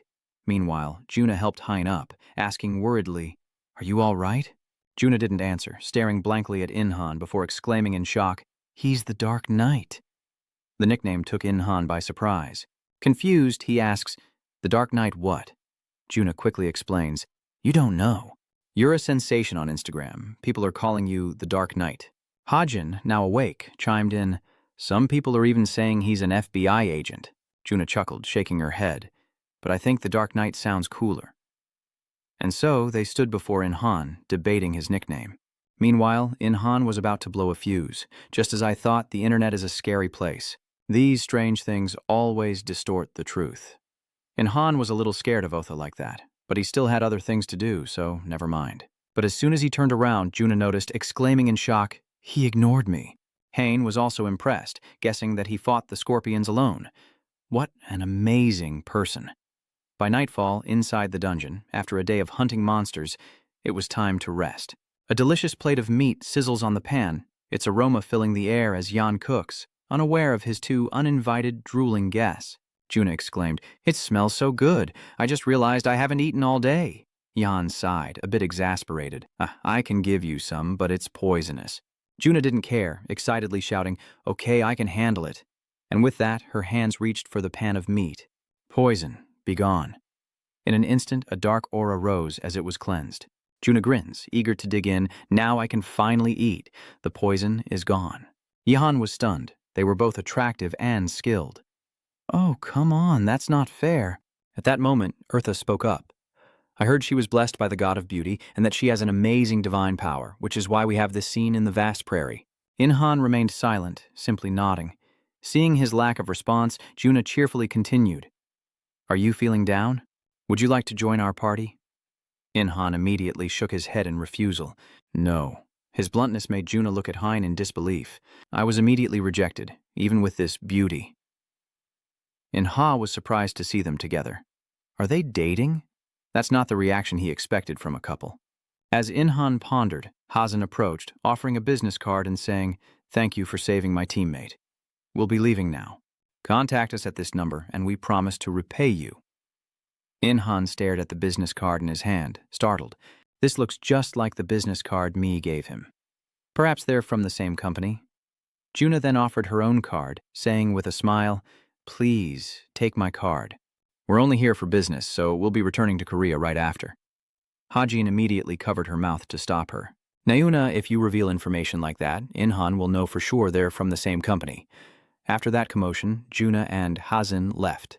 Inha watched them leave, sighing. I'll probably see them again in this dungeon. Hearing this, Etha scoffed. I told you to stop predicting the future. Before she could finish, Inhan grinned and said, because I'm going after them. I have no choice. The scorpions won't attack me, so I have to follow them. They'll be bait. Meanwhile, Hazin and the others are unaware that Inhan is using them as bait. Juna continued to ramble on. He probably would have followed us if I had flirted a little longer, unless he's gay. Hazin, at his wit's end with her, chose silence as Juna continued to ramble on. It's too difficult for the two of us. Would he help us if we gave him everything after taking down the scorpion? Hazin didn't answer, but instead asked, what if he wants the scorpion's poison? Hearing this, Juna immediately fell silent, and Hein continued to remind her. It would be bad if he asked what we needed the poison for, so I need to rethink my offer. Little did they know, Inhan overheard their entire conversation from behind. He smirked. Hein was certainly cautious. Juna was only silent for a moment before continuing. Brother, do we really need to hide anything from him? Besides, he saved our lives and gave us food. I'm sure he's a good person. Hearing this, Hein sighed in exasperation, surprised that she was still so naive after all these years. Seeing nothing, Juna happily replies, that's because you and me are protecting me. Inhan, walking behind, asked with a hint of boredom, didn't you say this was a dungeon? They're here just for a scorpion? Eartha said, annoyed. I don't know. I thought we were the only ones here. Inhan didn't believe her and coldly questioned her motives. Something was suspicious. I think you're just messing with me because I can predict what's going to happen. While they argue, another sand scorpion appears. Inhan quickly noticed it and killed it in one blow, prompting Eartha to ask, displeased, is that the Jinmu again? How many of those have you made? Onhyan chuckled. Call it my skill, heart-piercing vine, that's what I named it. Ignoring that, something else felt strange. He frowned, muttering, a monster appeared, yet they didn't notice. Lucky for them, they have me. Even their guardian angel couldn't have predicted this. Otha slowly explains. An angel's power on Earth is limited. Guardian angels aren't allowed to interfere too much in human lives. They can only offer solutions and advice. Inhan chuckled at this. So they're not useful in every way. There are still inconveniences. Etha sensed his intention and retorted, what do you mean? I was of assistance to you. Just then, Juna's clear voice suddenly rang out. Where is this supersized scorpion? Hein said helplessly. I mean the giant death scorpion. Hearing the name, Inhan stops arguing with Otha and remarks, that thing must be the giant death scorpion, a name that sounds powerful. But at that moment, Otha's expression suddenly darkens. Hein was the same. Something had blocked their vision. He exclaimed in shock, when did that appear? That scorpion is what he was talking about. Hajin and Juna retreated in fear. Hajin cried out in fear, it's here, the giant death scorpion. But Juna was still impressed. It's huge! So you're the giant death scorpion. Hein, hearing this, retorted in dissatisfaction. Now is not the time to be impressed. As soon as he said that, he drew his weapon and ordered Juna to empower him.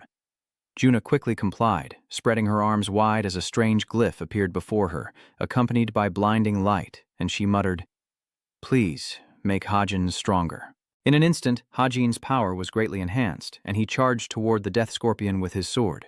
Inhan watched, impressed by the knight and his guardian angel. I won't have to interfere, will I? Oh nodded in agreement. They would surely handle it themselves.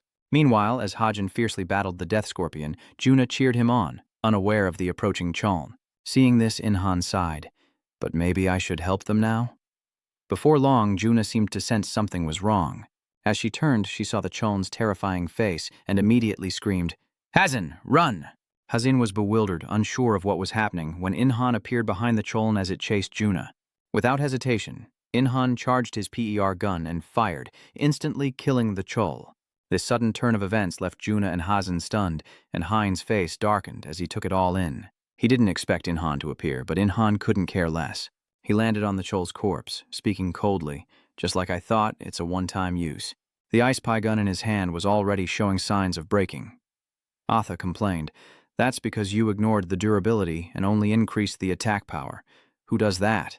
Inhan nonchalantly says, it takes a shot like this to take down a Tier 3 monster.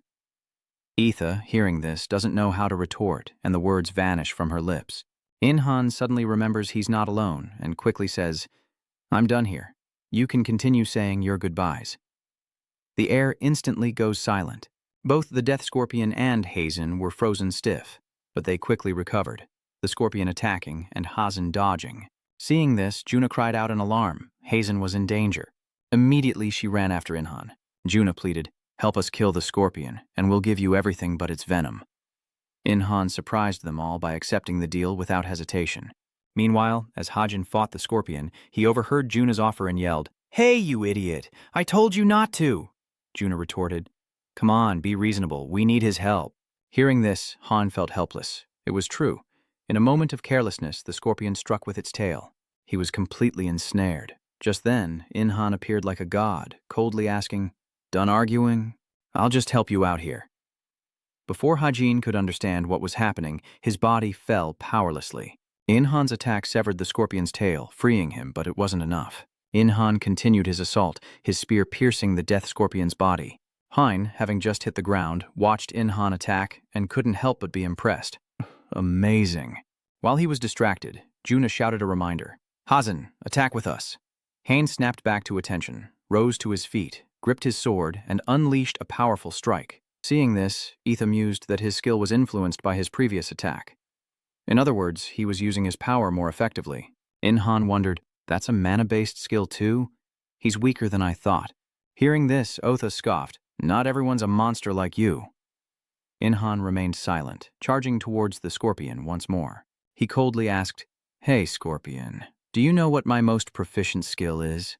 The scorpion stared blankly, clueless, as he added, "It's attacking vital spots." In-han roared and stabbed the scorpion in the head, a fatal blow that killed it instantly. In-han gained over 2 million experience points as the death scorpion's massive body collapsed to the ground. True to their agreement, In-han dissected the scorpion, giving it stinger and poison gland to the Hajin duo, while elsewhere, another orc confronted Paitha. "You brought that scorpion here to force In-han to help you, didn't you?" Baha was caught red-handed, unable to deny the accusation. Unaware of this, In-han continued to dissect the scorpion's corpse. He quickly found a third-class mana stone, causing Baitha to exclaim in surprise. A third-level mana stone, but Eartha doesn't care, tightening her grip and berating her. "Don't get distracted by this angel's defensive lock." After dealing with Baitha, he threw her aside and returned to In-han's side to speak. "You already have a mana stone. Good for you." In-han nodded slightly, replying, "I'll be able to complete the mission immediately." Hazen's mission was also complete. Hein immediately suggested, "We're returning to Korea now. Would you like to come with us? We'd like to offer you a position at our company." Without hesitation, In-han coldly refused, which only spurred them on to persuade him, pulling out all the stops, even Fa chiming in. But they only annoyed him more, and he practically growled, "I said no. Celebrities can have their fun. Don't drag me into it." In an instant, In-han's demeanor shifted. Otha sighed helplessly. His stress disorder had returned. Thinking this, she spoke up to shoo them away. "All right, he doesn't want to, so don't push it. Just go." Hajin and his companion had no choice but to bid In-han farewell and depart, leaving In-han and Otha alone in the dungeon. In-han's mood immediately lifted. Otha sighed. "They're gone. I guess I should go back to being invisible." In-han nodded slightly, picked up the third-level mana stone from the ground, and began his work. His remaining skills had developed quite a bit thanks to it. In-han then began to enhance everything he had, and in an instant the corner where he stood was enveloped in energy. Just then, a system notification appeared before him. He received Transcendent Regeneration, which stunned him, a skill that could regenerate In-han in moments when he was injured. Once activated, it can't be used again until enough energy is restored. Otha congratulated him, saying, "Congratulations on acquiring an extremely difficult skill to level up. But once it reaches the higher ranks, you can return to your original state even if your heart or brain is crushed." In-han, alarmed, muttered, "How long will I have to train to do that? But it sounds like an amazing skill worth the effort." Otha nodded slightly, a satisfied smile on his lips, and so the two stood talking in the darkness. After a while, In-han spoke up. "Now I just need to catch 100 more Tier 2 monsters, and I'm done." A death trainee's request? How terrifying. Immediately, he went to hunt the Shans. After observing them for a while, In-han suspiciously asks, "But haven't the ghouls been moving differently than before? They used to rest under trees, but now they don't sleep at all." Suddenly realizing something, In-han muttered in alarm, Are they trying to avenge their leader? But they don't seem the type. Ignoring his rambling, Otha urged, "Just hurry up and finish this." For the next 2 days, Inhan hunted the burrowers around the dungeon, but only managed to kill 97. On the evening of the second day, Inhan rested in an empty space as usual. Sitting by the fire, roasting meat, he muttered, "The number of buried has dropped sharply. I used to run into one every 10 minutes, but now it takes an hour. And they're acting strange." This made Inhan quite suspicious. When he ambushed them, they were terrified and begged for mercy. The buried didn't want to die. They wanted to go back. Too lazy to run, but they wanted to live. Recalling that, Inhan couldn't help but speculate that someone stronger was controlling them. Otha frowned, muttering, I didn't think any burrowing monsters outranked the leader." Inhan remained skeptical, silently guessing, then it must be a different kind of monster. Otha agreed, nodding in agreement. It was possible. Inhan finished his meat, leaving only the bones, and then said, "I'm going back now." Otha didn't stop him, saying calmly, "I agree. There's no need to take unnecessary risks." Inhan quickly turned and left the dungeon, saying as he went, "This isn't the only place with Tier 2 monsters." And so the two continued through the prairie, but suddenly Inhan felt uneasy, frowning as he muttered, "Doesn't this path look a little different than before? Really? Let's see." No sooner had she spoken than she closed her eyes to focus her mind, and quickly opened them again. Her face slightly changed. She cried out in horror, "The exit has vanished," words that froze Inhan in his tracks. Etha, overwhelmed, clutches her head and cries out that the exit has vanished, and she can't contact the other angels. She's never encountered this before. Seeing her like that, Inhan quickly tried to reassure her, telling her to calm down. The angel takes a deep breath, regaining her composure. Suddenly, she wondered if this was a forsaken world, and upon hearing that, Inhan's face fell. He asks, "An abandoned world?" Etha nods. "Yes, the gods oversee many worlds, in part to aid other living beings in times of need. But sometimes the monsters become too powerful and wipe out all other species. Then, when the monsters have no more rivals, they begin to tear each other apart, meaning that world has no future, and heaven will abandon it." As she tried to use her aura to contact the other angels, Otha explained, "I can't contact the other angels in an abandoned world because all connections from here to paradise have been severed." Inhan, still confused, asked, "But Otha, this is a dungeon on Earth, not an abandoned world." Otha nodded slightly, replying, "Yes, that's what it should be." But before she could finish, the ground suddenly shook, causing Inhan's eyes to dilate, and she anxiously called out to him, unsure of his intentions. Before she could understand, Inhan swept her up and ran. An explosion erupted where they had just been standing. Luckily, they dodged it in time. When the dust settled, a figure emerged, holding a scythe. This figure looked just like the Grim Reaper. Inha frowned and asked, "What is that thing?" Utha slowly explained, "It's a monster that's never been recorded before. It's a variant that appears when monsters eat each other and evolve. That's why she has no information on it and warned him to be careful." Meanwhile, the monster swung its scythe, attacking, and Inhan quickly dodged. He quickly realizes it's far stronger than the burrow leader, but Inhan refuses to believe he'll lose. No matter how strong, it's still just a level 3 monster. And it was targeting Etha, not Inhan. Could it be his stealth ability? Its signature ability is also stealth. In a moment of desperation, Atha cried out, "I'll reward you for saving a supreme being's life if we get out of here alive, so don't die on me." A rare flicker of concern in her eyes. Inhan knew his opponent was tough to take down, and he quickly dodged its attack while the monster muttered something about a new record. Inhan retorted, "What's with all this new record nonsense? What's it to you?" As he spoke, the monster's scythe struck again. Inhan could only evade. The ice wings were already destroyed. Now his only weapon is his spear, and he must rely on his armor for defense. Just then, the monster speaks, "Hurry! I need to receive your record." Inhan was stunned, muttering in confusion, "That voice hastily warned me. Be careful, it's magic." As if on cue, a surge of energy appeared beneath Inhan's feet, and without hesitation, he shot into the air as sharp stakes emerged from below. From above, Inhan watched the monster intently, then gripped his spear tightly, roaring, "Eat this first!" As soon as he spoke, the spear shot forward, piercing the monster's head.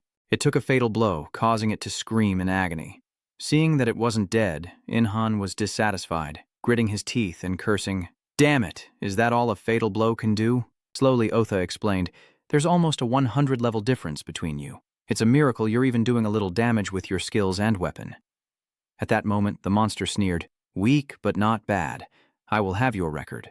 As soon as it finished speaking, it swung its scythe at Inhan, who retaliated fiercely but was still pushed back. He gripped his spear tightly, then without hesitation thrust it at the monster, only to be blocked by the scythe's blade.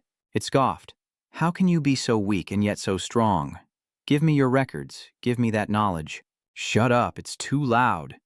Inhan cursed in annoyance, then continued to fight back, though his expression changed slightly. A surge of magic hurtled toward him, detonating in 2 seconds. Inhan narrowly dodged it, but a section of his waist armor was destroyed. Inhan bit his lip, thinking that even with his ultimate skill, his armor was breaking. He couldn't last long if his equipment failed. He glanced at the monster and muttered, "Is this the true power of mana?" Meanwhile, the monster attacked, unleashing a powerful energy beam that summoned a series of sharp stakes behind Inhan.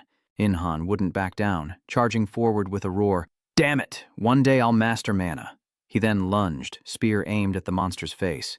But then, an unexpected change occurred. Spikes began to emerge from the monster's face. Inhan quickly dodges, and Utha watches in stunned horror. Though Inhan dodged, he was struck in the shoulder by a sharp spike, causing him to cry out in pain. "That really hurt." Worried, Otha asked, "Inhan, are you all right?" Before Inhan could answer, Otha noticed something. The blood from the wound on his shoulder was turning black. This was a curse, one that even Inhan's poison immunity couldn't stop.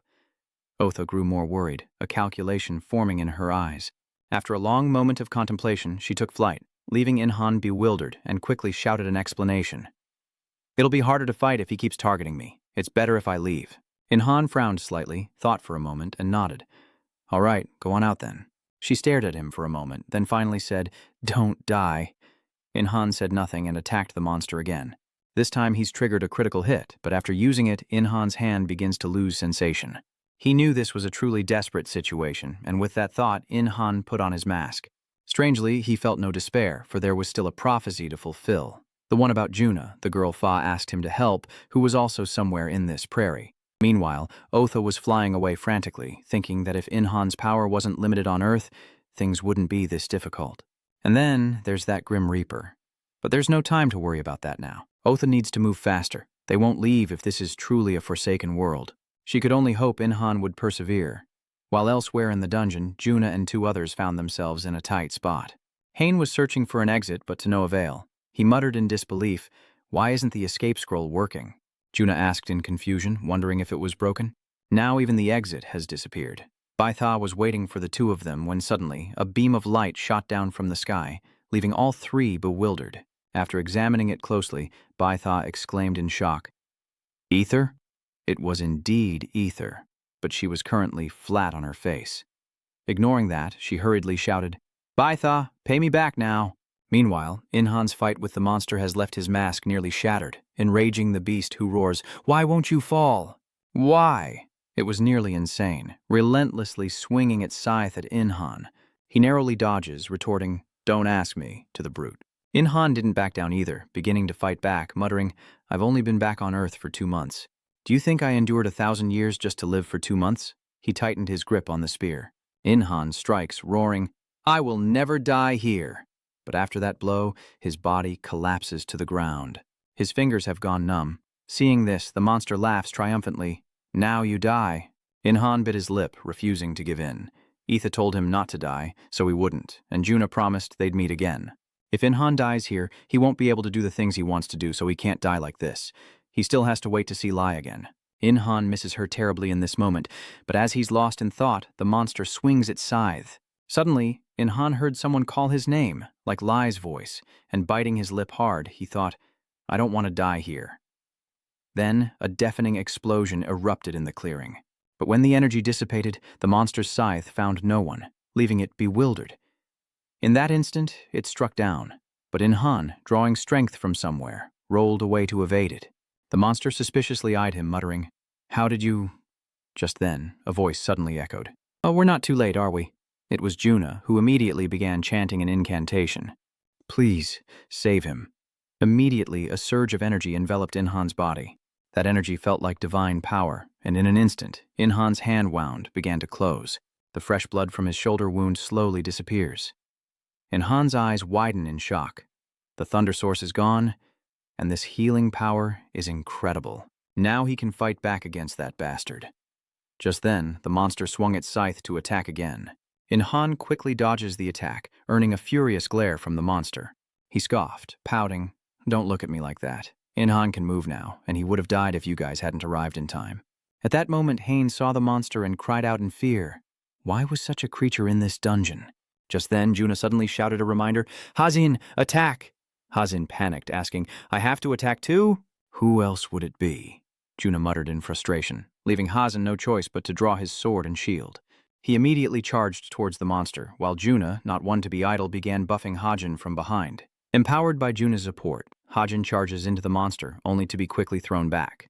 Witnessing this, B couldn't help but cry out in alarm. How could he fight against such a monster? Meanwhile, Ether was also astonished, finding Juna's actions incredibly strange. How could she do that? Even if Inhan had to strike death countless times, this girl could blow it away with just a blessing. But she didn't think much of it and hurried to Inhan's side. Atha asked worriedly, "Are you okay?" Inhan nodded slightly, replying, "I'm still alive." Hearing this, Atha breathed a sigh of relief, then hurriedly said, "I need a little more time." Inhan looked at her with slight suspicion, but didn't ask any questions. He looked at Hain and asked, "Hey, how long can you hold out on your own?" Hain looked at Inhan in disbelief, exclaiming, "You want me to face this thing alone?" Inhan calmly stated, "I just need you to buy us some time." Hajin hesitated, glancing at Juna. After a long pause, he replied, "Maybe 30 seconds, with Juna's help." "That's enough." Inhan nodded casually, then vanished, leaving Hajin and the others to face the monster alone. Juna relentlessly buffs Hein to hold back the monster, while a terrified Baitha trembles, muttering, "At this rate, Nazuna will die. I don't care about Hein, but if Nazuna dies, I'll resent you forever." Baitha scoffed, "You're so cold," but he said 30 seconds would be enough. "Baitha, trust him," B asked, still unable to calm down as he watched Hajin struggle against the monster. "What if he's too slow? He's even holding onto his trump card, isn't he?" Meanwhile, in a peaceful part of the grassland, a pack of Chons moved, unaware of the figure tailing them, until it was too late. Inhan began his slaughter. Meanwhile, Baitha, upon hearing this from Otha, exclaimed in disbelief, "Hunting ghouls? Right now?" Otha calmly confirmed that Inhan needed to kill 3 more Tier 2 monsters to change his title, adding that if he could level up, his condition would be fully restored. Meanwhile, Inhan has completed his 100 kills and become a Reaper apprentice, restoring all his stats and increasing his attack power. And with that, Inhan leveled up to 53, his muscles hardening with the increase in power. With his task complete, Inhan raced back. Only 10 seconds remained. Meanwhile, the battle rages on, and Hajin is wounded. Fresh blood begins to flow. His armor and shield have reached their limit, and doubt creeps in. How did Inhan survive against this monster alone? As Hajin pondered this, the monster attacked again. Seeing this, Juna immediately cast a blessing on him, praying to the goddess to protect his life. "Hajin," a loud crash echoed. The monster's scythe shatters Hazin's shield, sending him flying. Juna, seeing this, rushed over, but her face fell as she arrived before the monster. But there's no other way. She can't stop it. The monster swings its scythe once more. Though terrified, Juna closed her eyes, chanting an incantation, begging for punishment for this evil being. In an instant, energy surged from her hand. A series of glyphs appeared before her, emitting a blinding light that struck the monster. Then, a series of energy blasts erupted, engulfing the creature. Witnessing this, Otha couldn't help but marvel at Juna's incredible potential, a human successfully defeating a death god. Baitha happily exclaimed, "Juna will save all of humanity." Otha narrowed her eyes as she watched the monster kneel, struck by holy power and warned that it wouldn't be down for long as Juna struggled to wake up. "Hajin, we have to run." Hajin shook his head, pursing his lips. "My body won't move." Just then, the monster roared in anger, "You will die!" In an instant, Juna's face fell. Were they really going to die here? But at that moment, a voice suddenly echoed in their ears. "Form a party." Hajin, who was lying down, froze. Then a party invite window appeared before him. The total number of members was 3. Looking at the displayed member names, Hajin was even more surprised. At that moment, someone approached, and upon seeing them, Hajin exclaimed, "You're back!" The one who came was none other than Inhan, and at that moment, the monster began to stir. Hajin was confused once more, but Inhan spoke up, "You've held out well. Leave the rest to me." No sooner were the words out of his mouth than Inhan charged forward, leaving Hajin and Juna in stunned silence. Hajin could only watch Inhan's back as he ran. The moment he saw Inhan's reliable back, he knew he was saved. Then, Hajin sighed in relief, confusing Juna. Hain chuckled self-deprecatingly. I'm only realizing now how weak I am.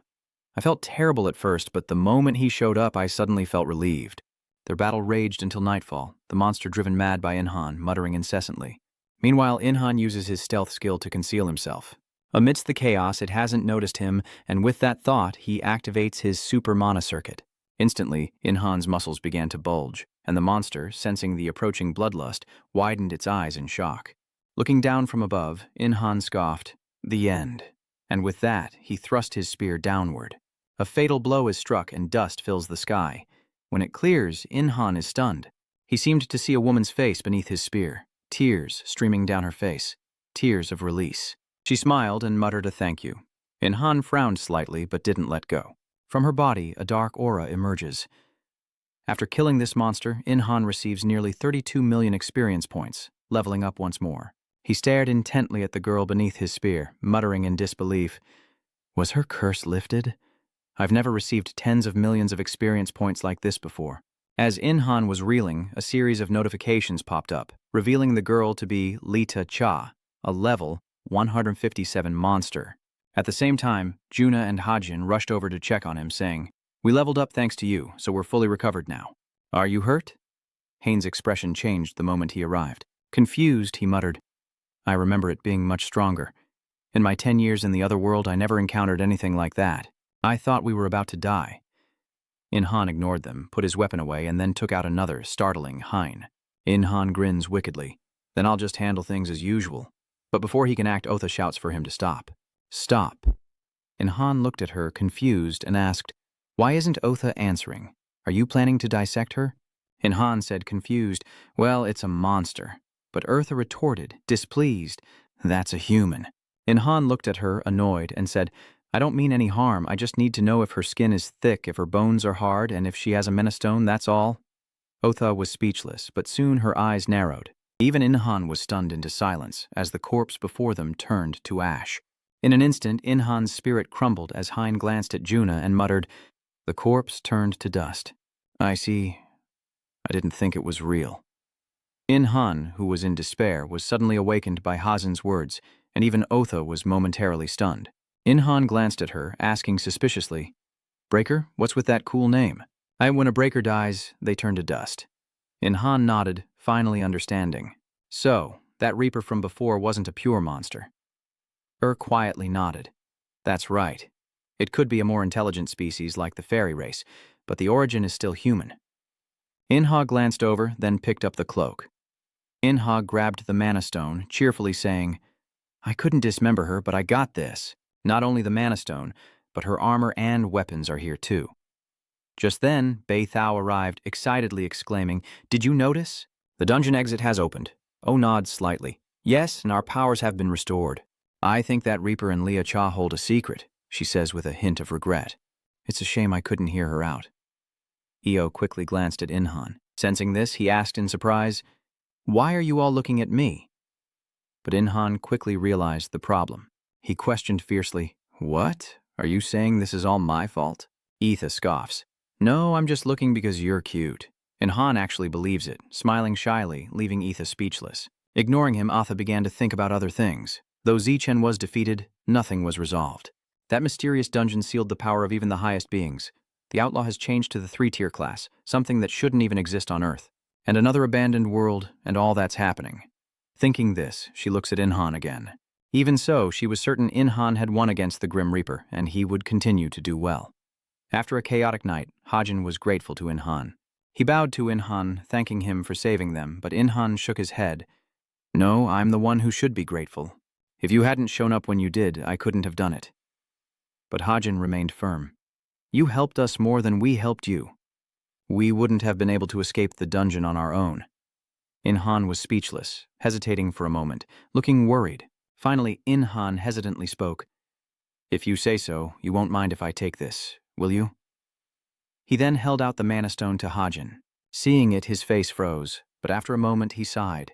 Hain nods in agreement, "Of course, take it." Inhan is surprised. He agreed without asking for anything in return. But Juna had a condition, as she cheerfully said, Since you took it, give us your number in exchange. No, In-han refused without hesitation. Juna, as if expecting this, excitedly spoke up. See, Hein, even an angel like me gets rejected. In-han couldn't help but be surprised. She truly was born like an angel. But you reject extroverts. As you ponder, Juna asks, what is your name? In-han bluntly replied, you don't need to know. Before he could finish, Juna's eyes sparkled as she gazed at In-han, pleading, tell me your name. In-han couldn't help but tremble. Under her charm, he had no choice but to reveal his name. My name is Jinruna, she happily replied. What a wonderful name. And so the two chatted away. Hajin watches, bewildered. It's the first time he's seen Juna so forward with a man, and the first time he's seen a man so honestly reject her. Hein didn't know whether to laugh or cry, guessing they were both beings beyond his comprehension. Soon after, the group exited the dungeon, and In-han quietly tried to leave, only to be stopped by someone calling out to Otha. Following the sound, he saw an armored angel appear, slowly opening her mouth to deliver a report, as Hajin and Juna stared, their eyes widening.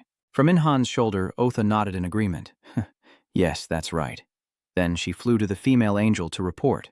Looking up, In-han couldn't help but wonder, is she Otha's superior?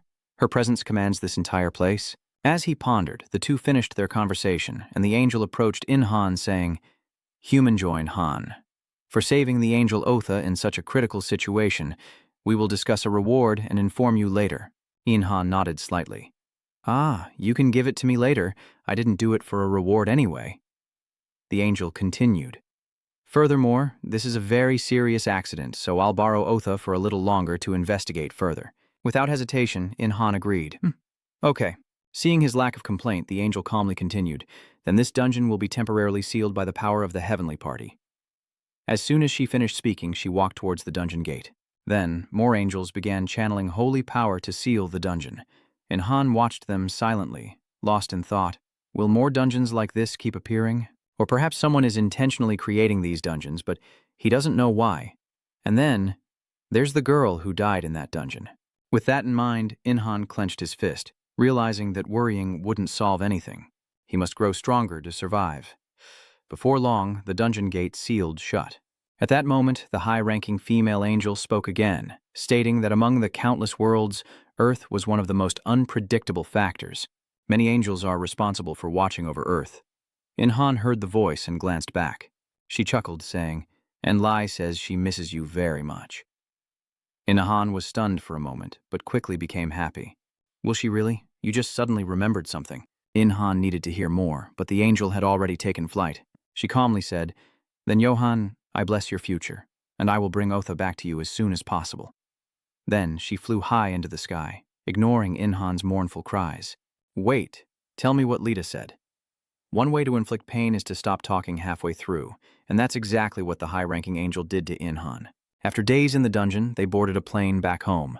Juna and Hajin stepped out of the airport with their luggage. Stepping outside, they spotted a black car waiting for them and someone they'd been longing to see. It's our beautiful queen, May. Welcome back, she said with a smile. Did you two get it?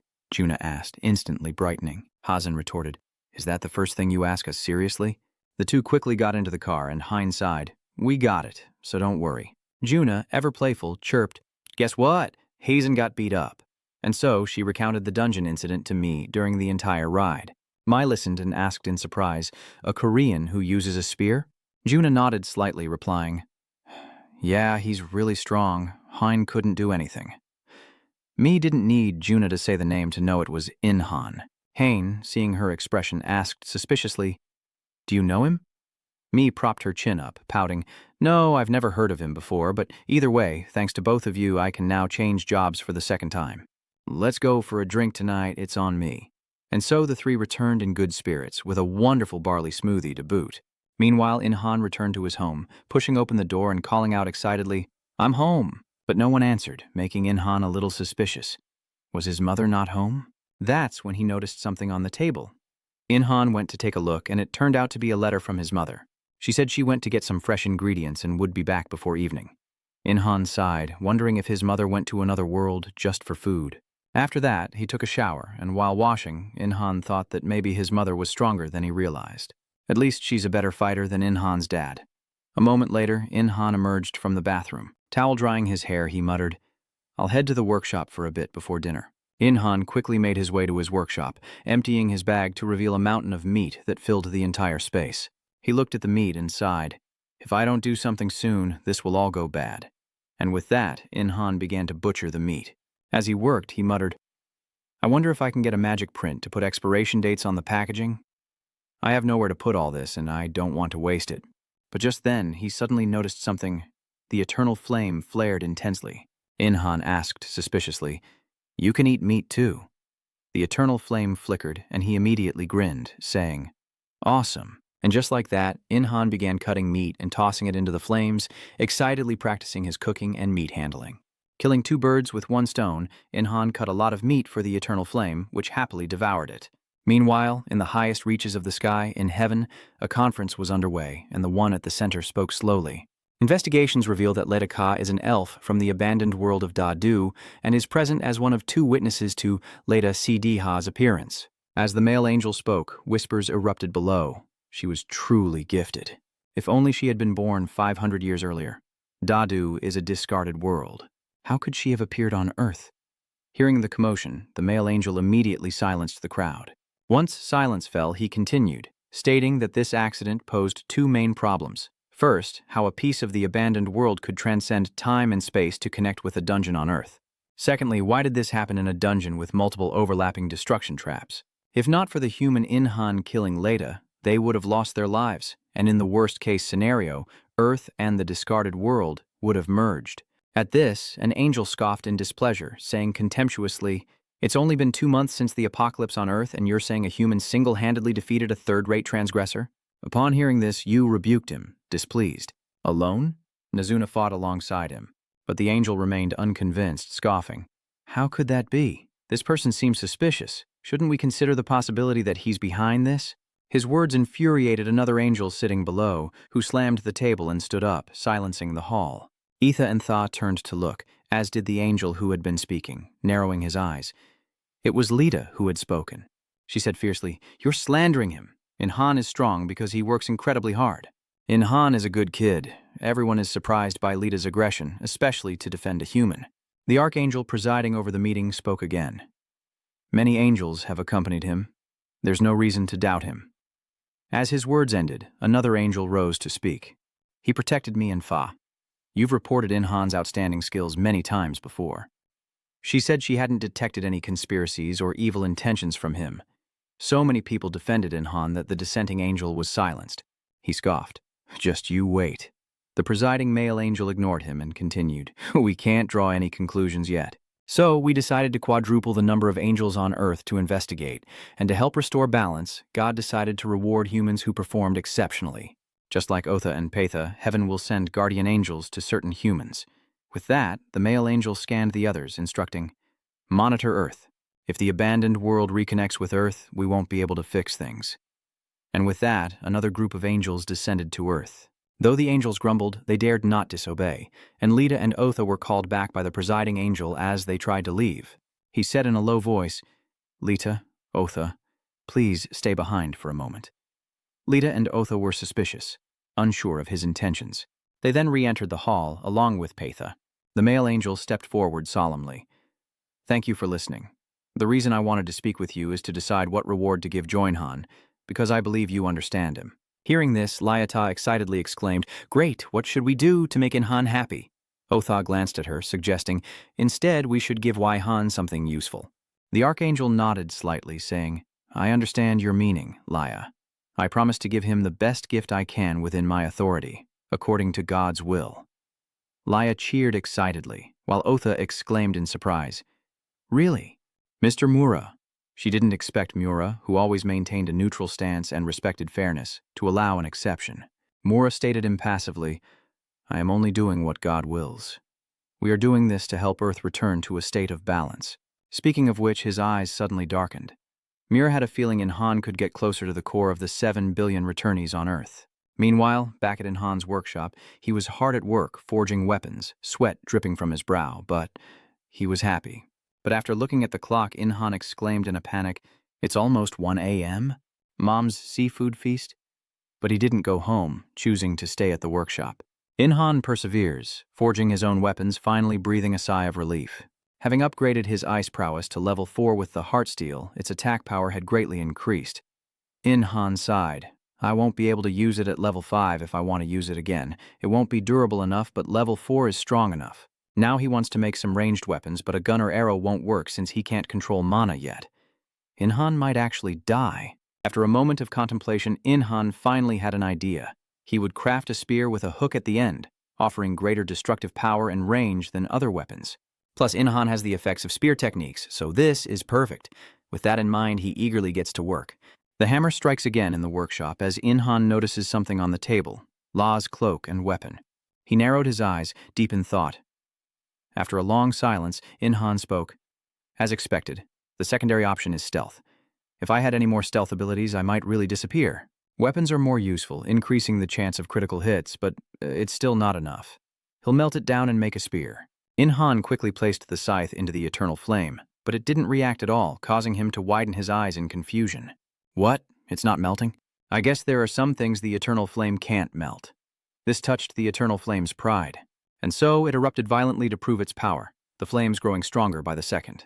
In-Han, now even more excited, shouted, "Come on, eternal flame, you can do it." But before long, In-Han saw black energy flying out from within the flame.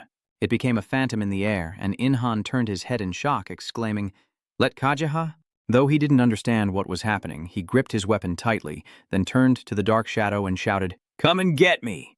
But no sooner had he spoken than the shadow suddenly flew away, diving straight into the mana stone he had placed in the distance. Before long, the dark shadow vanished, and the mana stone grew even stronger. In-Han stared blankly, muttering in confusion, "What the heck just happened?" As the dark shadow vanished, the scythe began to melt. He didn't understand what had just happened, but it worked, and he resumed forging. Meanwhile, Eartha appeared from behind, muttering, "He's using metal. I knew the day would come when I'd see him working with Hakami." Beside her was Lita. Lita excitedly says, "He doesn't even know we're here. He's so focused, I'm so proud of him." In-Han, unaware of their presence, remained focused, soon completing a legendary destruction-class spear. But it was not yet perfect. In-Han examines it for a long moment, then nods, saying, "Yes, it's still missing something."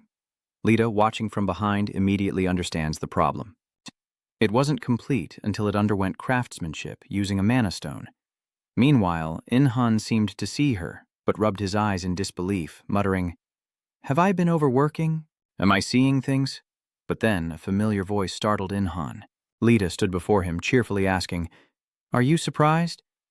In-Han was instantly stunned, then exclaimed in astonishment, "Lita!" Lita wiped her tears, smiling. "I'm back." In-Han happily embraced her, excitedly asking, "Lita, how long has it been? 2 months?" Lita gently shakes her head, emotionally replying, "It feels like a century." Otha watched the sniffling pair from outside, a little displeased, but she didn't intend to interrupt. Just then, In-Han suddenly spoke, "Welcome back. Etha, you did well." With that, he gave a truly genuine smile. Seeing his smile, Otha smiled back. "I'm back." And just like that, In-Han's workshop felt a little warmer. The three sat at the table, happily drinking tea as In-Han excitedly said, "Oh man, now I have double the baggage." Hearing this, Lita retorted, "A burden? Is that what you call me after all this time?" Utha, used to this, calmly accepts it, saying indifferently, "Joe In-Han, heaven has decided to find the source of the anomaly on Earth. They'll send more angels to Earth." In-Han frowned, muttering that they didn't even know what happened. Otha calmly admits that's right, but similar things are likely to happen again, to which In-Han nods, saying, "Heaven can't do too much. So they don't know the cause and can't prevent it from happening again." Etha agrees with him. In-Han, a little surprised by her attitude, asked suspiciously, "What happened to you?" Etha calmly replied, "You're an ally of the heavenly realm, so I have no reason to defend them anymore. What's more, he saved her life, and in that moment, her relationship with the heavenly realm changed forever." Speaking of which, In-Han suddenly remembered something he hadn't received yet, and quickly said, "Oh, right, my reward." Otha stared blankly at him. All she said, and he only remembers the reward? In-Han, seemingly oblivious, continued with a smile, "You said I'd get a reward. Can you make my pouch prevent items from decaying?" Otha glares at him, muttering through gritted teeth, "Ro In-Han." In-Han flinches, quickly adding, I guess you wouldn't, so I'll just take a request." Startled, Eartha asked, "You'd be satisfied with just that?" In-Han was momentarily stunned. She wasn't angry. You're sure this is a hit, otherwise why would Otha be so kind? Otha, not bothering with Inhan, calmly says, "What you did was commendable." With that, she gave him an optional crossbody bag, which Inhan happily accepted, his eyes shining like gold. But Otha continued, "You deserve more than this. And this isn't all." Inhan was momentarily stunned. What did this mean? Otha glanced at Lai and said it was her turn. Lost in thought, Inhan's cheeks suddenly flush as Lita approaches him with a radiant smile. The two stand facing each other, the air thick with anticipation. Could Lita be the reward Inhan is hoping for?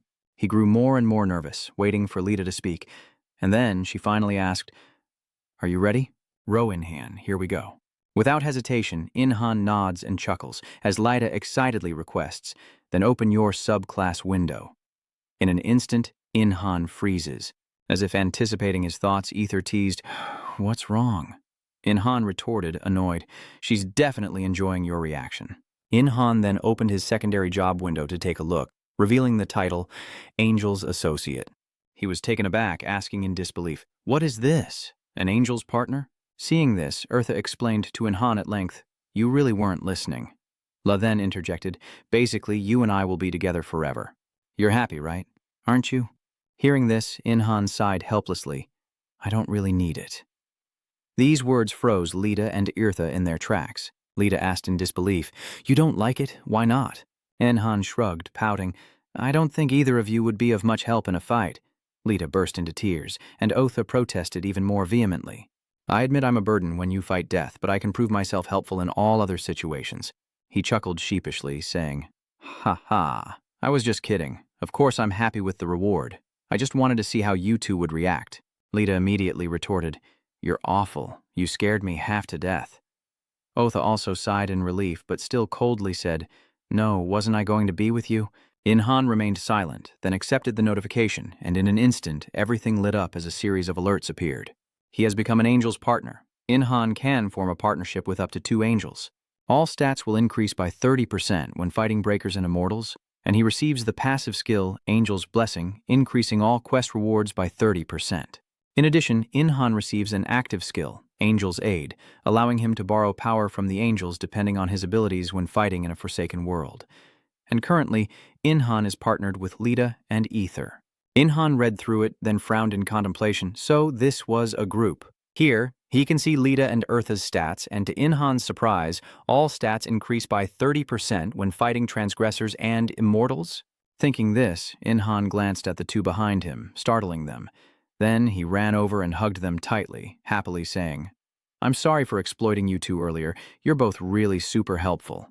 Hearing this, Lita happily nods in agreement, while Otha, slightly embarrassed, simply scoffs, "Of course, I'm a big help." Yan quickly released them and asked, "How can I train this Angel Assist active skill?" Lai Tang grinned wickedly and said, "The deeper your interaction with the angel, the faster the skill grows." Inhan stared blankly at her, sensing something was off. Did she just want to devour me? Or am I mistaken? Regardless, those are all your rewards. I look forward to working with you again. Inhan Lai echoed her, excitedly shouting, "Let's play now." Inhan nodded, his eyes full of determination, but he returned to the forge to finish the spear, javelin, and refine the buried blood, much to Lita's dismay. Unfortunately, Inhan didn't care at all, remaining focused on his work. Before long, his spear was complete, unlocking all the death god skills he desired. Witnessing this, Lita's eyes widened in shock as she turned to Otha in disbelief. Now, Inhan possesses an incredibly difficult crafting ability. Otha nods slightly, replying, "Heaven has given him a mission, and he learns very quickly." Just then, the spear in Inhan's hand suddenly emitted a burst of dark energy, instantly engulfing a corner of the room. This spear is called the Dragon Slayer, Spear of the Dark Reaper. It's normal for it to have dark energy, but Inhan is a little surprised by its stats and properties. What's with the dragon fighting? And Dragon Slayer, why is there a dragon option? At the same time, Lai was also secretly observing the spear. After a long moment, she said gravely, "I think you dug too deep into its records. It seems Leda Cha's world fell because of dragons, but this option is here because her dying wish was to destroy them and protect her world."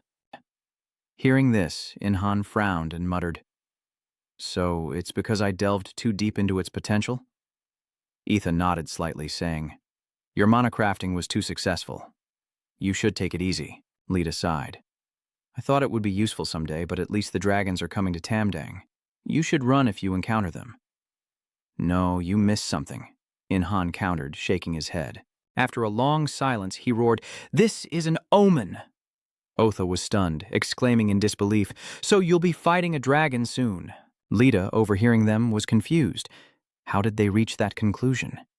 In-han continued to lament to Otha, "I have to face a dragon while I'm still so weak. How utterly hopeless." Otha nods firmly, saying, "But I'm sure you'll get through it somehow." El watches the two of them, annoyed, and says, "So why are you two already worrying about that? We still have a long way to go before facing the dragon." Hearing this, In-han and Tha immediately smiled. A long journey has ended. I look forward to In-han's new challenges in the future.